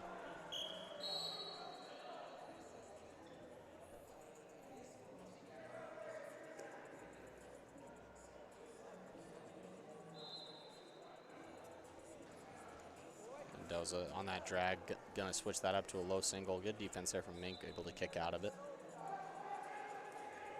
Mendoza continuing to push the pace. Wrestles with a very high tempo. Looking to shuck to that outside single to no avail. Reshot there by Mink. Was able to get a good bite on that double. Gonna switch off to a single. Still in a pretty decent spot to finish this. Mendoza doing a good job on defense. Looking to pick that left ankle of Mink. Mink trying to run a pipe and trying to switch it up. Had a cradle locked up briefly, just lost it. Mink trying to jump up and secure this takedown. Good roll through there from Mendoza. Wow. Awesome defense there from Moses Mendoza, my word. Great scrap, boys.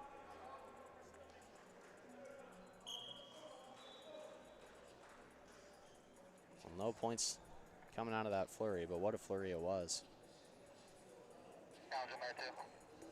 Sweep single there from Mendoza. Got a good bite on it. Switches to a seatbelt position. Now has him in a cow catcher. He's going to move on from that. Has him in a rear standing position. Just has to get a return, and he will. We were out of bounds, though. So we're going to reset in the center. Low single there from Mendoza. Gets in pretty deep. Mink looking to secure that far, or that near ankle.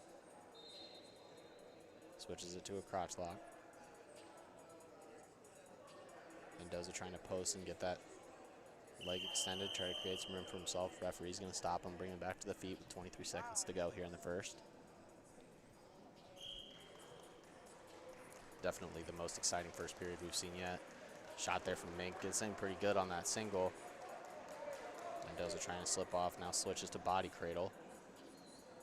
Now switches just to the inside leg alone. Mink coming up. Has his head under the leg, looking to get his right arm across. He's going to round out time, though. Very exciting first period, but it will be scoreless going into the second. Yeah, Mendoza ranked third in the country at the moment. I believe that's at 132 pounds.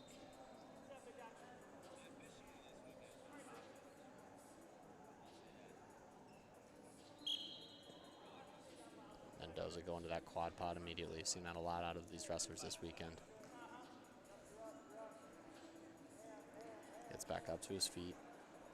Mink's still controlling that 2-on-1 nicely. Mendoza's going to go back down. Try to work on those hands of Mink's. Mink now switching to spiral ride. Mendoza's just going to clamp down, move them out of bounds, get a fresh start. Seeming to say something to the corner.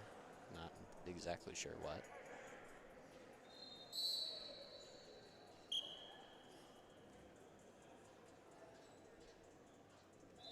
Mendoza now working in a sit position.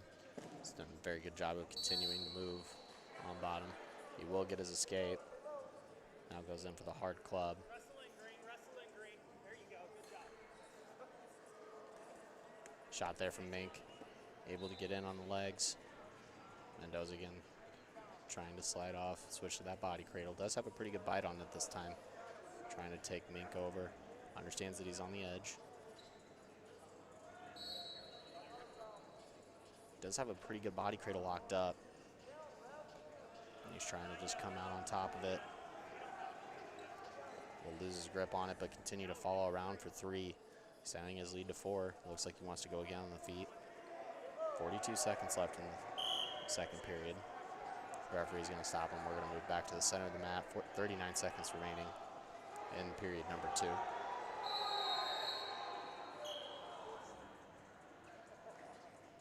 Good double leg there off the snap down from Mendoza. Needs to find his mat return. Mink going to try to Granby through. Good follow on that near leg of Minks from Mendoza. He's going to pick up another 3. It's going to be 7-1 now. 25 seconds left in the second period.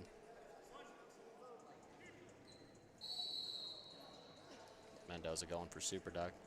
It's no avail. Snap down there. Out of Mendoza, trying to find a way to get a go behind here in these last 10 seconds. Short time if you're Moses Mendoza. You really want to find a way to finish on top here after cutting him. Tries to jump over the top. just can't quite get around it in time. So it'll be 7-2 going into the third period. It'll be Kiernan makes choice. And he will go down.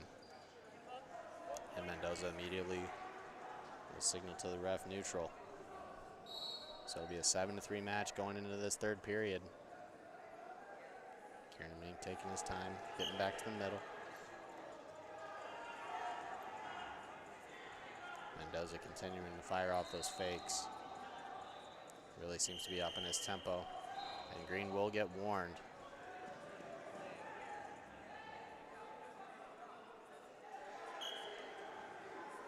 Good sweep single out of that Moses Mendoza right there. Did get a pretty good bite on it. Mink doing a good job of controlling that right arm of Mendoza. And he will limp arm through and pick up 3 points. So 10-3 our score. Mendoza cutting him again. He's going to be looking for some bonus points. Seeming to be a little frustrated with how this match is going.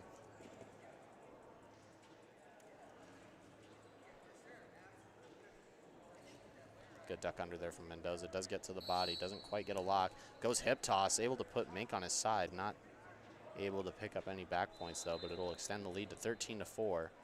So even after this escape from Mink, when Mendoza does let him go, he is still looking at a major decision.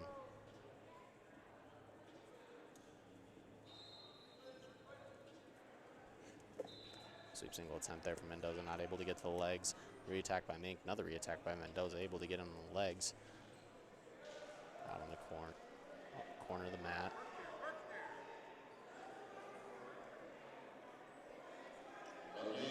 Mink working across. Good leg pass there from Mendoza.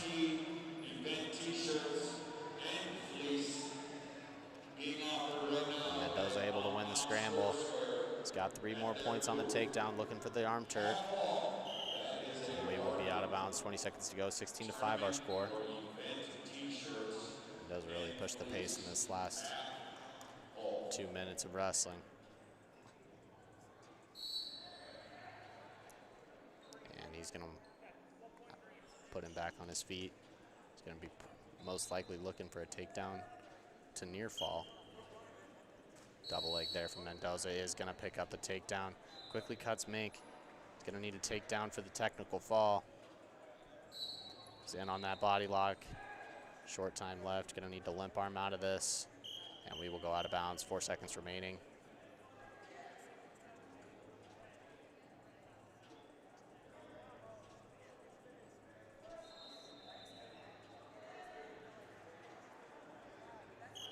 Just 3 seconds remaining. Looking for that final takedown, and that will do it. 19-7 final score.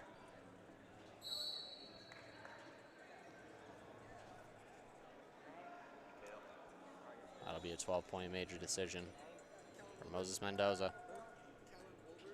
It'll be 24-6 now on the dual score.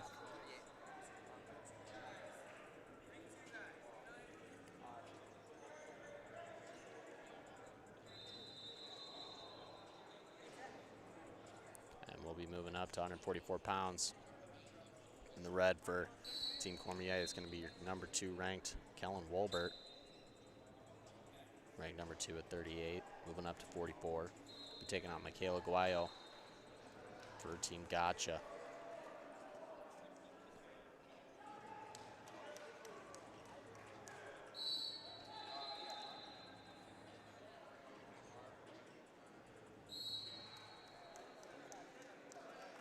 Good double leg there for Wolbert. They move off the mat. We'll move back to the center. Minute 36 seconds remaining.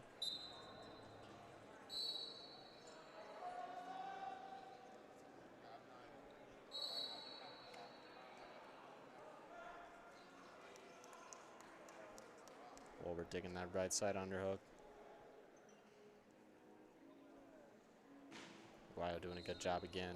Saw him do this in his last match, but he seems to try to counter that underhook by bundling the arm on the far side. Very effective defense. Minute 9 seconds remaining in this first period.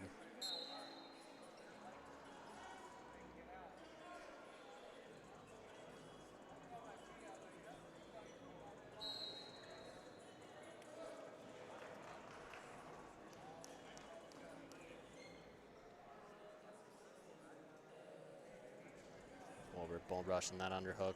Does kind of snap Aguayo down. Briefly had a cow catcher.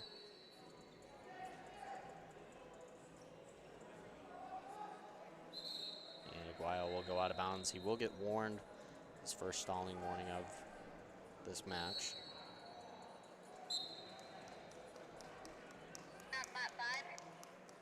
Snap down there from Wolbert. Good shot there from Aguayo. Does get in on the ankle. Wolbert immediately dives over, looking to use his foot to push the inside the armpit of Aguayo. Try to get his leg free. Seems to be coming out, and it does.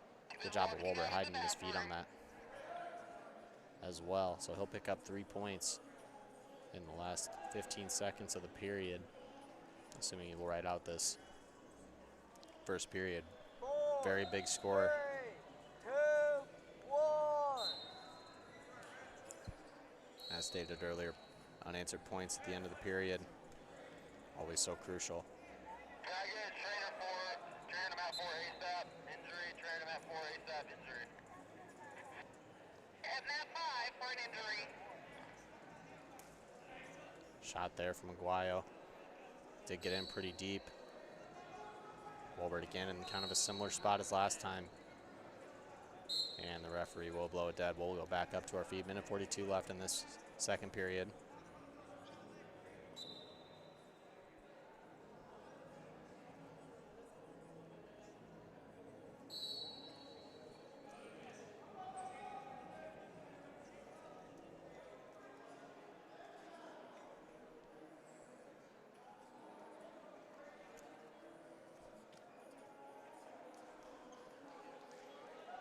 Wolbert continuing to move forward. Really is trying to push the action, it seems. Overtie there. Couldn't quite find the ankle on the shot.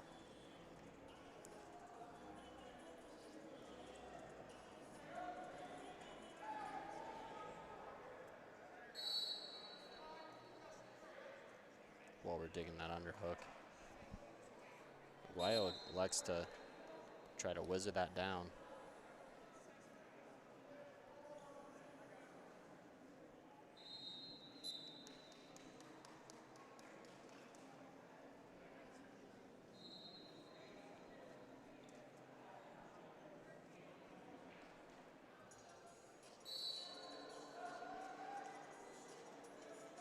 Wolbert trying almost sort of a lat drop. They go out of bounds once again. 38 seconds on the clock in the second period.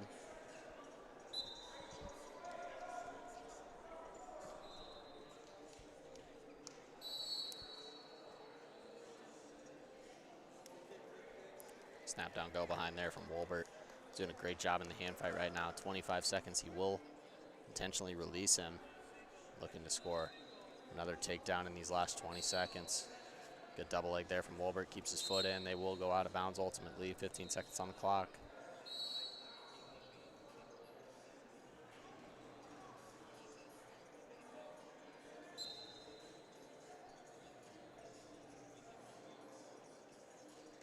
Good underhook there from Wolbert.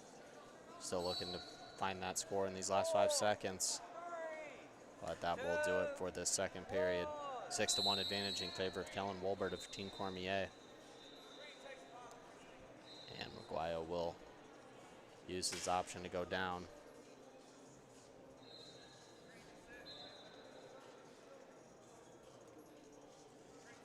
Can I get a trainer to map 2 for blood time?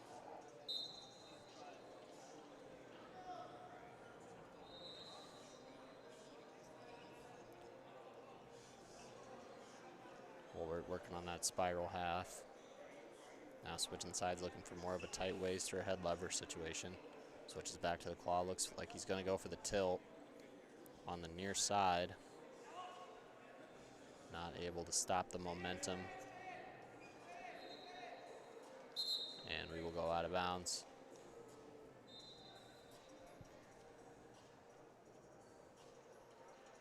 And Wolbert signals optional start. He's gonna intentionally release Aguayo here, going to be looking for that major decision.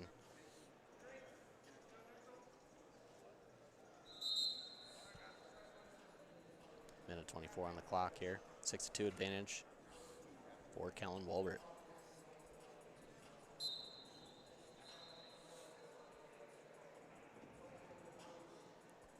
again, working on that left side underhook.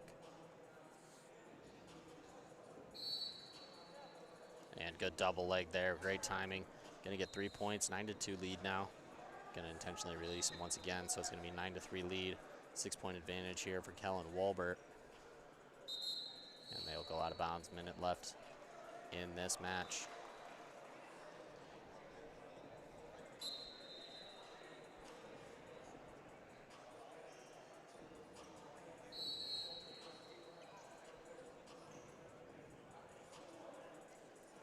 Good timing there again on that double, just not able to keep that lock. He does switch upstairs though. Gets that cow catcher, will get the fall. Great sequence there for Kellen Wolbert. Picks up the fall and 6 more points for Team Cormier. That will be 30 points for them. To the 6 of Team Gotcha. I got it. Gus Cardinal. And who else? For what? For the other team? Right now we're at 150 pounds. We got No. forfeit at 150. Yeah. Us. Yeah, Cormier doesn't have 150. Cormier doesn't have 150, so Gus is for 157. Gotcha. Okay.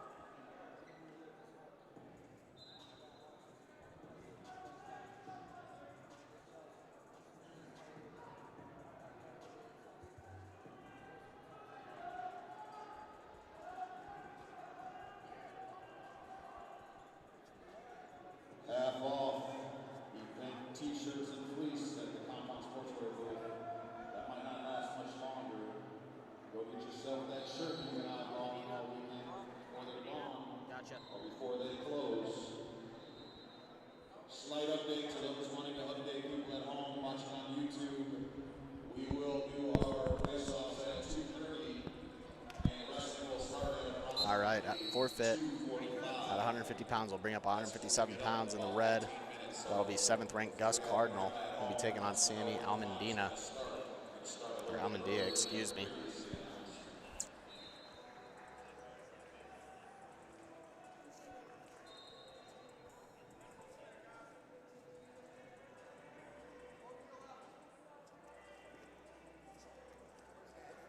Outside step shot there from Almendia. Briefly got on the leg. Good defense there from Gus Cardinal. Good inside reap. Knee pull.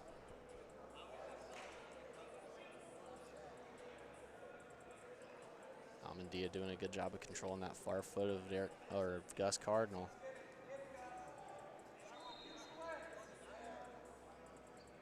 Cardinal still working to get that foot hooked and get his head out. Ultimately, we'll need to do both of those things to secure this takedown.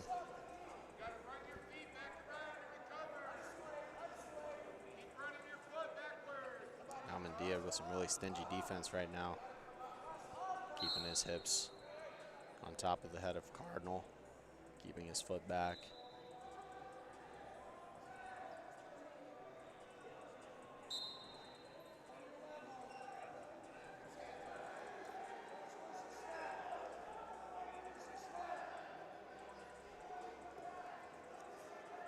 Good shot there from Almendia. Great, turn it into a fireman's carry. He will pick up 3 points. Almendia coming out firing, securing the first 3 points of the match and 2 near fall to go with it. Out to a 5-0 advantage to start this one.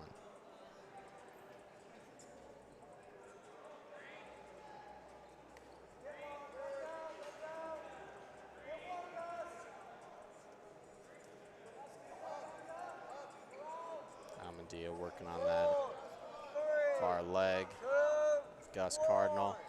And period number 1 will end. 5-0 lead for Sammy Almendia.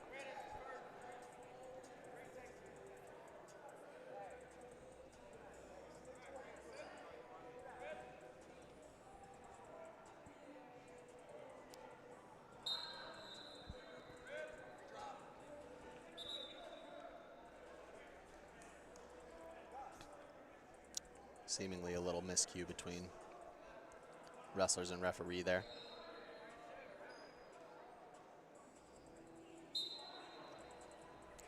jam and spiral for Gus Cardinal, looking for that far side cradle. Good job of Almendia continuing to his feet, making sure that he's getting his head up. Very well done. He'll take a 6-0 advantage now. Cardinal working on that right side underhook. Good defense there from Almendia, getting his head in the way. Oh, beautiful outside step. Knee pull there from Almendia. Gonna secure that foot. Cardinal being stingy, keeping that waist lock. And ultimately, he will secure the threes. And now Almendia in major decision territory with the 7th ranked wrestler in the country. Very impressive from Sammy Almendia right now.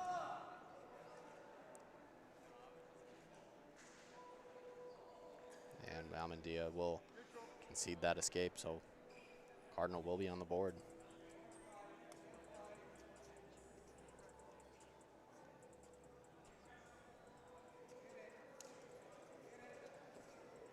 Inside shot there from Cardinal, not quite enough leg there for him to continue and try to back out. And Almendia will follow him off the mat, and we will restart in the center. 34 seconds to go.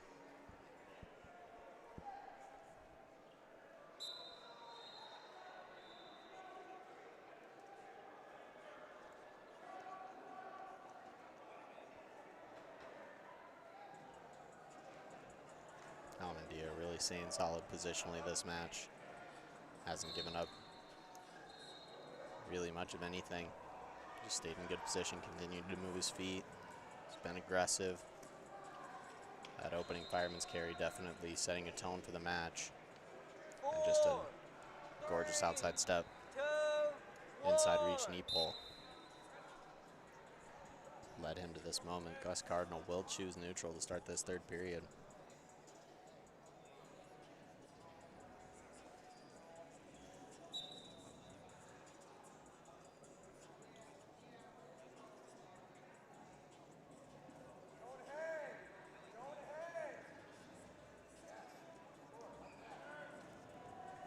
Coaches from Team Cormier saying don't hang, encouraging their athlete to continue to use the collar tie to move him. Almendia, good job there staying in the center, making sure that the action continues. Very nicely done from Sammy Almendia.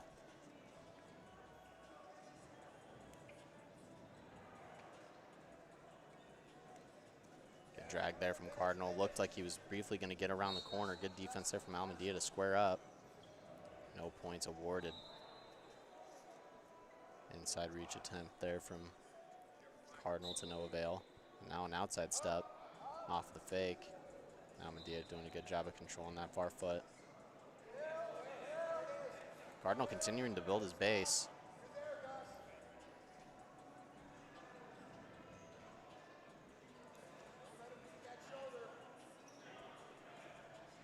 Almendia continuing to try to set the corner.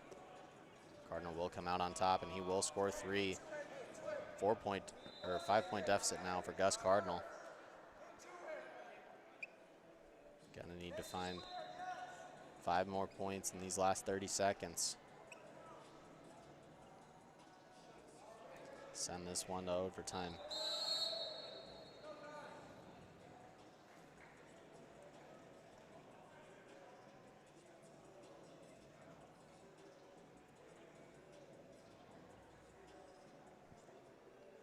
Almendia continuing to just stay solid and hold that base.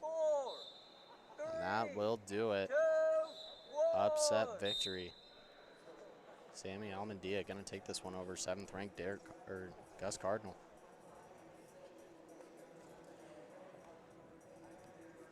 Going to put 3 points on the board for Team Gotcha. 30-15, our team scores. We move up. 165 pounds.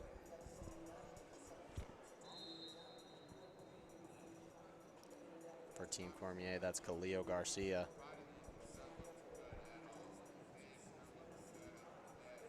And in the green, that will be Tommy Shackerly. as we continue here in Atlanta.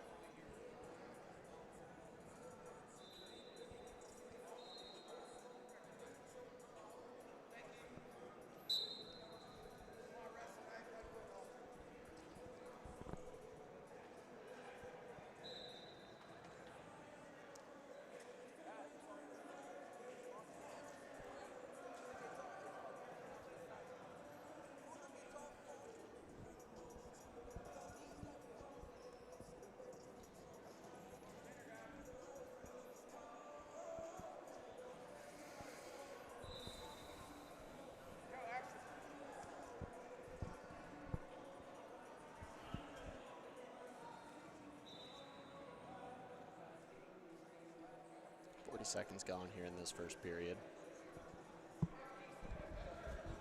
Still just feeling each other out this far.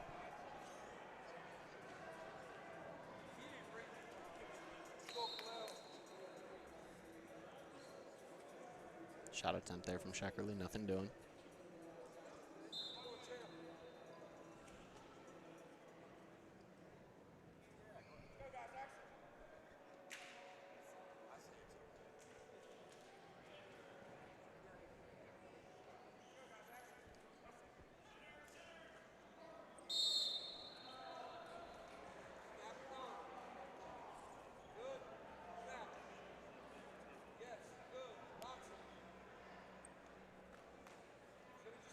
Seconds to go here in period one.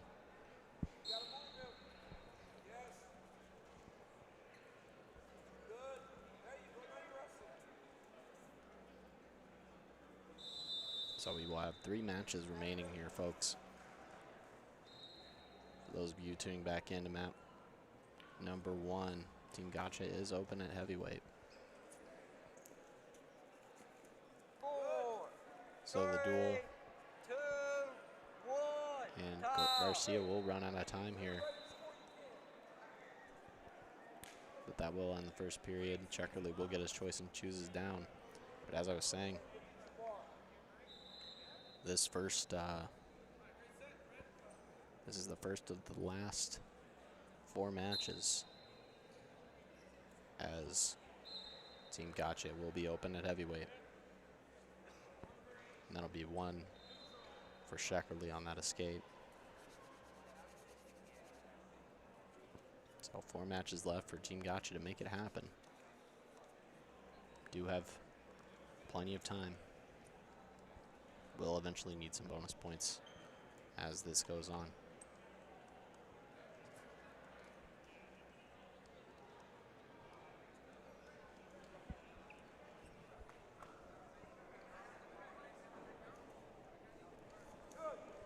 Garcia with the snap down, looking for the go behind, transitions into a sweep single. Beautiful transition. He'll trip and take his 3 points. Very good re-attack there from Kaleo Garcia. And Sheckerly will respond right away, getting his 1-point escape, drawing it to a 1-score lead. 1 score and 1-point lead, I suppose.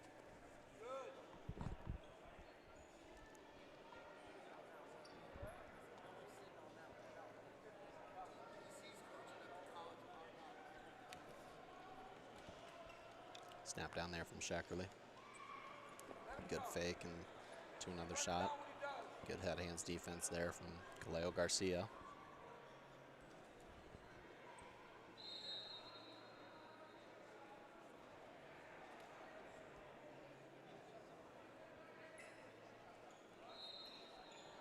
Garcia, like many of these Team Cormier wrestlers so far, has done a great job keeping his hands at home, not overextending himself.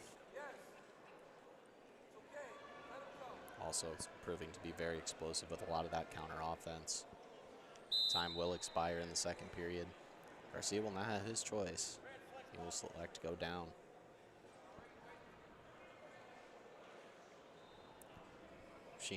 We've seen Sheckerly operate with this kind of head and arm lock from the top position. Able to see it there. Garcia will immediately get out. So that'll be a 4-2 lead. A takedown will give Shackerly the lead here. Going to be important to not start the sprint too late and continue to work for that shot. Good re-attack there from Kaleo Garcia, just unable to get a good lock on it. Shackerly will be warned for stalling, his first.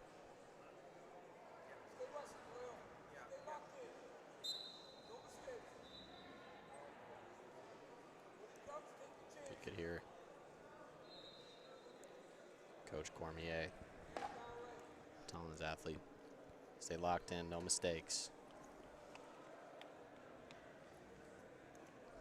Guy might know a thing or two about wrestling.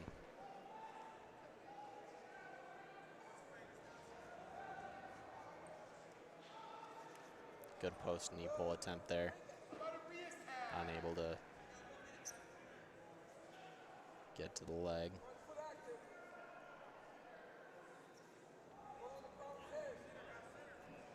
Garcia doing a good job not letting Shackerly put him all the way on the edge.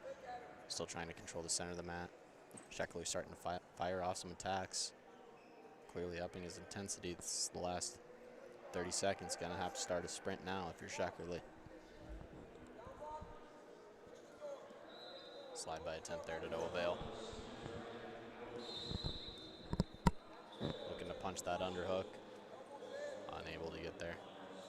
Garcia staying solid, keeping his elbows inside, continuing to move his feet. Shackerly starting to fire off some more attacks last 15 seconds. Garcia will get his first warning for stalling. Heavy collar tie there from Shackerly.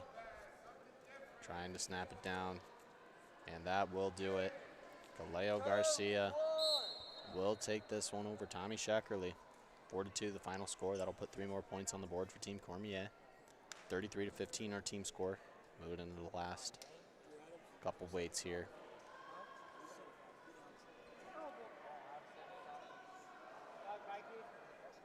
We'll have 3 more matches to go.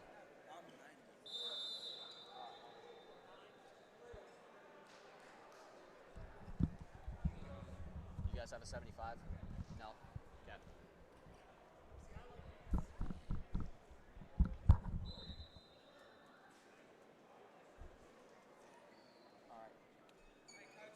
Michael White? What?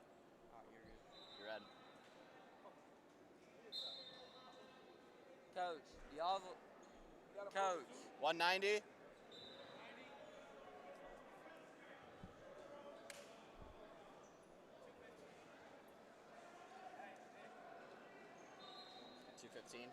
Name?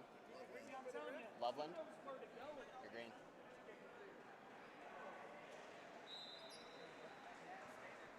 Loveland, you're green. What's that? You're green. Name? You're red.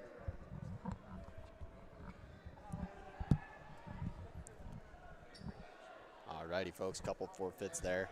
So we will be moving into our final match of the duel. Team score 39-21. In the green, that will be Porter Loveland from Team Gotcha. They'll be taking on 15th ranked Kal-El Flukiger of Team Cormier in the red.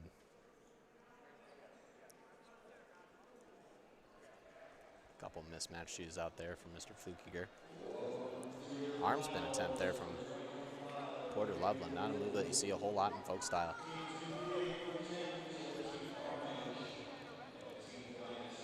Both guys trying to work on their right-handed collar tie.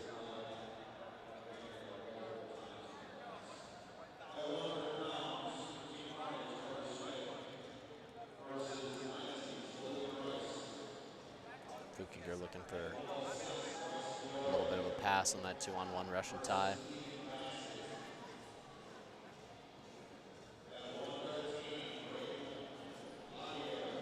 A lot of people call it a 2-on-1. I've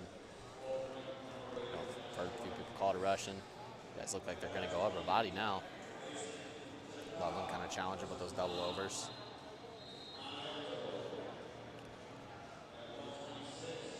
Oh, nice. Flukiger's got the right idea with that 2-on-1. We're a Russian tie, I guess. I've always called it a Russian tie. But he's doing a good job of using that Russian tie. Bring it down. Oh, nice ankle pick. Beautifully set up. Past couple times he's had that. He's really tried to post it out in front of Loveland. This time kind of motion like he's gonna post it. Going right to that ankle pick, beautifully done. Now working in on that figure 4 leg. That is tight, tight, tight, tight on that thigh. Short time here. Is he gonna pick up any swipes? He'll get one. Oh, close. He will get 2. Cal L. Flukiger will get those 2 swipes at the end. He'll pick up 5 in the first. And he will select down with his choice.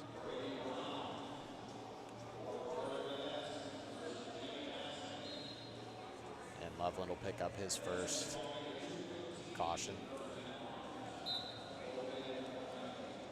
They give you 2 on the house. Good Granby roll there from Flukiger. He'll get out. Oh, another ankle pick. Beautiful.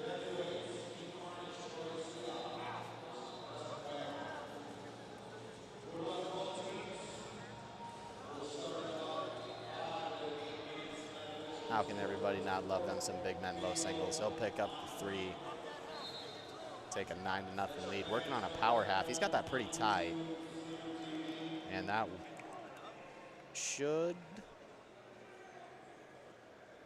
will be a fall.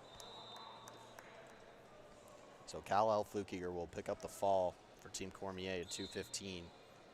And bring the team score 45-21.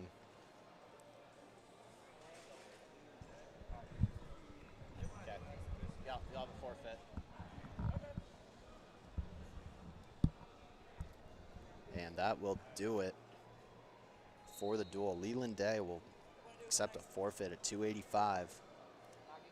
Final team score is going to be 51-21 in favor of Team Cormier. That'll close out round 3. Final round of these Elite 8 duels will be taking place here in about 20 minutes, folks. So make sure to stay tuned. But that'll wrap it up for our broadcast for now. We will see you guys later at 3 o'clock. As I said before, championship finals will be taking place on mat number 3. You won't want to miss that duel. It will be the two best dual teams in the country taking on one another for an opportunity to win these prestigious Elite 8 duels. We will see you guys at 3 p.m.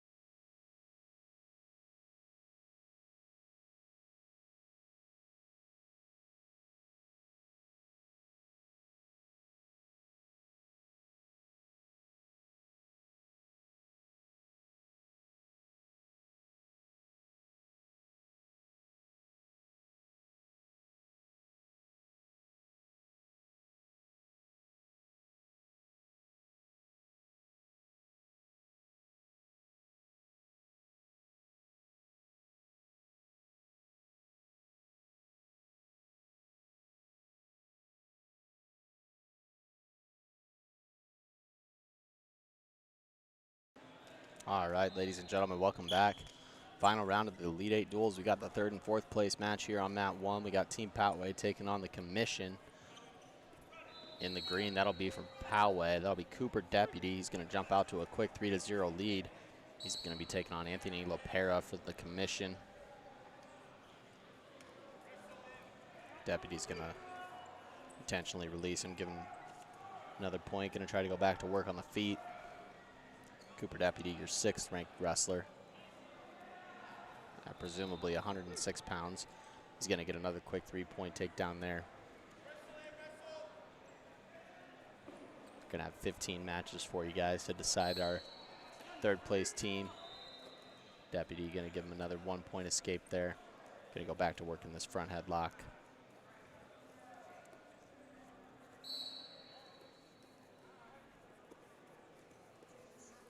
Deputy working on that go behind. Going to switch it up to a single leg up in the air. Lopera looking for the dive under. Deputy will secure another 3 points there on the takedown. Going to extend his lead to 7. 52 seconds left in this first period.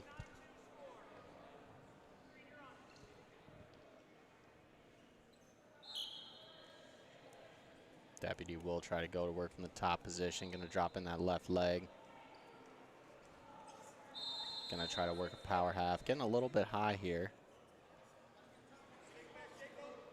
Able to break the posture of Lopera there. Just 30 seconds left in this first period. Gonna have 2 great teams going up against one another here. Plenty of ranked wrestlers all over the place. Not gonna wanna tune away from this match.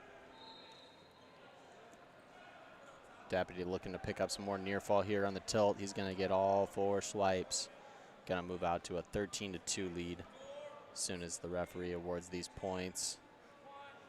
And that'll do it for the first period. 13-2 after 1 for Cooper Deputy. Will be his choice. He will go down.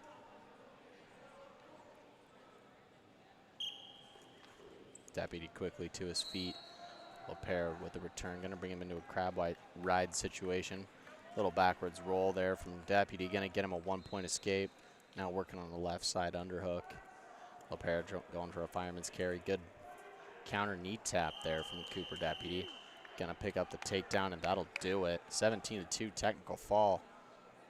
2 minutes, 20 seconds. Cooper Deputy going to put 5 points on the board for Team Poway.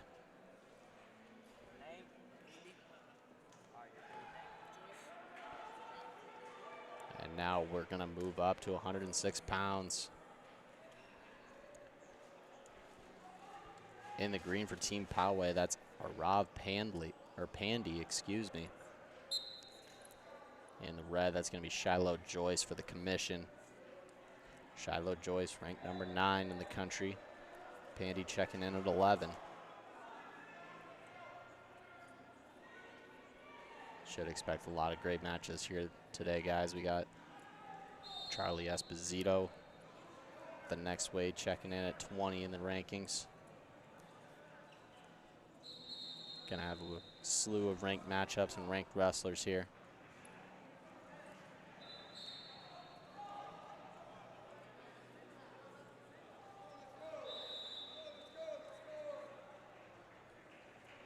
As I counted, I got 8 ranked wrestlers for the Commission.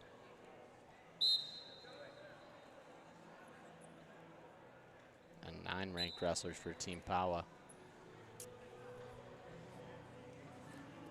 Little single attempt there from Joyce, nothing doing. And as I look at it, most of those ranked wrestlers are going to be going up against each other. Only really see 2 of these matches where it's going to be ranked versus unranked, so expecting 7 ranked matchups out of the 15 matches. Gotta love it.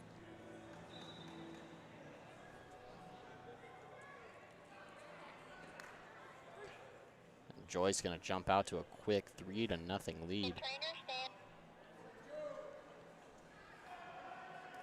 Can we get a trainer to stand by mat 5? Commission had a crazy first round match. believe it was against Team Thunder. Came down to the heavyweight, and a defensive pin sent the commission to the semifinals.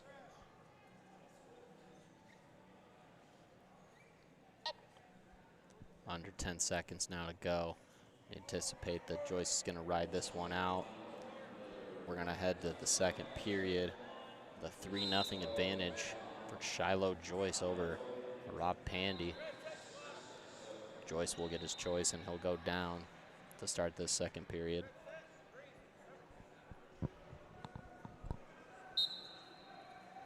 Pandy going to cover the right side, work on that chop. Good job by Shiloh Joyce getting to his feet, finding the hands and getting his 1-point escape. Re-attack here from Shiloh Joyce, going to try to pull him in, and will. Going to take a 7-0 advantage now. Just 20 seconds less than into this second period. And we'll restart in the center, minute 33 to go. Joyce out to a quick start.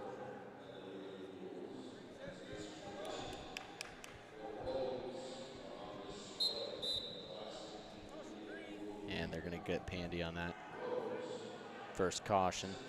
Get 2 for free. Joyce switching sides now to the right. Good job by Pandy getting up to his feet. Looking to fight some hands and get away. Good return there from Shiloh Joyce.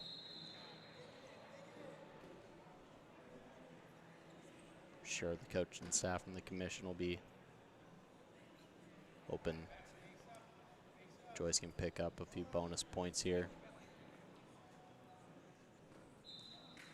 Joyce working on a near side wing, far side half. Definitely a difficult combo. Stop for any wrestler. Now switches exclusively to the wing. He does have good wrist control on the other side, trying to get Pandy's shoulder up into his ear so he can get this turn. Pandy doing an excellent job defending.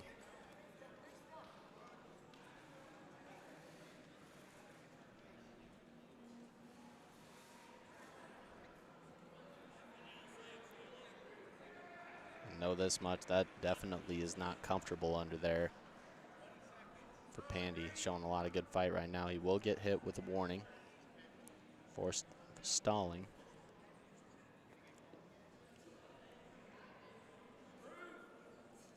Pandy is kind of tying up that left leg of Shiloh Joyce. Ref will stop it. Shoulder must have been put in a pretty awkward spot. Just 8 seconds left to go here in the second period. As said, very impressive performance from Shiloh Joyce so far.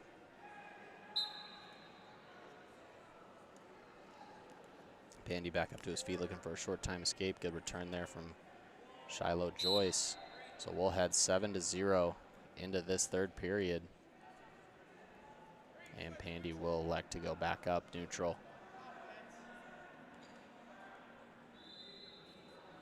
If you're a Rob Pandy in this spot, you really got to try to tie up that shot hand of Shiloh Joyce. Seeming to struggle with Joyce's speed from space, so he's really got to try to work the tie-ups. Starts with 3. Good re-attack there, though, from Shiloh Joyce. Beautifully done on the double re-attack. Now Pandy's doing a good job getting to that crotch lock. Joyce just in such a good spot with his positioning, so he'll take a 10-0 lead now. Interested to see what commission coaching staff wants to have their wrestler do. Joyce obviously putting a lot of points on the board. Wondering if they're expecting him to get a turn or if they'd like him to intentionally release him and try to see if they can put some more points on the board on the feet. Joyce is in a good spot right now with that Turk. Really has to work on getting a good crossface here.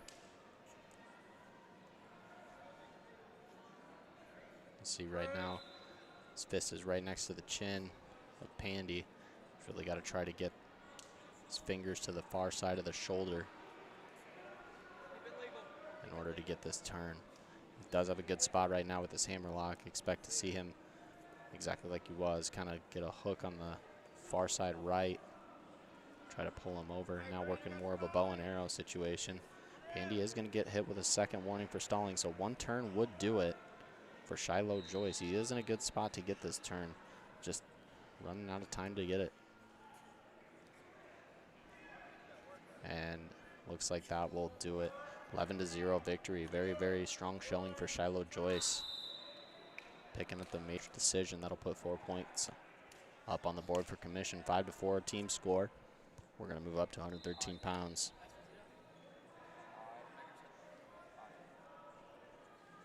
And so we will.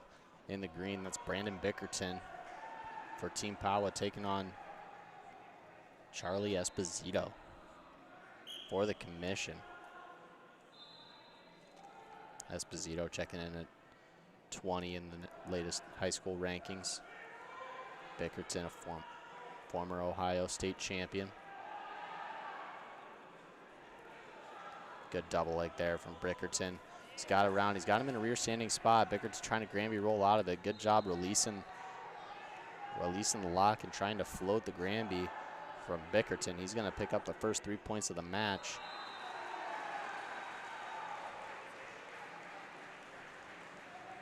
As said, this is the final round. Planning to start at 3 o'clock, but some of the duels wrapped up early, so we're just going to keep on rolling.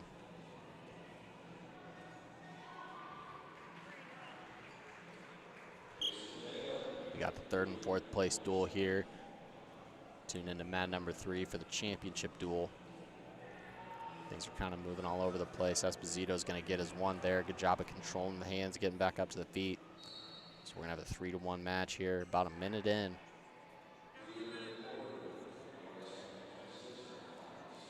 This will be the 3rd of 15 matches we got for you.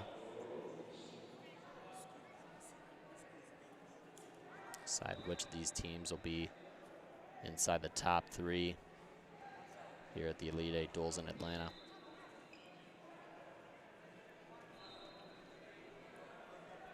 Nearing 30 seconds to go. Would expect to see Bickerton continue his aggression. Always good to build your lead when you can.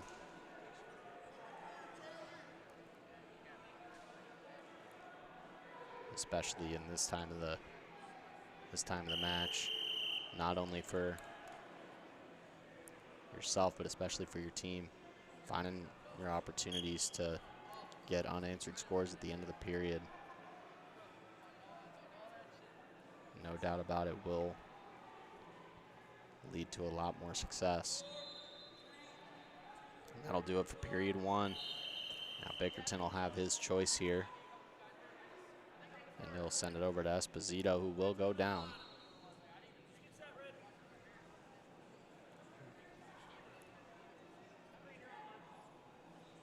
Really would love to see Esposito try to continue to get hand control. Good timing on that switch, though. He's got a good bite on that inside high crotch. Bickerton doing a good job controlling that ankle, not letting Esposito roll with him. Esposito will pick up his 1-point escape. So we got a 3-2 match now. And if you're Esposito, I think your best bet is you really got to start turning up the tempo. Not necessarily starting your sprint right now, but really got to try to pick up the tempo and start to increase the intensity of the hand fight. See if you can create an angle to try to find a score in this period. Especially if you can find a takedown right now in the second period, you would expect Bickerton to take the bottom position in the 3rd. Even should you give up that escape, you'll still be having a 1-point lead.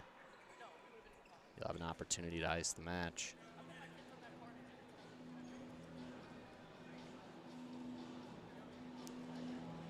Thing about both of these guys, they continue to move through the hand fight very well. Feet are always moving.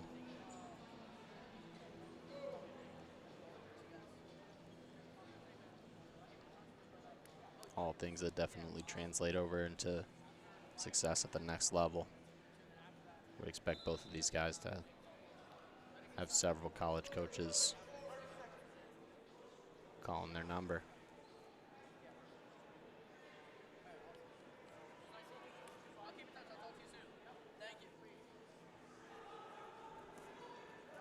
Good slide by attempt there from Bickerton. Just got to keep running that corner. Did catch the foot, will pick up 3 points. That's a huge takedown there for Brandon Bickerton. Again, scores at the end of the period, change the match. Go from this being a 1 takedown match to now a minimum of 2. Just to tie it. So great job there by Brandon Bickerton going and getting points at the end of the period. Commission coaches want to have a conversation with the official, so they'll confer.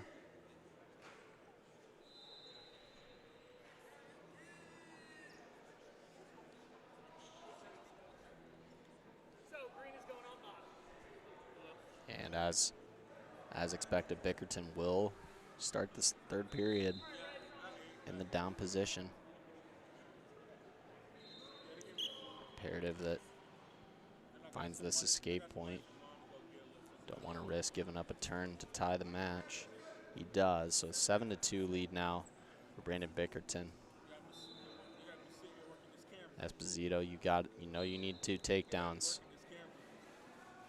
Gonna have to get them within 45 seconds of each other at the least.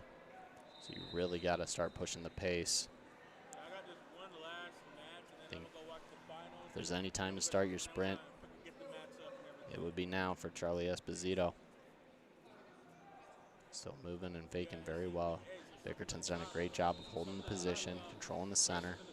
He's been the aggressor of the whole match so far. Would expect that to change here with 70 seconds left in this match.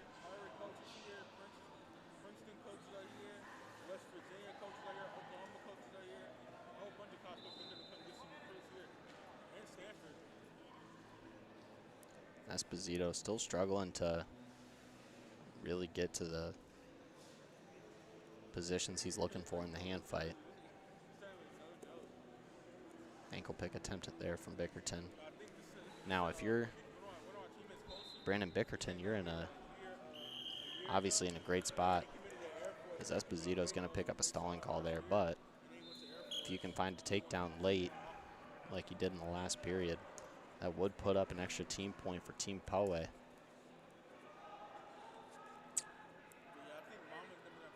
For sure in this duel with these quality of athletes. As they'll wrestle off and go back to the center. As I was saying, especially in this duel with these level athletes, any extra team points will pay dividends later on. Don't expect this duel to be decided too many weights away from the last. 12 seconds left to go. Esposito seeming to try to hold on to what would be a decision. Bickerton almost having the takedown there on the edge. To no avail. We'll have 2 seconds left to go, and that will most likely be it. Brandon Bickerton's going to take a 7-2 decision over 20th ranked Charlie Esposito. He'll put 3 points up on the board for Team Powa. It'll be 8-4 team score going into 120 pounds. We'll see a banger matchup here for the commission. That's number 4, Jonathan McGinty. He'll be taking on 17th ranked Case Bell for Team Powa. Thing I've loved about McGinty so far this tournament, just so solid in his positioning. Really likes to rip off that left-handed outside single. Pairs that very well with a left-handed high crotch. 2 moves that not likely to see out of a lot of wrestlers. Just so much different wrestling. Left leg lead, very similar to orthodox fighters fighting southpaws.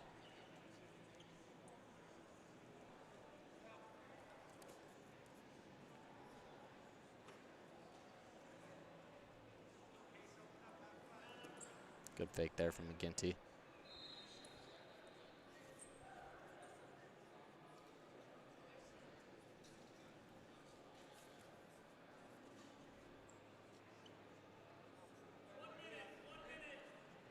Nearly a minute into this first period, both guys firing off attacks. There's a good outside step there from McGinty, trying to step really big around the corner.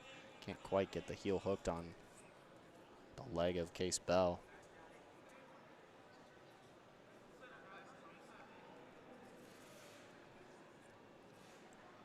True in every match, but especially this one, points will be coming at a premium. Expect these guys to wrestle as close to mistake-free as they can. Another outside single there from McGinty. Has a decent grip on it, not in the best position.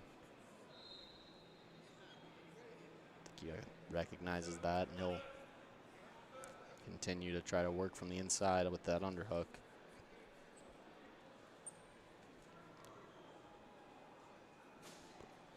Under 10 seconds now.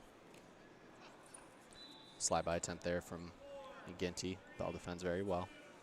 I will say Bell did control the center of the circle very well that period. Had his back to the middle nearly the whole time.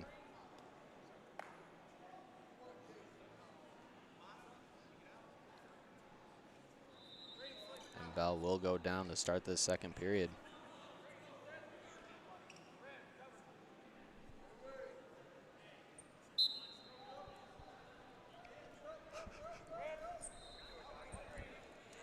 And Bell out quickly, so he'll get on the board first.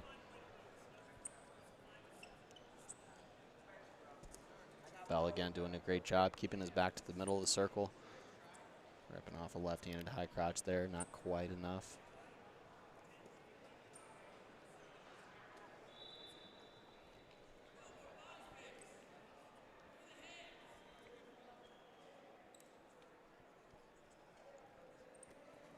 McGinty working on that left side underhook.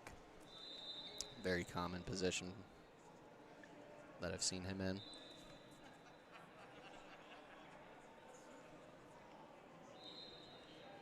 I believe one of the matches that I called at the commissions, I think he scored a couple takedowns off that left-handed high crotch. There's a great shot.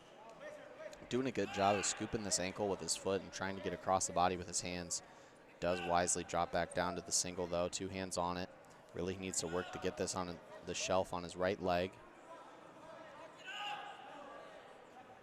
He's got plenty of time here. He needs to make sure that he's not going to run out of real estate. Tried to limp arm out. Good job by Case Bell. He's going to slip that to an Oklahoma position. Not sure what they'll call this. Potentially dangerous.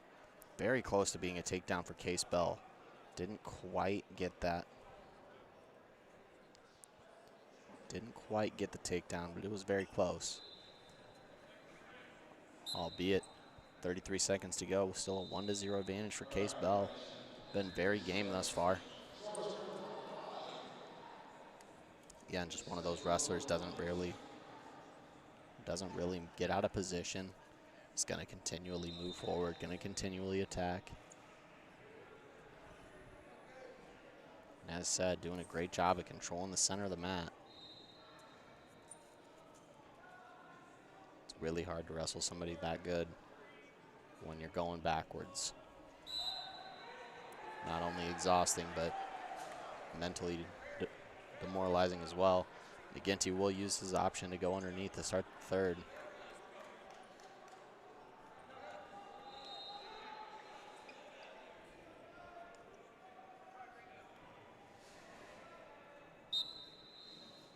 Bell gonna work that spiral ride to start. Good job by McGinty coming right up to his feet. And that'll be a 1-point escape for McGinty, so this match will be settled on the feet if it's settled in the next period or overtime. Right side underhook there from Bell. Drives McGinty out of bounds. McGinty will pick up the warning. Did not fight in bounds sufficiently to the officials' liking.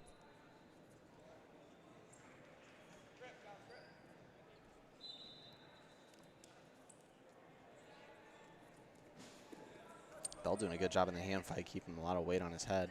Good re-attack there from Bell. Just barely missed that elbow deep. Go behind. Good inside ankle pick. Doesn't quite get all the way through it. Re-attack from McGinty, not quite gonna get a lock on the leg. Good action between these two late in this match. And that will get called a stalemate. We'll move back to the middle mat. Minute 7 seconds left in the third period.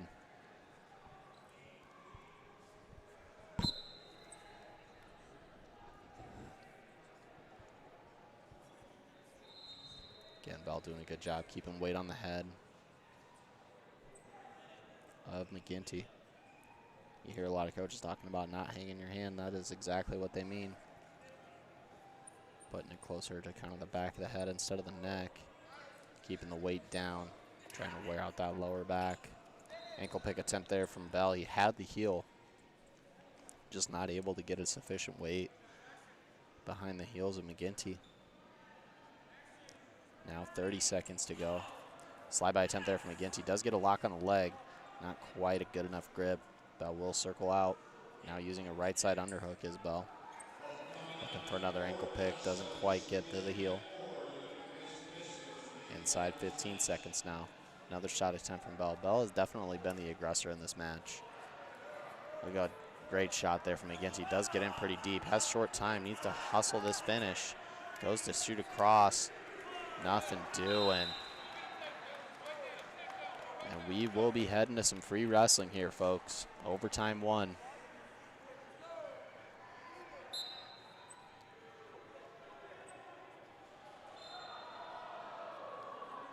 Key to overtime is just taking the smartest risk. Not going to be able to stall your way out of overtime by any means, but making sure that the risks you take are calculated.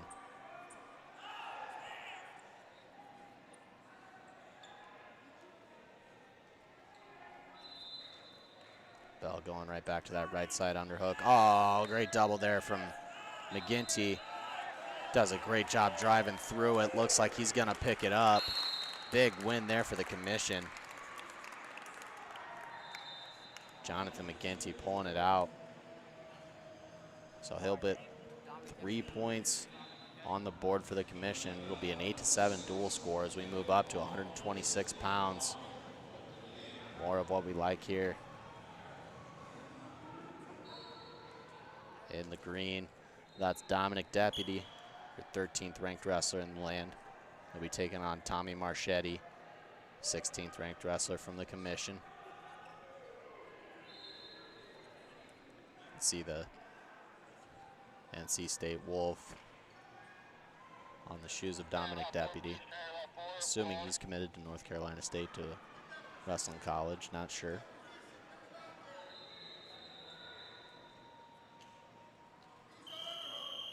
Ref will stop him there. We'll go back to the middle of the mat. Oh, club inside knee pull there.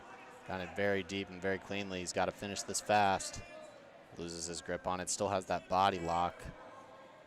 Marchetti trying to go inside trip here. I think somebody's going to be going to their back. Just a matter of who at this point. Marchetti going to try to throw him through, but can't quite get him over. That'll be 5-point swing there for Dominic Deputy. The takedown in the near fall. Now he'll get to work in the top position of the matches that I've seen him wrestle. Definitely a proficient top wrestler, his Dominic Deputy.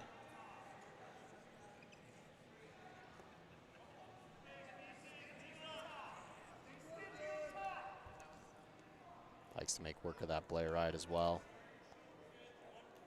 And he's gonna get one swipe, no more. Again, running back to that Blair ride. So painful on shoulder of the bottom man. Very effective though.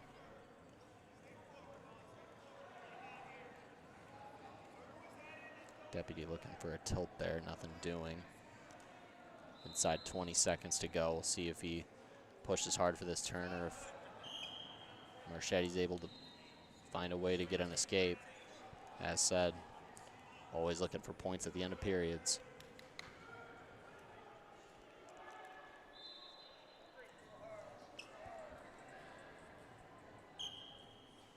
Inside chop there from Dominic Deputy. Trying to get as much weight on the hands. Tommy Marchetti late in the match as he can.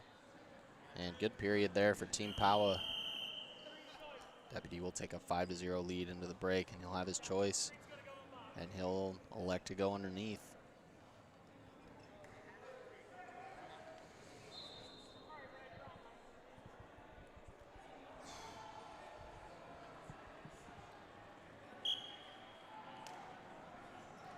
Marchetti working that claw ride early. Good Granby over the top from Deputy. He's going to pick up the 2-point reversal, and he's going to get to work from the top position.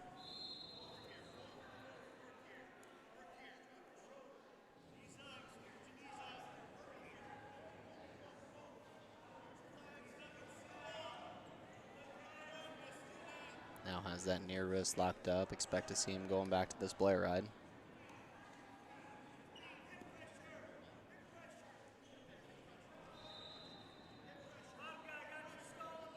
And Marchetti's going to pick up his first warning.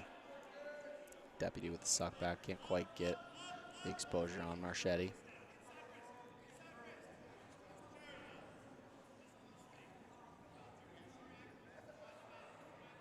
Once again, finds his wrist control. Now is matched out to the side for that Blair ride. Try and run that over the top. Can't quite get the leverage he needs. Really has to focus on getting that elbow up in his hip socket.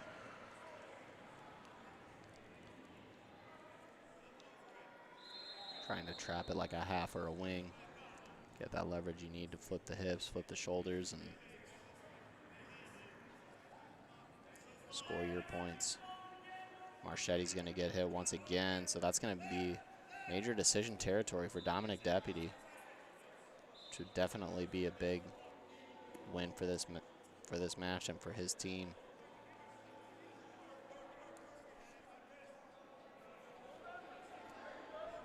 Deputy again continuing to ride with so much pressure. We approach 17 seconds to go here in the second. Deputy doing an awesome job on top. Really continuing to stay busy, able to draw a couple stall calls against Dominic Deputy, or against Tommy Marchetti, excuse me. Marchetti will have his choice. He'll take it upstairs. We'll start this third period on our feet.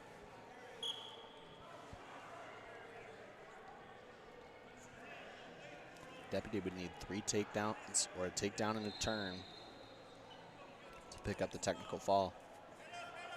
Deputy with the snap, looking to go behind, nothing doing.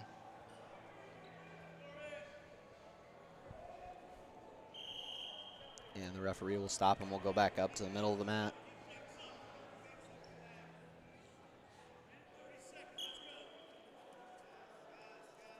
Deputy with an outside shot, nothing doing. Reattacks, runs through it.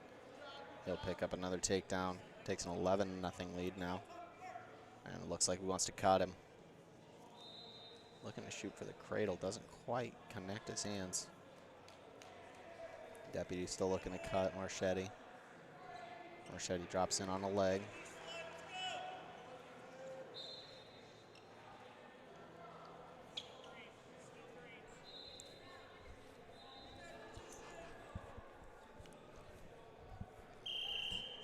And the referee will stop him. We'll go back up. Center of the circle, minute 1 second to go. Deputy's gonna elect to go with the optional start. Be willing to bet he does something similar to last time. He does. He's gonna let him go. 11-1 your score now.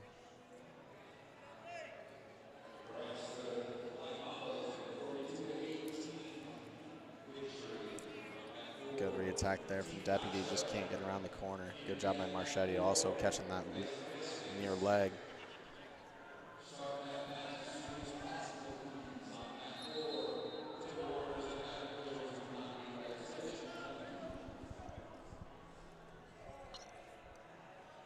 Deputy continuing to try to work around here. Now looking cradle. Has a pretty good lock on it. Has to understand where he's at in space right now. He is trying to pull him in. Any near fall at all would do it. Just doesn't keep his feet quite in bounds. Tries to commit to it.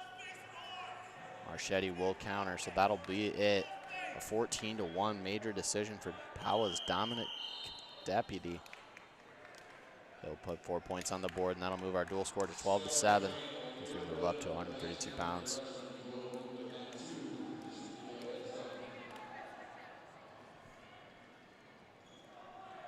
And again, another great matchup. We'll have a top 10 matchup for this one. We'll have 9th ranked Dale Corbin representing the commission. He'll be taking on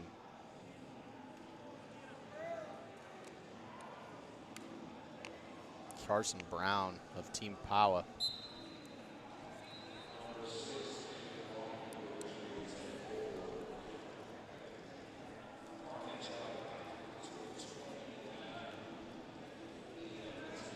Shuck attempt there from Brown, not able to secure that Oklahoma lock.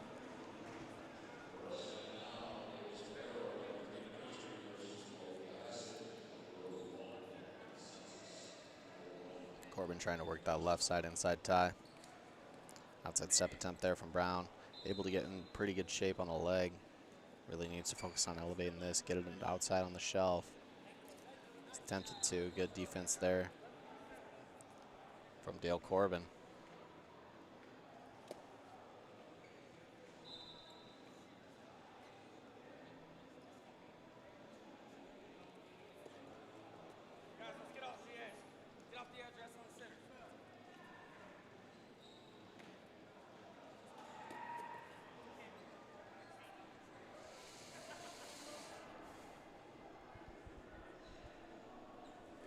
Good outside step there from Carson Brown. Has a lock on the legs, needs to continue to build his position. Good job of getting that knee close to his chest. Has his hand above the knee, great job. And great fundamentals there from Carson Brown. Looking to secure this takedown, stingy defense there from Dale Corbin.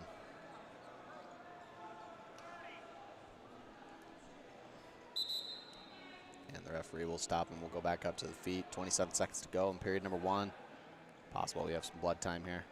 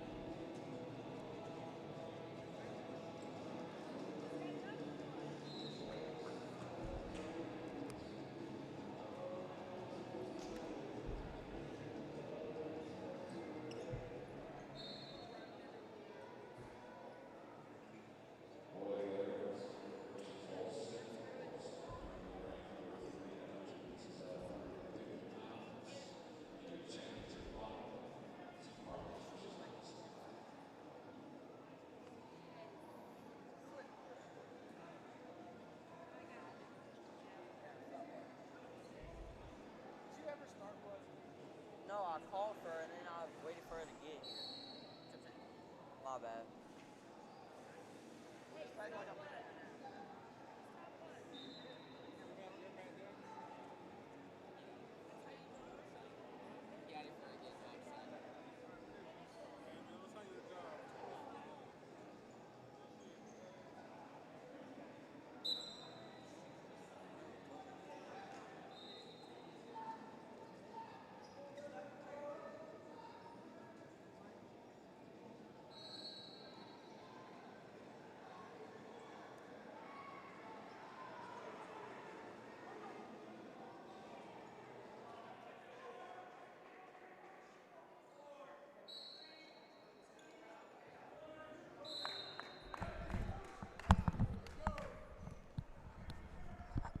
That will do it. Scoreless first period.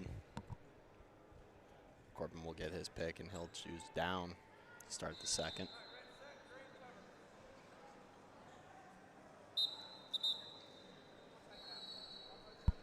And referee says that one's on me.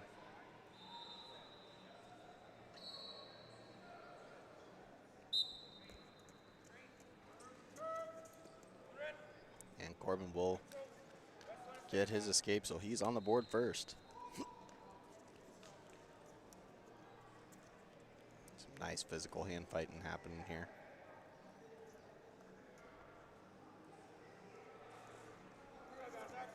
Duck under attempt there from Brown to no avail. Brown definitely been the aggressor thus far.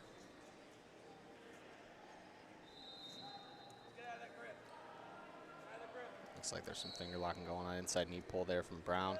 Great shot. Has to continue to advance this position. Looking for a kick trip there. Nothing doing. Has a cradle locked up briefly. Now has a cow catcher. He's got it pretty deep.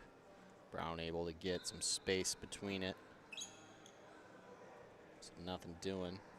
Again, Brown definitely generating the offense in this one. Been the aggressor thus far. Just from my experience, that guy usually ends up doing all right in matches.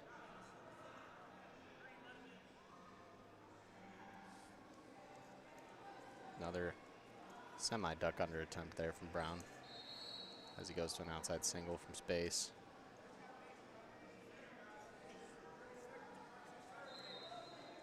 Another duck under attempt from Brown. Ends up catching that far side sweep. He's gonna try to work through the middle on this one. Ends up putting Corbin in a bad spot there. Corbin doing a good job on defense.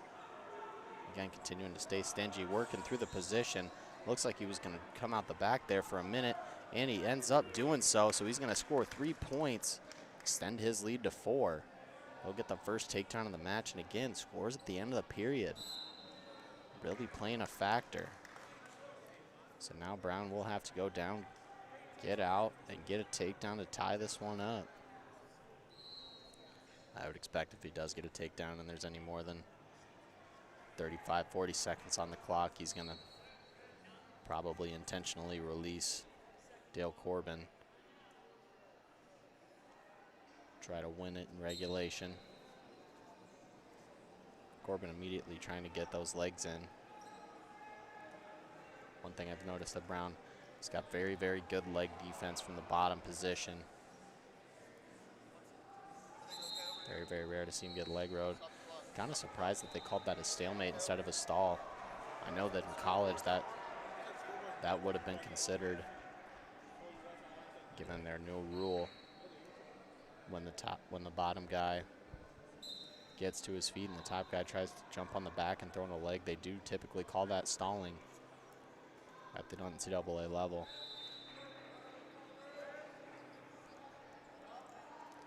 I do like the return that Corbin was attempting there. That will be called an illegal move.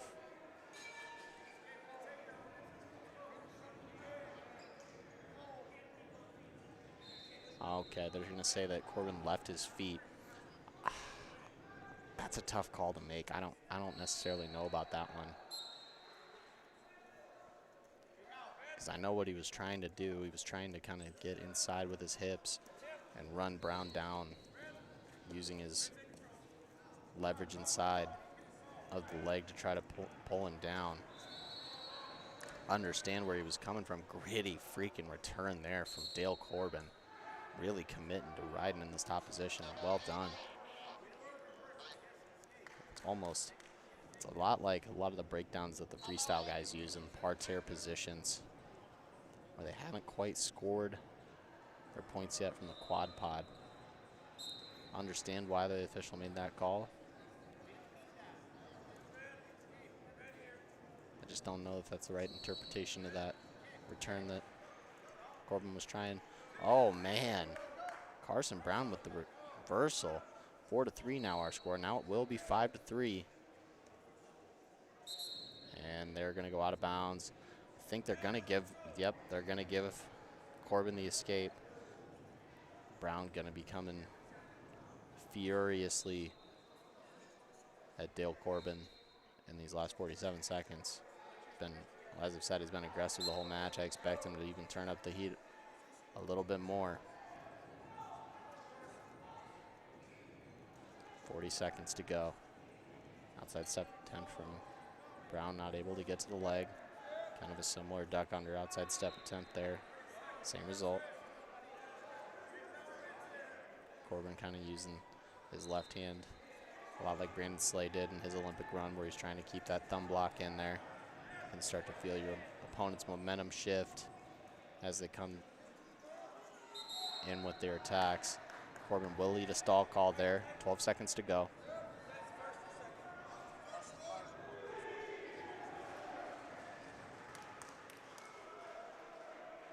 As stated, first stall call there for Dale Corbin. Brown trying to get kind of a rolling start. Gonna be looking for something he can finish fast here in these last 7 seconds. Corbin will get another stall call there. 5-4 the score, but that will do it. Brown will just run out of time. And that will do it. Dale Corbin holds on. He'll win the 5-4 decision for the commission. And this dual score will be 12-10 now as we move on up. 138 pounds. In the green for Team Powa, that's Blake Boyer. He will be taking on Gino Shanina for the commission, currently ranked 20th in the country.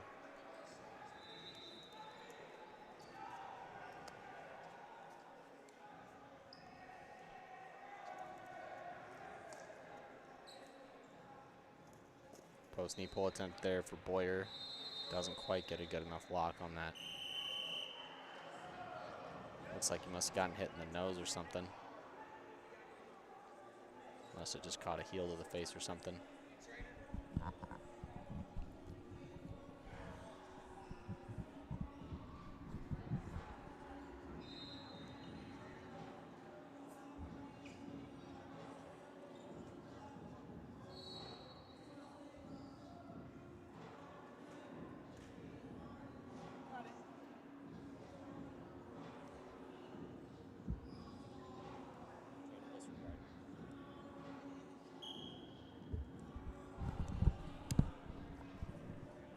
And as expected, he will resume. Must have just caught a heel to the face on something.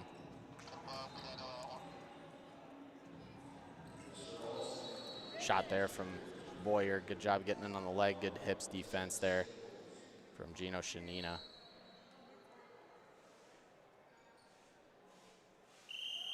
And we will start it again in the center.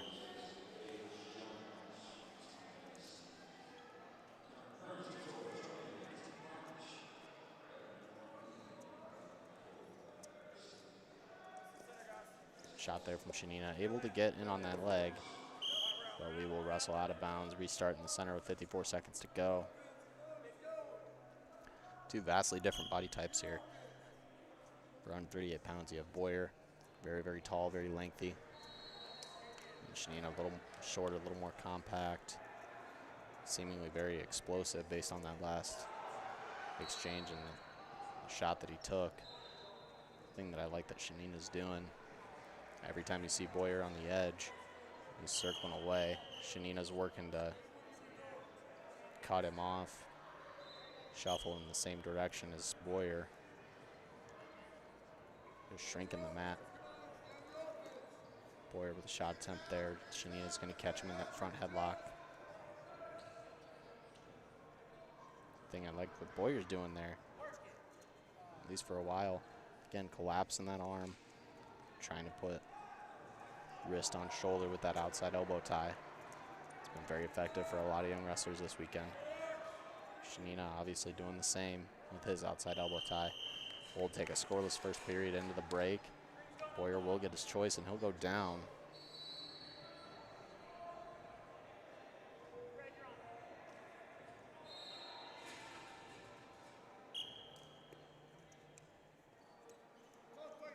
And Shanina will kick Boyer loose, so that'll make it a 1-0 lead for Boyer. As I say that, Shanina with an awesome straight-on single, turns it on the outside. Gonna finish it like a low sweep. Thing I don't love though for Shanina, his hand is under the knee of Boyer. It's gonna allow a lot of wrestlers to use that shin whizzer a lot more effectively. You can turn into your opponent, put a lot more pressure on that shoulder. Well done by Boyer. Drawing the stalemate. Approaching 90 seconds left in the period. Shot by Boyer. got a good grip on that outside. Turned it into a double leg. Now has a good lock on it. Shanina trying to turn it into kind of a single leg of his own. Needs to start sitting out here. Boyer doing a great job of keeping his hips to the mat, staying on top. He's got to hook that top foot like you're seeing him attempt to. Shanina's kind of keeping that foot up, trying to block it out. And good on Shanina. He'll draw the stalemate. But we'll restart in the middle. 1:11 to go in this second period.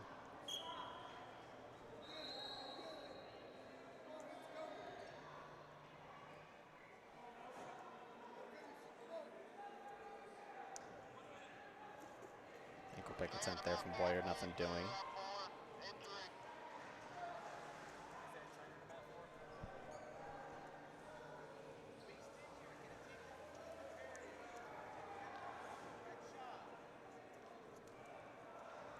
Shanina now looking to draw double unders. Good fireman's attempt there from Boyer. Would like to see him turn that more into a high cross. Shanina's already kind of rounding the corner. He's got to get both knees on the mat.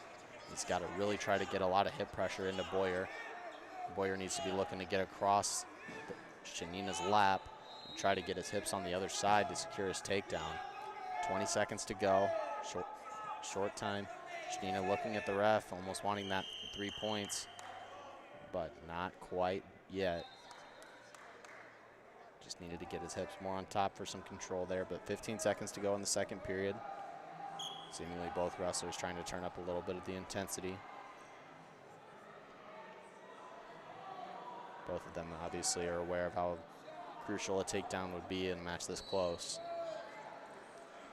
And that will end the period. Shanino now has his choice. He wants to go neutral. Actually, don't mind that call at all. You know you need a takedown to win the match anyway. Might as well not waste time. Boyer also very good in the top position. Duck under attempt there from Shanina. Nothing doing. Oh, catches a cow catcher on the edge of the mat. Wow. Keeps that foot in. Well done by Gino Shanina. And looks like the commission coaching staff gonna want to ask about some back points, which would obviously be massive right now.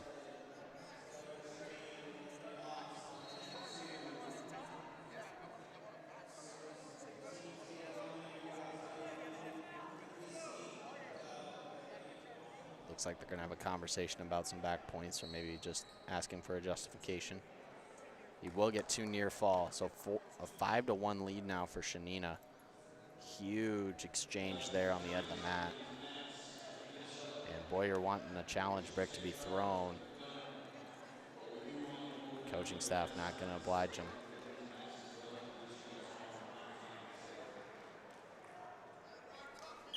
So Boyer really needing to get after it in these last 90 seconds. He's gonna have to find hand control, get up to his feet. Escape and a takedown would tie this match, assuming that Boyer could ride that out.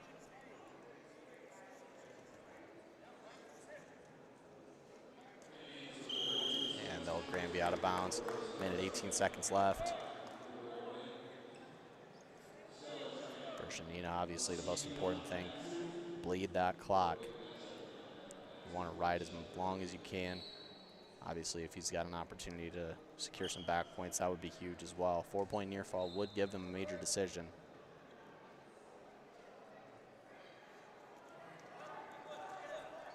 Attacking that cross wrist as Boyer stands up. Boyer going back down to the mat, trying to find a hand.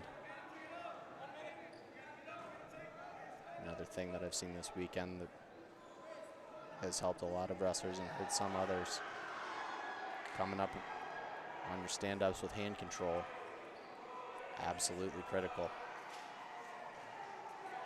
Seen a lot of wrestlers that are very confident on the top position and wrestle very well from there. Have to find a hand. Even if you're not able to get your escape point, it at least vastly increases the likelihood of getting your opponent called for stalling. Very hard to make a concerned effort to get a mat return with one hand. Shanino will pick up a caution there, his first.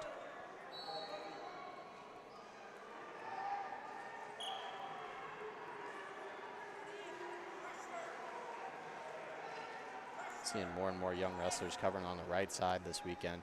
I think I've seen mostly that. Exactly. Understandable why a lot of right-handed and right leg lead wrestlers would cover on the right side. But just under 10 seconds to go. Looks like that'll do it. Gino Shanina picking up a big-time victory for the commission. He's going to jump. That's going to jump them into the lead, 13-12. Shanina showing Boyer some mutual respect at the end there. You always love to see that. But that'll move us up to 138 pounds. Excuse me, 144 pounds. Gonna have Ryan DeGeorge for the commission in the red, taking on Rocco Cassiope in the green. Rocco, younger brother of Hawkeye standout heavyweight Tony Cassiope. Multiple-time All-American for the Hawkeyes.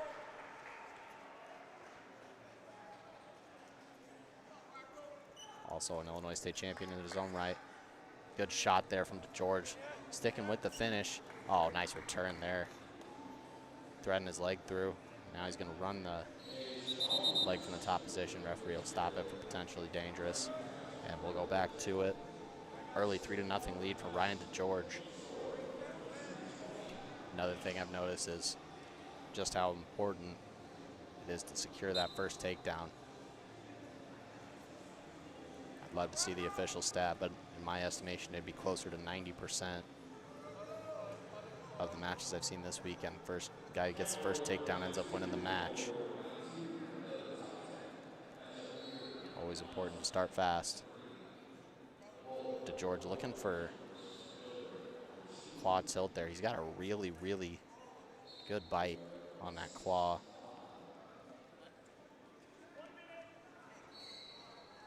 Now working more of a cross-body leg. Trying to hop over. He's been very effective with this turn this weekend. This puts a lot of pressure on the hips and lower back of the bottom wrestler.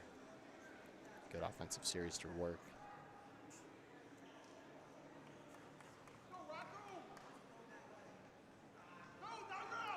Approaching 30 seconds left in this match, or in this period. Jeez, it's been a long day. Rocco doing a good job of getting up to his feet. He's got some good hand control. Looks like he will get that 1-point escape. 20 seconds to go now. Good job by Cassiope getting that escape at the end of the period. See if either wrestler tries to push for a takedown in these last 10 seconds or so.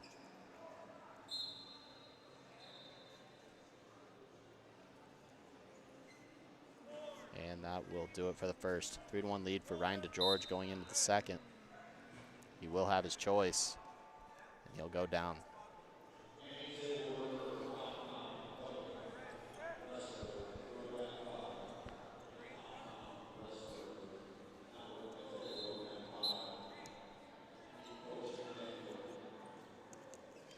And good exchange there. And Ryan DeGeorge will get his 1-point escape. Oh, nice drag. Just a beautiful drag on that. Catching the back leg. Oh, there looks like there should be swipes there to me. I'm not as close as the official is to seeing that. Oh, there it is. So he'll get 3 points on the near fall. No swipes on the last exchange, but he'll take 3 points on the near fall, take a 10-1 advantage. Ryan DeGeorge wrestling very well right now. Back to that drag. Of course, the brothers making that famous, the Schultz brothers, Dave and Mark.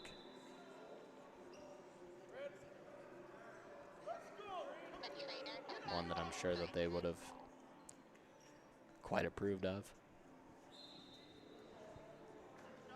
At any rate, 70 seconds left in this second period, 10-2 advantage for Ryan DeGeorge. I think the right strategy for wrestler for the commission, is really depressed to find a takedown in this last minute. If he can ride it out, great. If not, you're still in striking distance of a technical fall with one more takedown. Good low single there from Cassiope.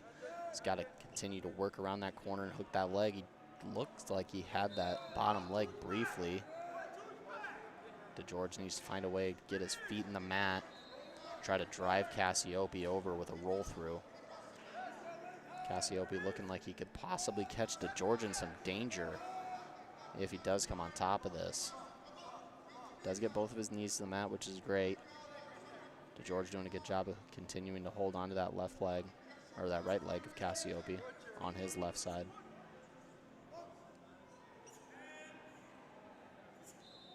Cassiope obviously straining to get his leg away, but to no avail. We'll have 7 seconds left in this second period.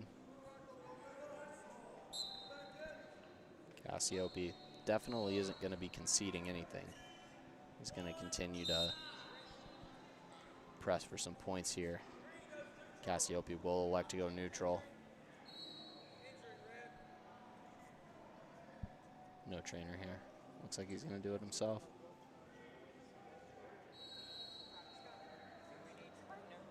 No. He's just taping up his hand.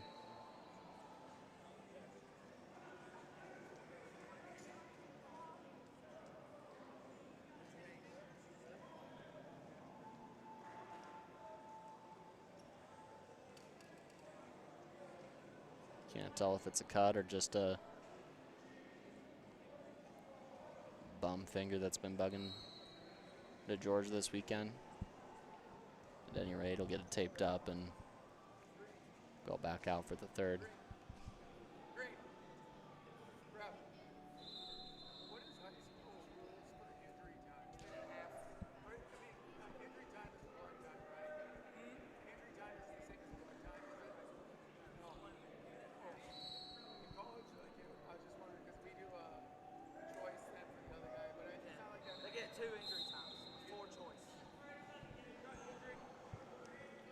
And as expected, just taping that couple of fingers up and right back after it. As I was saying before, Cassiope looking as though he's not going to go away. He's going to continue to press forward. Still not out of this match by any means. Digging that right side underhook, doing a good job of getting his elbow high and pressure into him, working for a double under. DeGeorge circling away, doing a good job of limp arming out.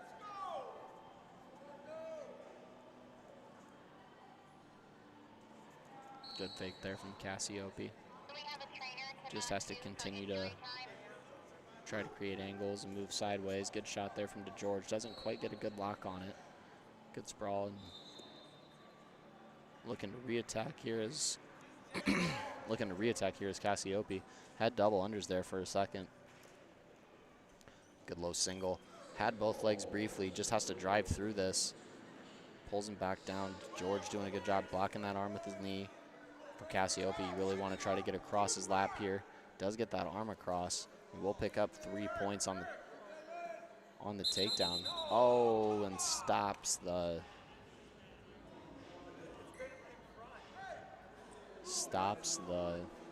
possible turn there for Rocco Cassiope. And Cassiope wanting to go right back up to the feet. Don't disagree with that at all. His takedown brings it. Takedown will bring him 8. You will need 2 more, or a takedown and a turn, or looking like a stall call possibility. Cassiope trying to whip DeGeorge over. Switches up to the lock on top of the shoulder. Definitely the right call there for Cassiope. He's continuing to attack, which you'd love to see. Trying to create some room on the edge. DeGeorge not biting on it. Pushes DeGeorge out, and he'll pick up a stall point. So now he will need 2 takedowns still, or a takedown with some near fall attached to it. Good shot there by DeGeorge. Great tactical decision as well. Hard to get called for stalling when you're shooting. Hard for your opponent to score when you're in on his leg. Just under 10 seconds to go. Looks like that will do it. Referee will put him back up on their feet. Shaping up as though it'll be an 11-6 victory for Ryan DeGeorge. Cassiope will pick up his first caution.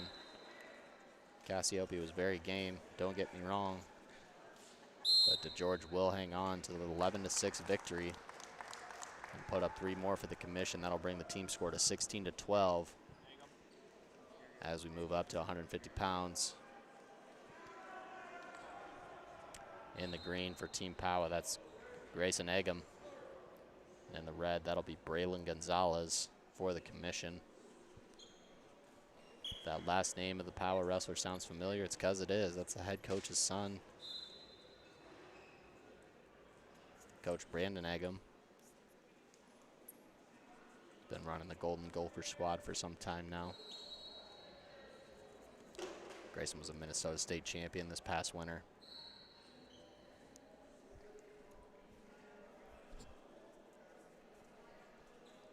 Eggum working on that left side underhook. Just needs to keep getting that elbow high, looking for head position. Whips him over, kind of a little, not necessarily lateral job, a lat whip, so to speak. More so a whip over. But it'll score him 3 points. Braylon Gonzalez in on a great shot there, in super deep. Good defense there from Grayson Eggum. Eggum picked up a couple big ranked victories this weekend.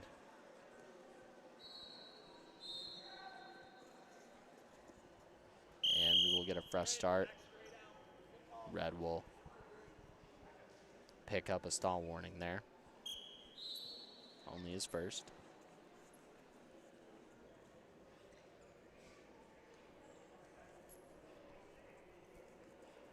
Eggum obviously from the state of Minnesota as well, known for a lot of their Greco wrestlers as well.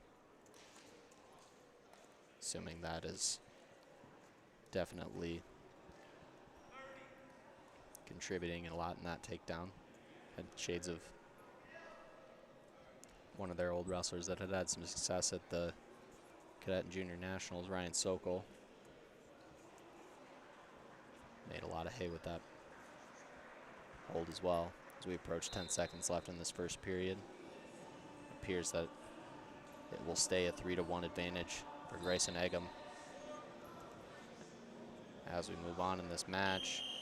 And he will have his choice, and he'll send it over to Gonzalez, who will want to go back up on the feet. Understand it, don't necessarily agree with it.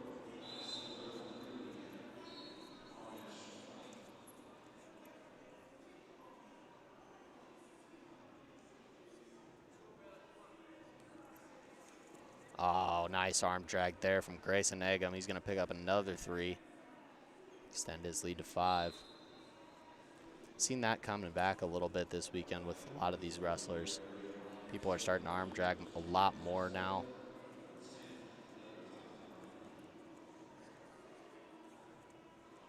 Interesting to see. Didn't see it a whole heck of a lot since all about that Schultz era in the 80s.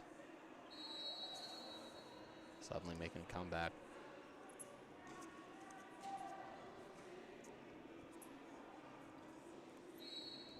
Another thing I like about Eggum's style is he always keeps his hands at home when he's in space. I'm about to enter into the hand fight as he's circling in here. They'll go back in and start again. But as you watch, keeps his hands very much at home, never extending himself overtly. Good way to measure it. Oh, nice knee tap too. Had some explosive offense in this match too. Looked very impressive this weekend, and he's not disappointing in this one either. And he'll pick up a warning for taking Gonzalez out of bounds. Extended his lead to 7 points, 30 seconds to go. For sure looking to ride this period out. Don't want to give your opponent any hope, but he will release Gonzalez there, so it'll be a 9-3 lead. As I was saying before, the takedown. Great coaching point I received a couple times in my career is you never want to touch somebody with a straight arm. Rich sweep single there from Gonzalez. Short time to finish it. And it will stay a 9-3 match. But great piece of advice to pass on as well. And Egan will also choose neutral. Never touch somebody with a bent arm. Or a straight arm, rather.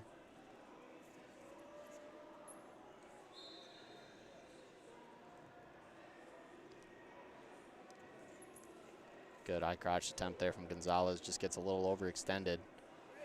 Egan switching down to that left ankle. He's got to start circling. Like to see him get more weight towards the head, but he will pick up his 3-point takedown. It's extending the lead to 9 now. He's in bonus point territory.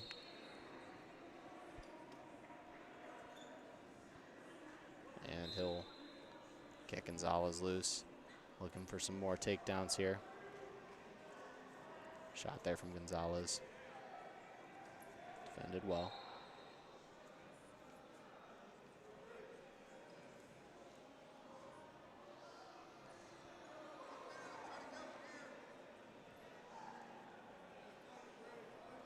Another thing to compliment about both guys, managing their stances well in the hand fight. Neither one of them really bobbing up and down in the hand fight. You can see kind of, if you draw a line of where they are in their stance and coming into contact with one another, really their heads aren't going much, if any, above that line.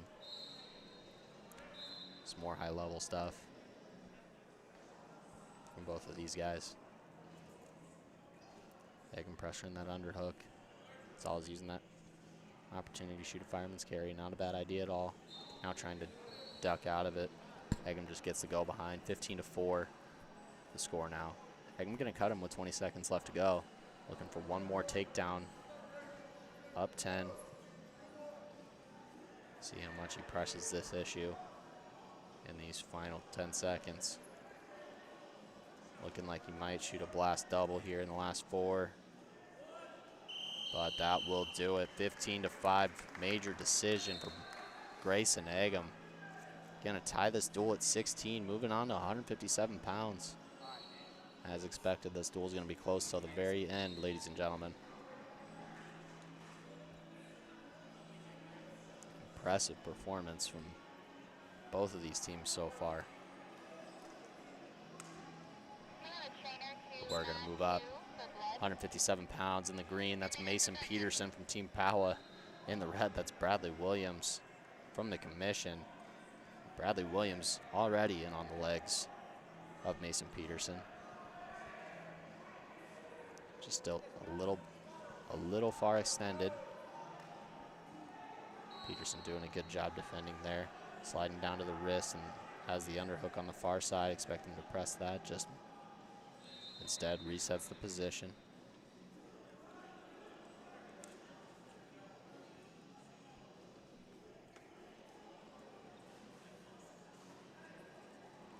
Oh, good shot there from Bradley Williams. Has both hands around the lower half of Mason Peterson. Has to get one hand above on the waist. Unfortunately, just does not do so. Peterson now securing that wing. Flattens him out. Oh, he's got a pretty good half on that backside too. He's got that wing tight. This is big trouble for Bradley Williams. He's got this locked up tight. Keeps his legs free. Oh, good job by Bradley Williams slipping that far arm out. Will give up some back points, but hell of a fight. And will pick up the reversal as well.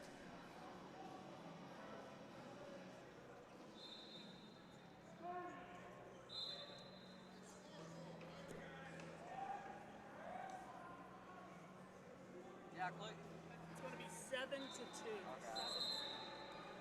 And potentially dangerous called there. 7-2 advantage for Mason Peterson. Great fight from Bradley Williams to get out of that pinning combo. Not an easy task.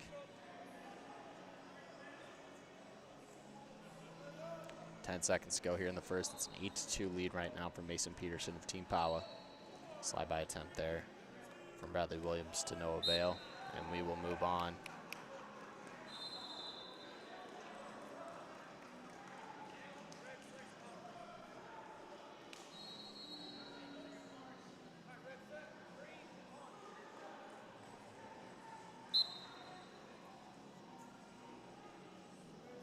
Peterson working on that head lever out the gate, switches it to a wing. Has that half again on the backside. This is tight again. He's running that combo so well this match. He's got that half deep. He's got a lot of good leverage on it. This is big trouble for the commission. Still has it secured on the backside. Wow, still great fight from Bradley Williams, just refusing to be pinned. 12-2 advantage now for Mason Peterson. Going to a power half now. Just a little bit high. Doesn't have the leverage that he had on the last one. He's going to bail out and try to get to his belly. He will give up a 2-point reversal for his troubles. But now in major decision territory is Mason Peterson.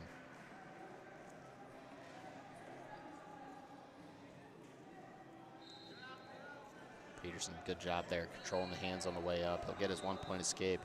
It'll be a 13-4 lead, 57 seconds left to go in the second period. Once again, you'd really like to see both guys start to press the issue. Currently not the outcome that either team would want right now. If you're Team Poway, you want your guy to continue. Oh, lat whip there. Bradley Williams has Mason Peterson in some trouble. He got him across the hip. Just got to get his hips to the mat. Doesn't quite get it in time, though. Good job from Mason Peterson continuing to wrestle through that position. He'll pick up the 3-point takedown. He's got a pretty deep half Nelson right there. He's got Bradley Williams in trouble again. And this match is over. It will be a technical fall or a fall. And it will be a fall. Great job by Mason Peterson continuing to wrestle through the positions. Had some deep halves, deep wings. Looking for the fall the whole match. Finally gets it. Wonderful, wonderful job there. And a huge pin for Team Poway. That'll bring our score to 22-16 in favor of Poway.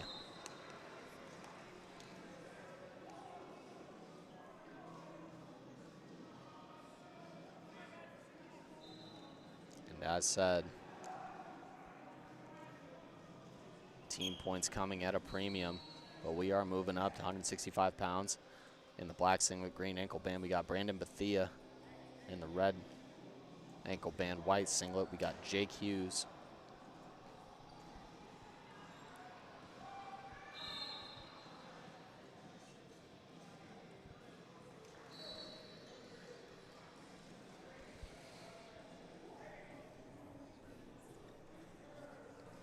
Hughes working that right side underhook, has the wrist, tries to limp arm out.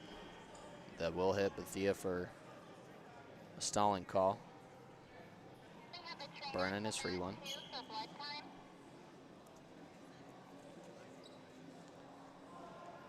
Hughes really starting this match off, being very active in the hand fight. Has that outside elbow tie, really needs to try to get his head out of the way and crunched up. Oh, or do that. That also works. Good fireman's carry there for 3 points.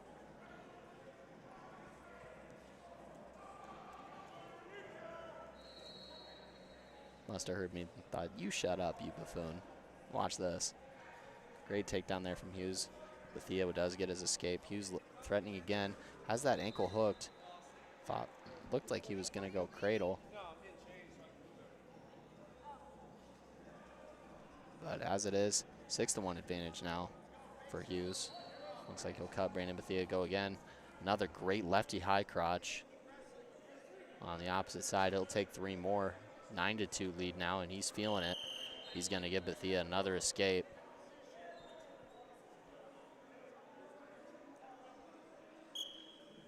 Hughes looking to light up the scoreboard in this one, put some more points on the board for the commission. One thing I will note, great outside single there for Hughes, but what I was going to say, he's had great head position so far in the hand fight. Absolutely will work to serve him well in his young career. Looking to fight out the back and pick up a takedown. doesn't quite get it in time. And you can see he wanted it, giving himself a little clap. Kind of saying, dang it. And he will start second position on bottom.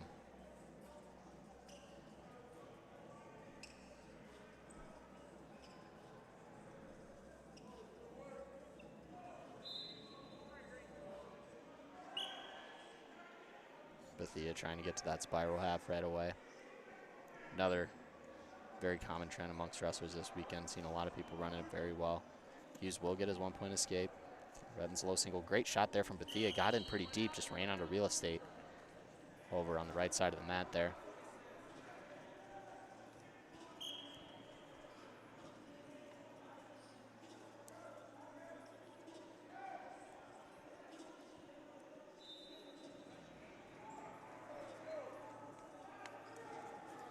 Shot attempt there from Bethia, just got a little too far extended. That'll be 3 more for Jake Hughes. He'll intentionally release Bethia. 13-4 our score. Good underhook throw by there on the other side from Hughes. Running it on the other side of all of his offense. Takes a 12-point lead, now cutting it to 11 with that escape.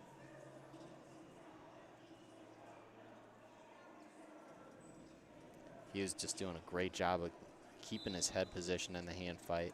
Hasn't always had the control tie that he wants, but he's continuing to just be aggressive and rip off shots, and they've been working very well. Great takedown there. Again from Hughes, looking to go bow and arrow cradle here. Not quite wanting to commit to that one. Now controlling a wrist on top. Looking to go assassin here. Kind of has a good grip on it, gonna get him over. He's got Bethia in big trouble. Has to get that lock a little closer to the chin. It's probably right in his armpit right now. Will be the end of the match either way. Will it be a fall or a technical fall? Right now he's got it, yeah, kind of down by his ribs. He's got to look to get that lock closer to Bethia's chin to secure this fall. He's got to continue to work away from his lock as well. I'm sure that's not fun for Bethia to be in either. And Bethia will fight out of it. Kudos to him, but that will be a 23-5 technical fall for Jake Hughes. Great performance. It'll be 22-21 on the team score now for Team Powa. And we will be moving on up. Fourth to last match here. In this third place bout, we'll have Josh Paparo in the red, taking on 5th ranked Jaden Williams in the green. Williams trying to start fast, taking a shot right out the gate. Good go behind there from Josh Paparo. He's gonna drop in that right leg, taking the 3-point lead. Seems like he's looking for a wrist tilt here. Love the aggressiveness from Williams out the gate. Paparo ready for that. Running around behind him. But as I said, Williams currently checking in at number 5 on the rankings. Paparo now working a half on the, left side half. Had the right side wrist already. Good return there from Paparo. And Williams is going to pick up his first warning for stalling.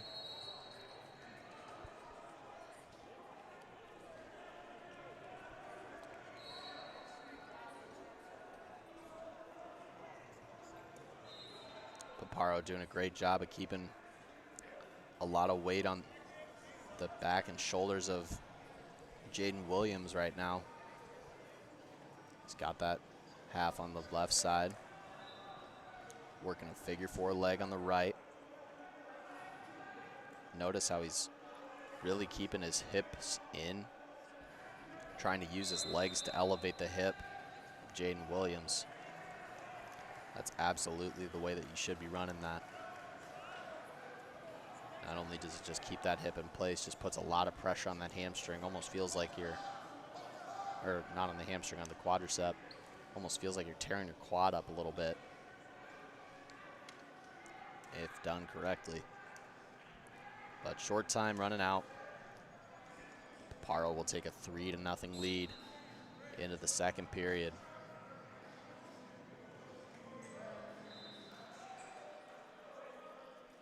Williams will get his choice here. He can't defer. Coach telling him to defer. That will not be allowed around here. But he will pick neutral. We'll start back up on our feet.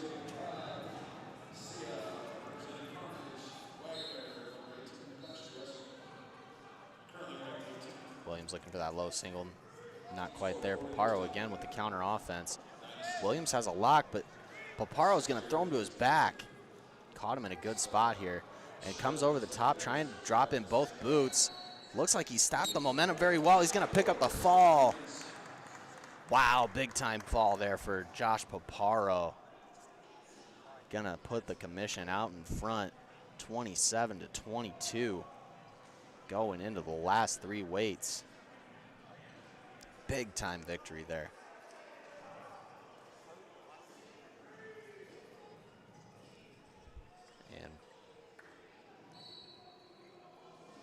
And here we go. 190 pounds.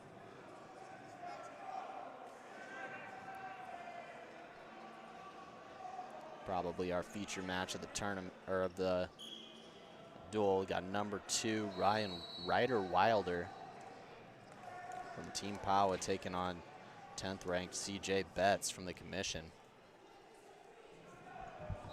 Both these guys had outstanding weekends thus far. Obviously 2 of the top 10 wrestlers in the country right now. Wilder using those underhooks to his advantage, really advancing forward. Betts making a concerned effort. I like the no stall call there from the referee. Very obvious that Betts trying to work back into the middle.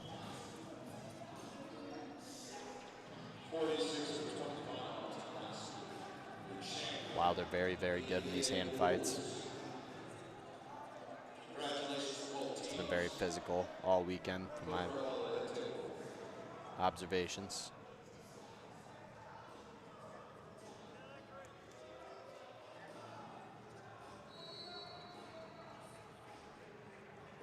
Just under a minute into this match.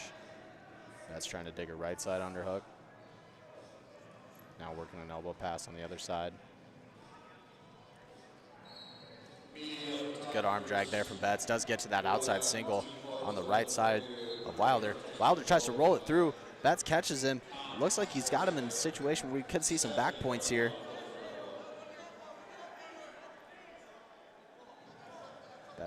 Betts trying to get that bottom leg cradle. Doesn't quite get it. We'll go out of bounds, but a quick 3-0 lead for CJ Betts.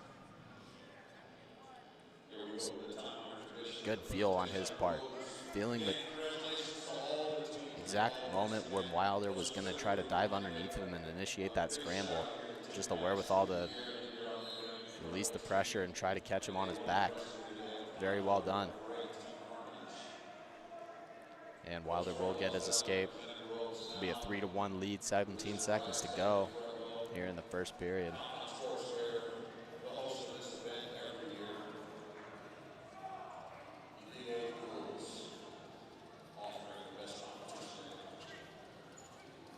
And that will do for the first period. Wilder will get his choice. He'll send it over to Betts. Betts will choose to start the second period on bottom.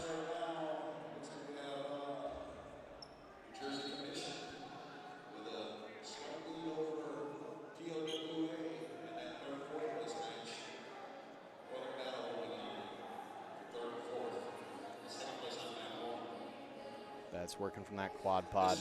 Wilder looked like he wanted to try to turn it into kind of an okie choke situation.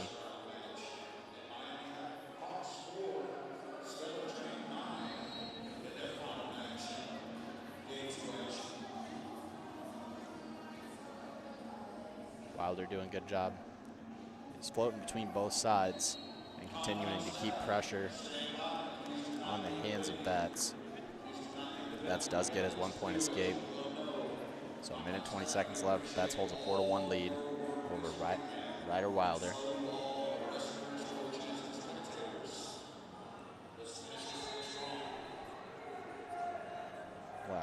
ranked matchup coming up after this. Good re-attack there from Betts, just missed it.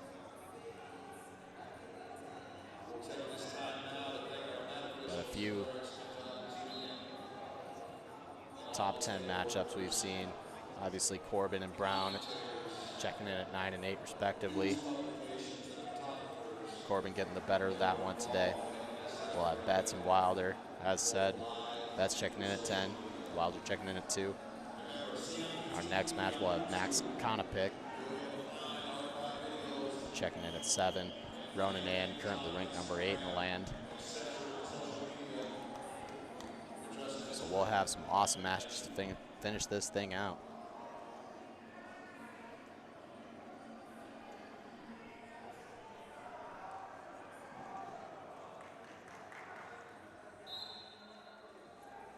Wow, they're trying to work that 2-on-1 tide, now transitions to an over-under position. Betts does have a good bite on a right side underhook, just does not have the head position right now.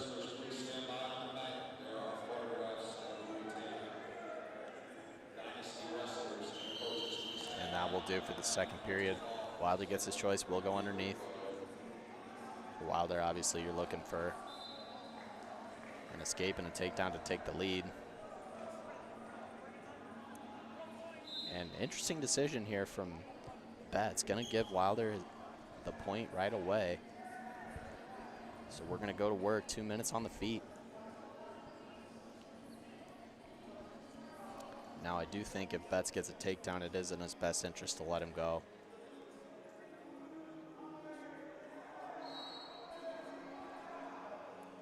Obviously, both of these guys make most of their hay on the feet.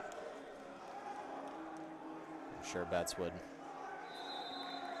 much rather try to go get 2 takedowns than a takedown in return.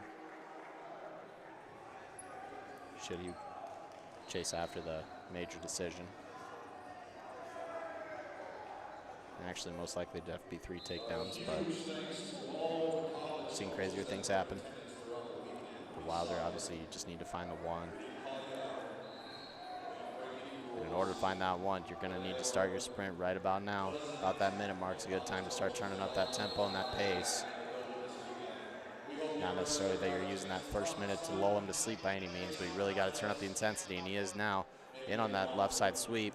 Going to transition over to a seatbelt body lock position. Going to try to step over. Not quite there. Good reaction there from Betts, hipping into him. And going to try to go behind, drag his toes. Just going to run out of real estate. We're going to restart. 38 seconds left in the third period between these two. Expect these last 38 seconds to be fun. Wilder going to need to continue to put the pace on.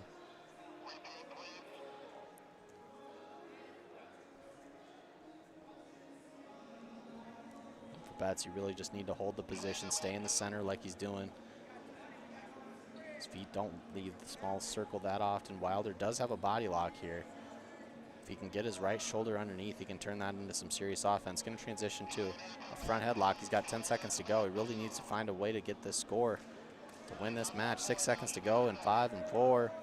Looking for an inside trip, nothing doing. CJ Betts is going to take the upset victory over Ryder Wilder. Very well done. That will put it to a 30-22 lead for the commission.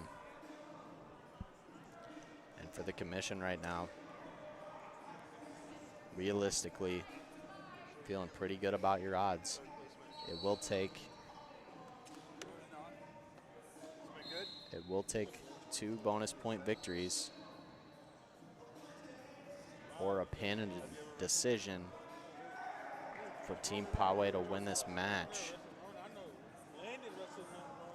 Pawe. I don't know how they pronounce it. Heard it pronounced both ways, but we are underway here at 215 pounds. As I mentioned, Max Konopick, number 7 in the country, taking on Ronan Ann, currently ranked 8th in the country. As soon as the heavyweight match is over, go to the head table, find out where we're at. We're going to start tearing down mat 3 here in a second.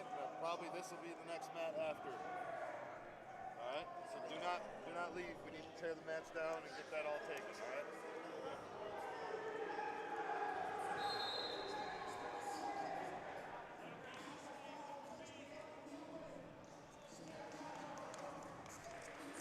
Shot attempt there from Konopic, nothing doing.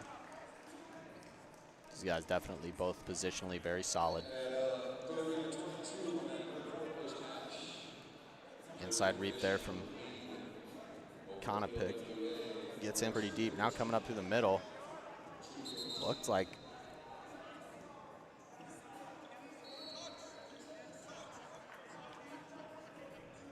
and briefly looked as though Ann might have had a scissor on the head. Referee from the opposite side saying, nope, nope, they never touched, they weren't crossed. That's why they get paid the big bucks.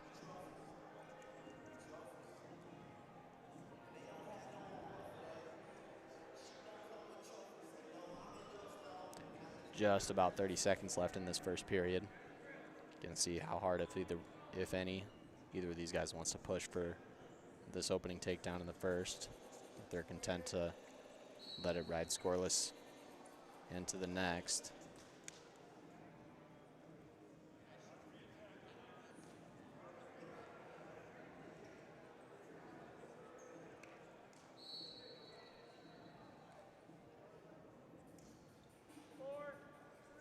And that will end up scoreless in the first. Konopic will have his pick first, and he'll go down. Trying to get on that board first.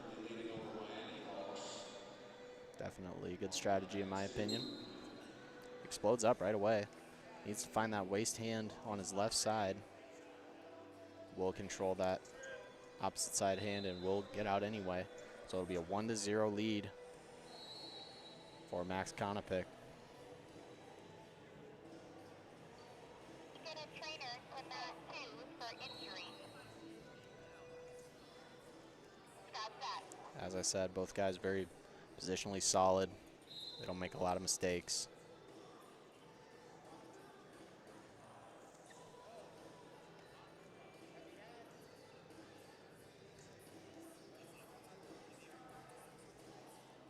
One thing that I have noticed about Ronan and this tournament, it is extremely rare that his feet leave that center circle, unless obviously going for an attack or responding to one.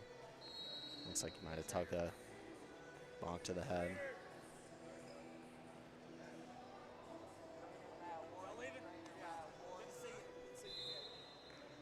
And we'll get a trainer over here to check him out, make sure he's okay.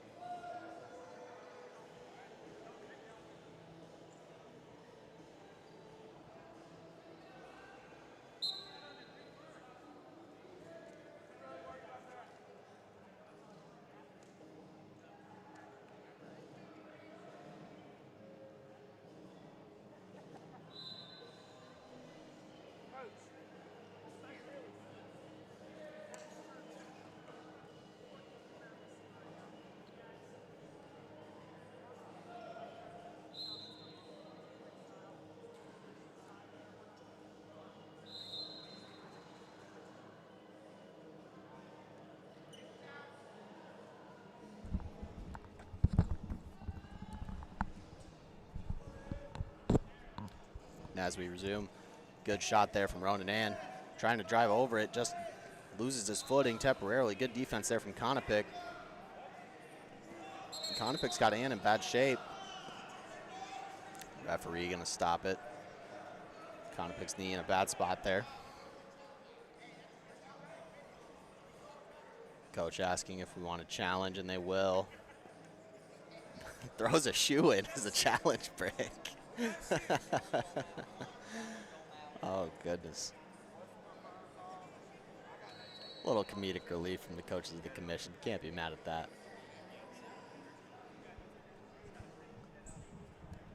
Not necessarily sure that that's a regulation brick, but it'll work.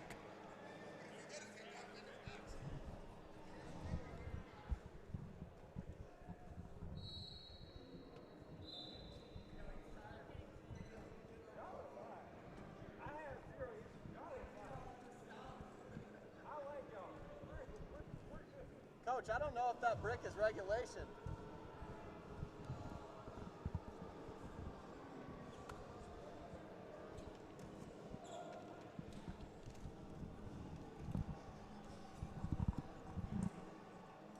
At any rate.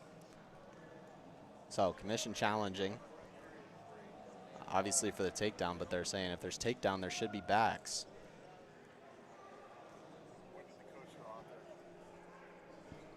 What's that? A shoe. A wrestling shoe. Looked over at his guy, was like, hey, you want a challenge? Okay. Shoe.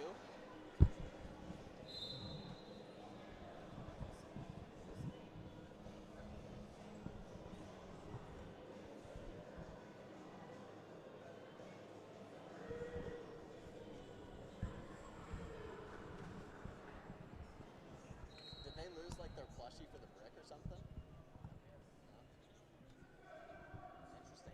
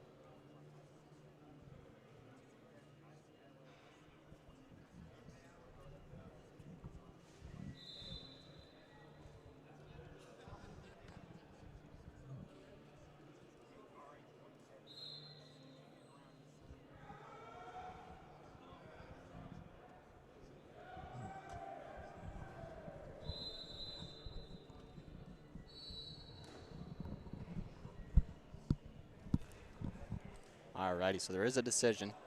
Potentially dangerous is going to hold up. They're going to say no control, constituting a takedown was had. So still 1-0 match. Got a minute left here in this second period. Or his third period, excuse me. Konopik still does hold that 1-0 lead. And definitely going to be looking to turn up the tempo right now. He's got 45 seconds left to make it happen.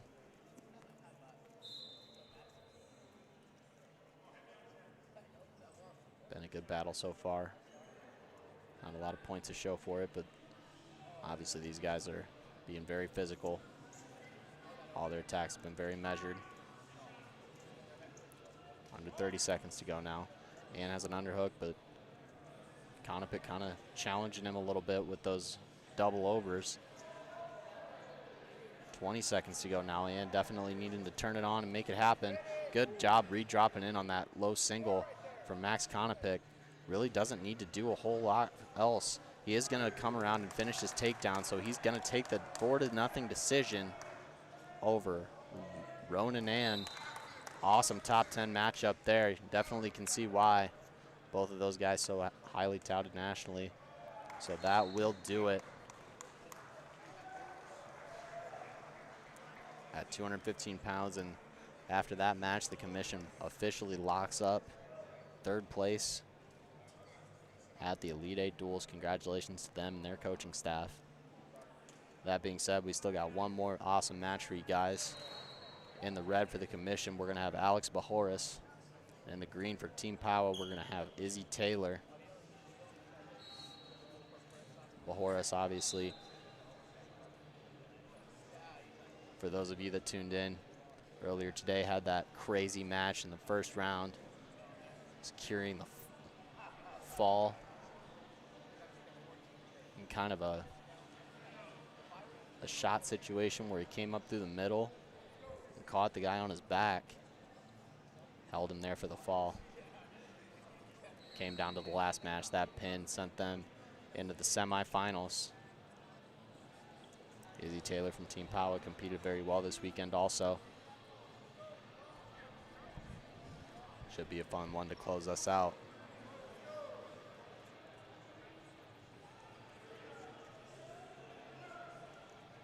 Both these guys move very well for heavyweights.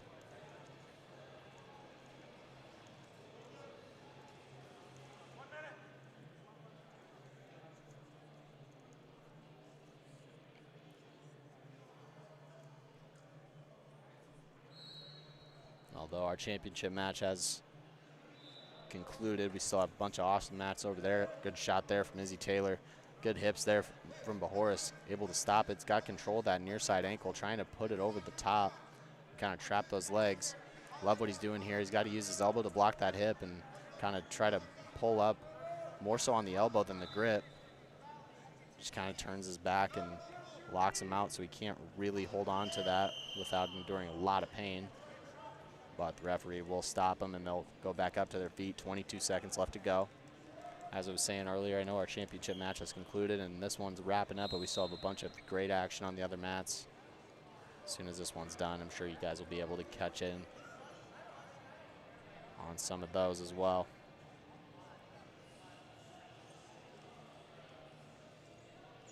And that'll wrap up the first period. We're going to go scoreless into the second. Izzy Taylor will have his choice, and he'll send it over to Bajoris. And I don't know if you guys could pick up on what Coach said. Absolutely agreed. Asked if it was his choice and said, we're going down, we want to score first. Absolutely love it.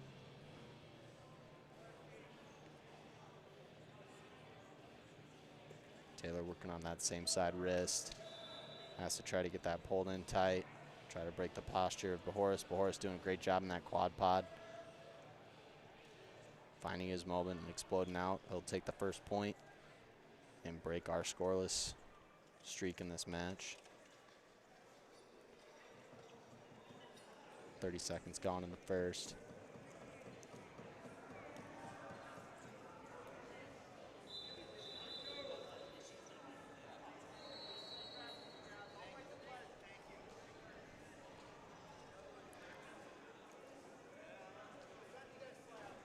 Obviously, you'd expect Izzy Taylor to go down to start the third period, although we have seen a couple times, not only in this duel, but in several,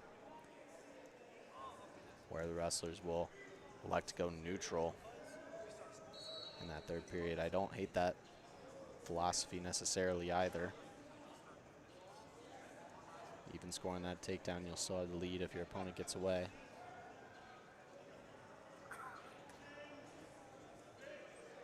Good fake there from Taylor. Got a good reaction off of it.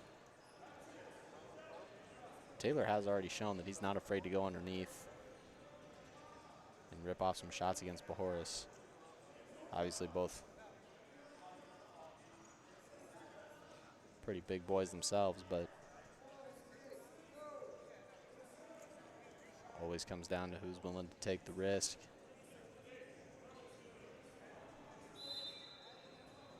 We're running out of time here in the second period. Looks like it's going to remain a 1-0 lead for Alex Bajoris of the commission.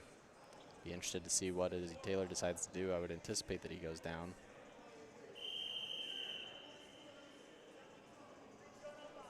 And so he will.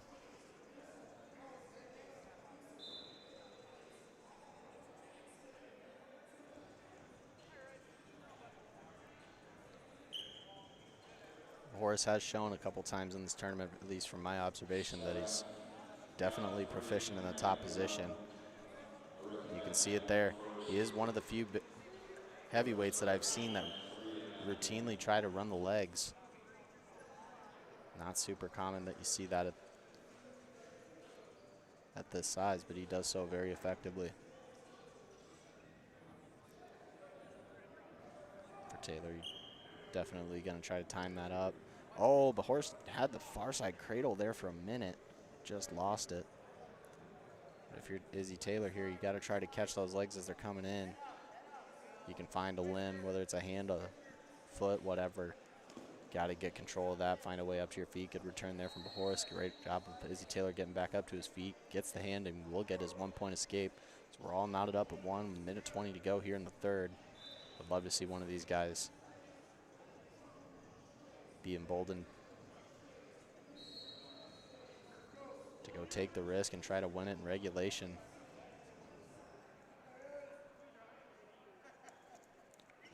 Faking out of there from Bahoris. Really almost had that snatch single. I think if he could commit to that, he might be able to get in on the legs of Taylor. Taylor now working on that right side underhook. Just needs to get his elbow up slightly more.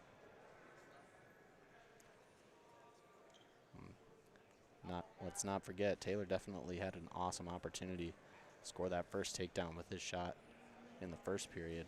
Would not be surprised at all if we see that in the closing seconds of this regulation period. As we dip under the 30-second mark here in the third. Good shot there from Taylor, gets in on that leg. Good hips there from Bahoris. He's gonna get his feet back, his hips in. Taylor desperately trying to hold on, but the grip does break. Bahoris will take the 3-point takedown. And that looks like it will ice the match. Alex Bahoris gonna put an exclamation point on this commission victory. He's gonna take the 4-1 decision over Izzy Taylor. Awesome duel from all these boys. Final team score looking like it's gonna be 36-22 in favor of the commission. They will go back with third place. Obviously, congratulations to Team Powell on an absolutely awesome tournament. Being inside the top 4 teams, especially here, nothing to sneeze at all. That will wrap up the coverage for the 3rd and 4th place match here on mat 1. The Elite 8 duels do turn into the other mats. Got some more great wrestling for you, but that'll do it, at least for now. Thank you all for tuning in, and we'll see you later on down the road.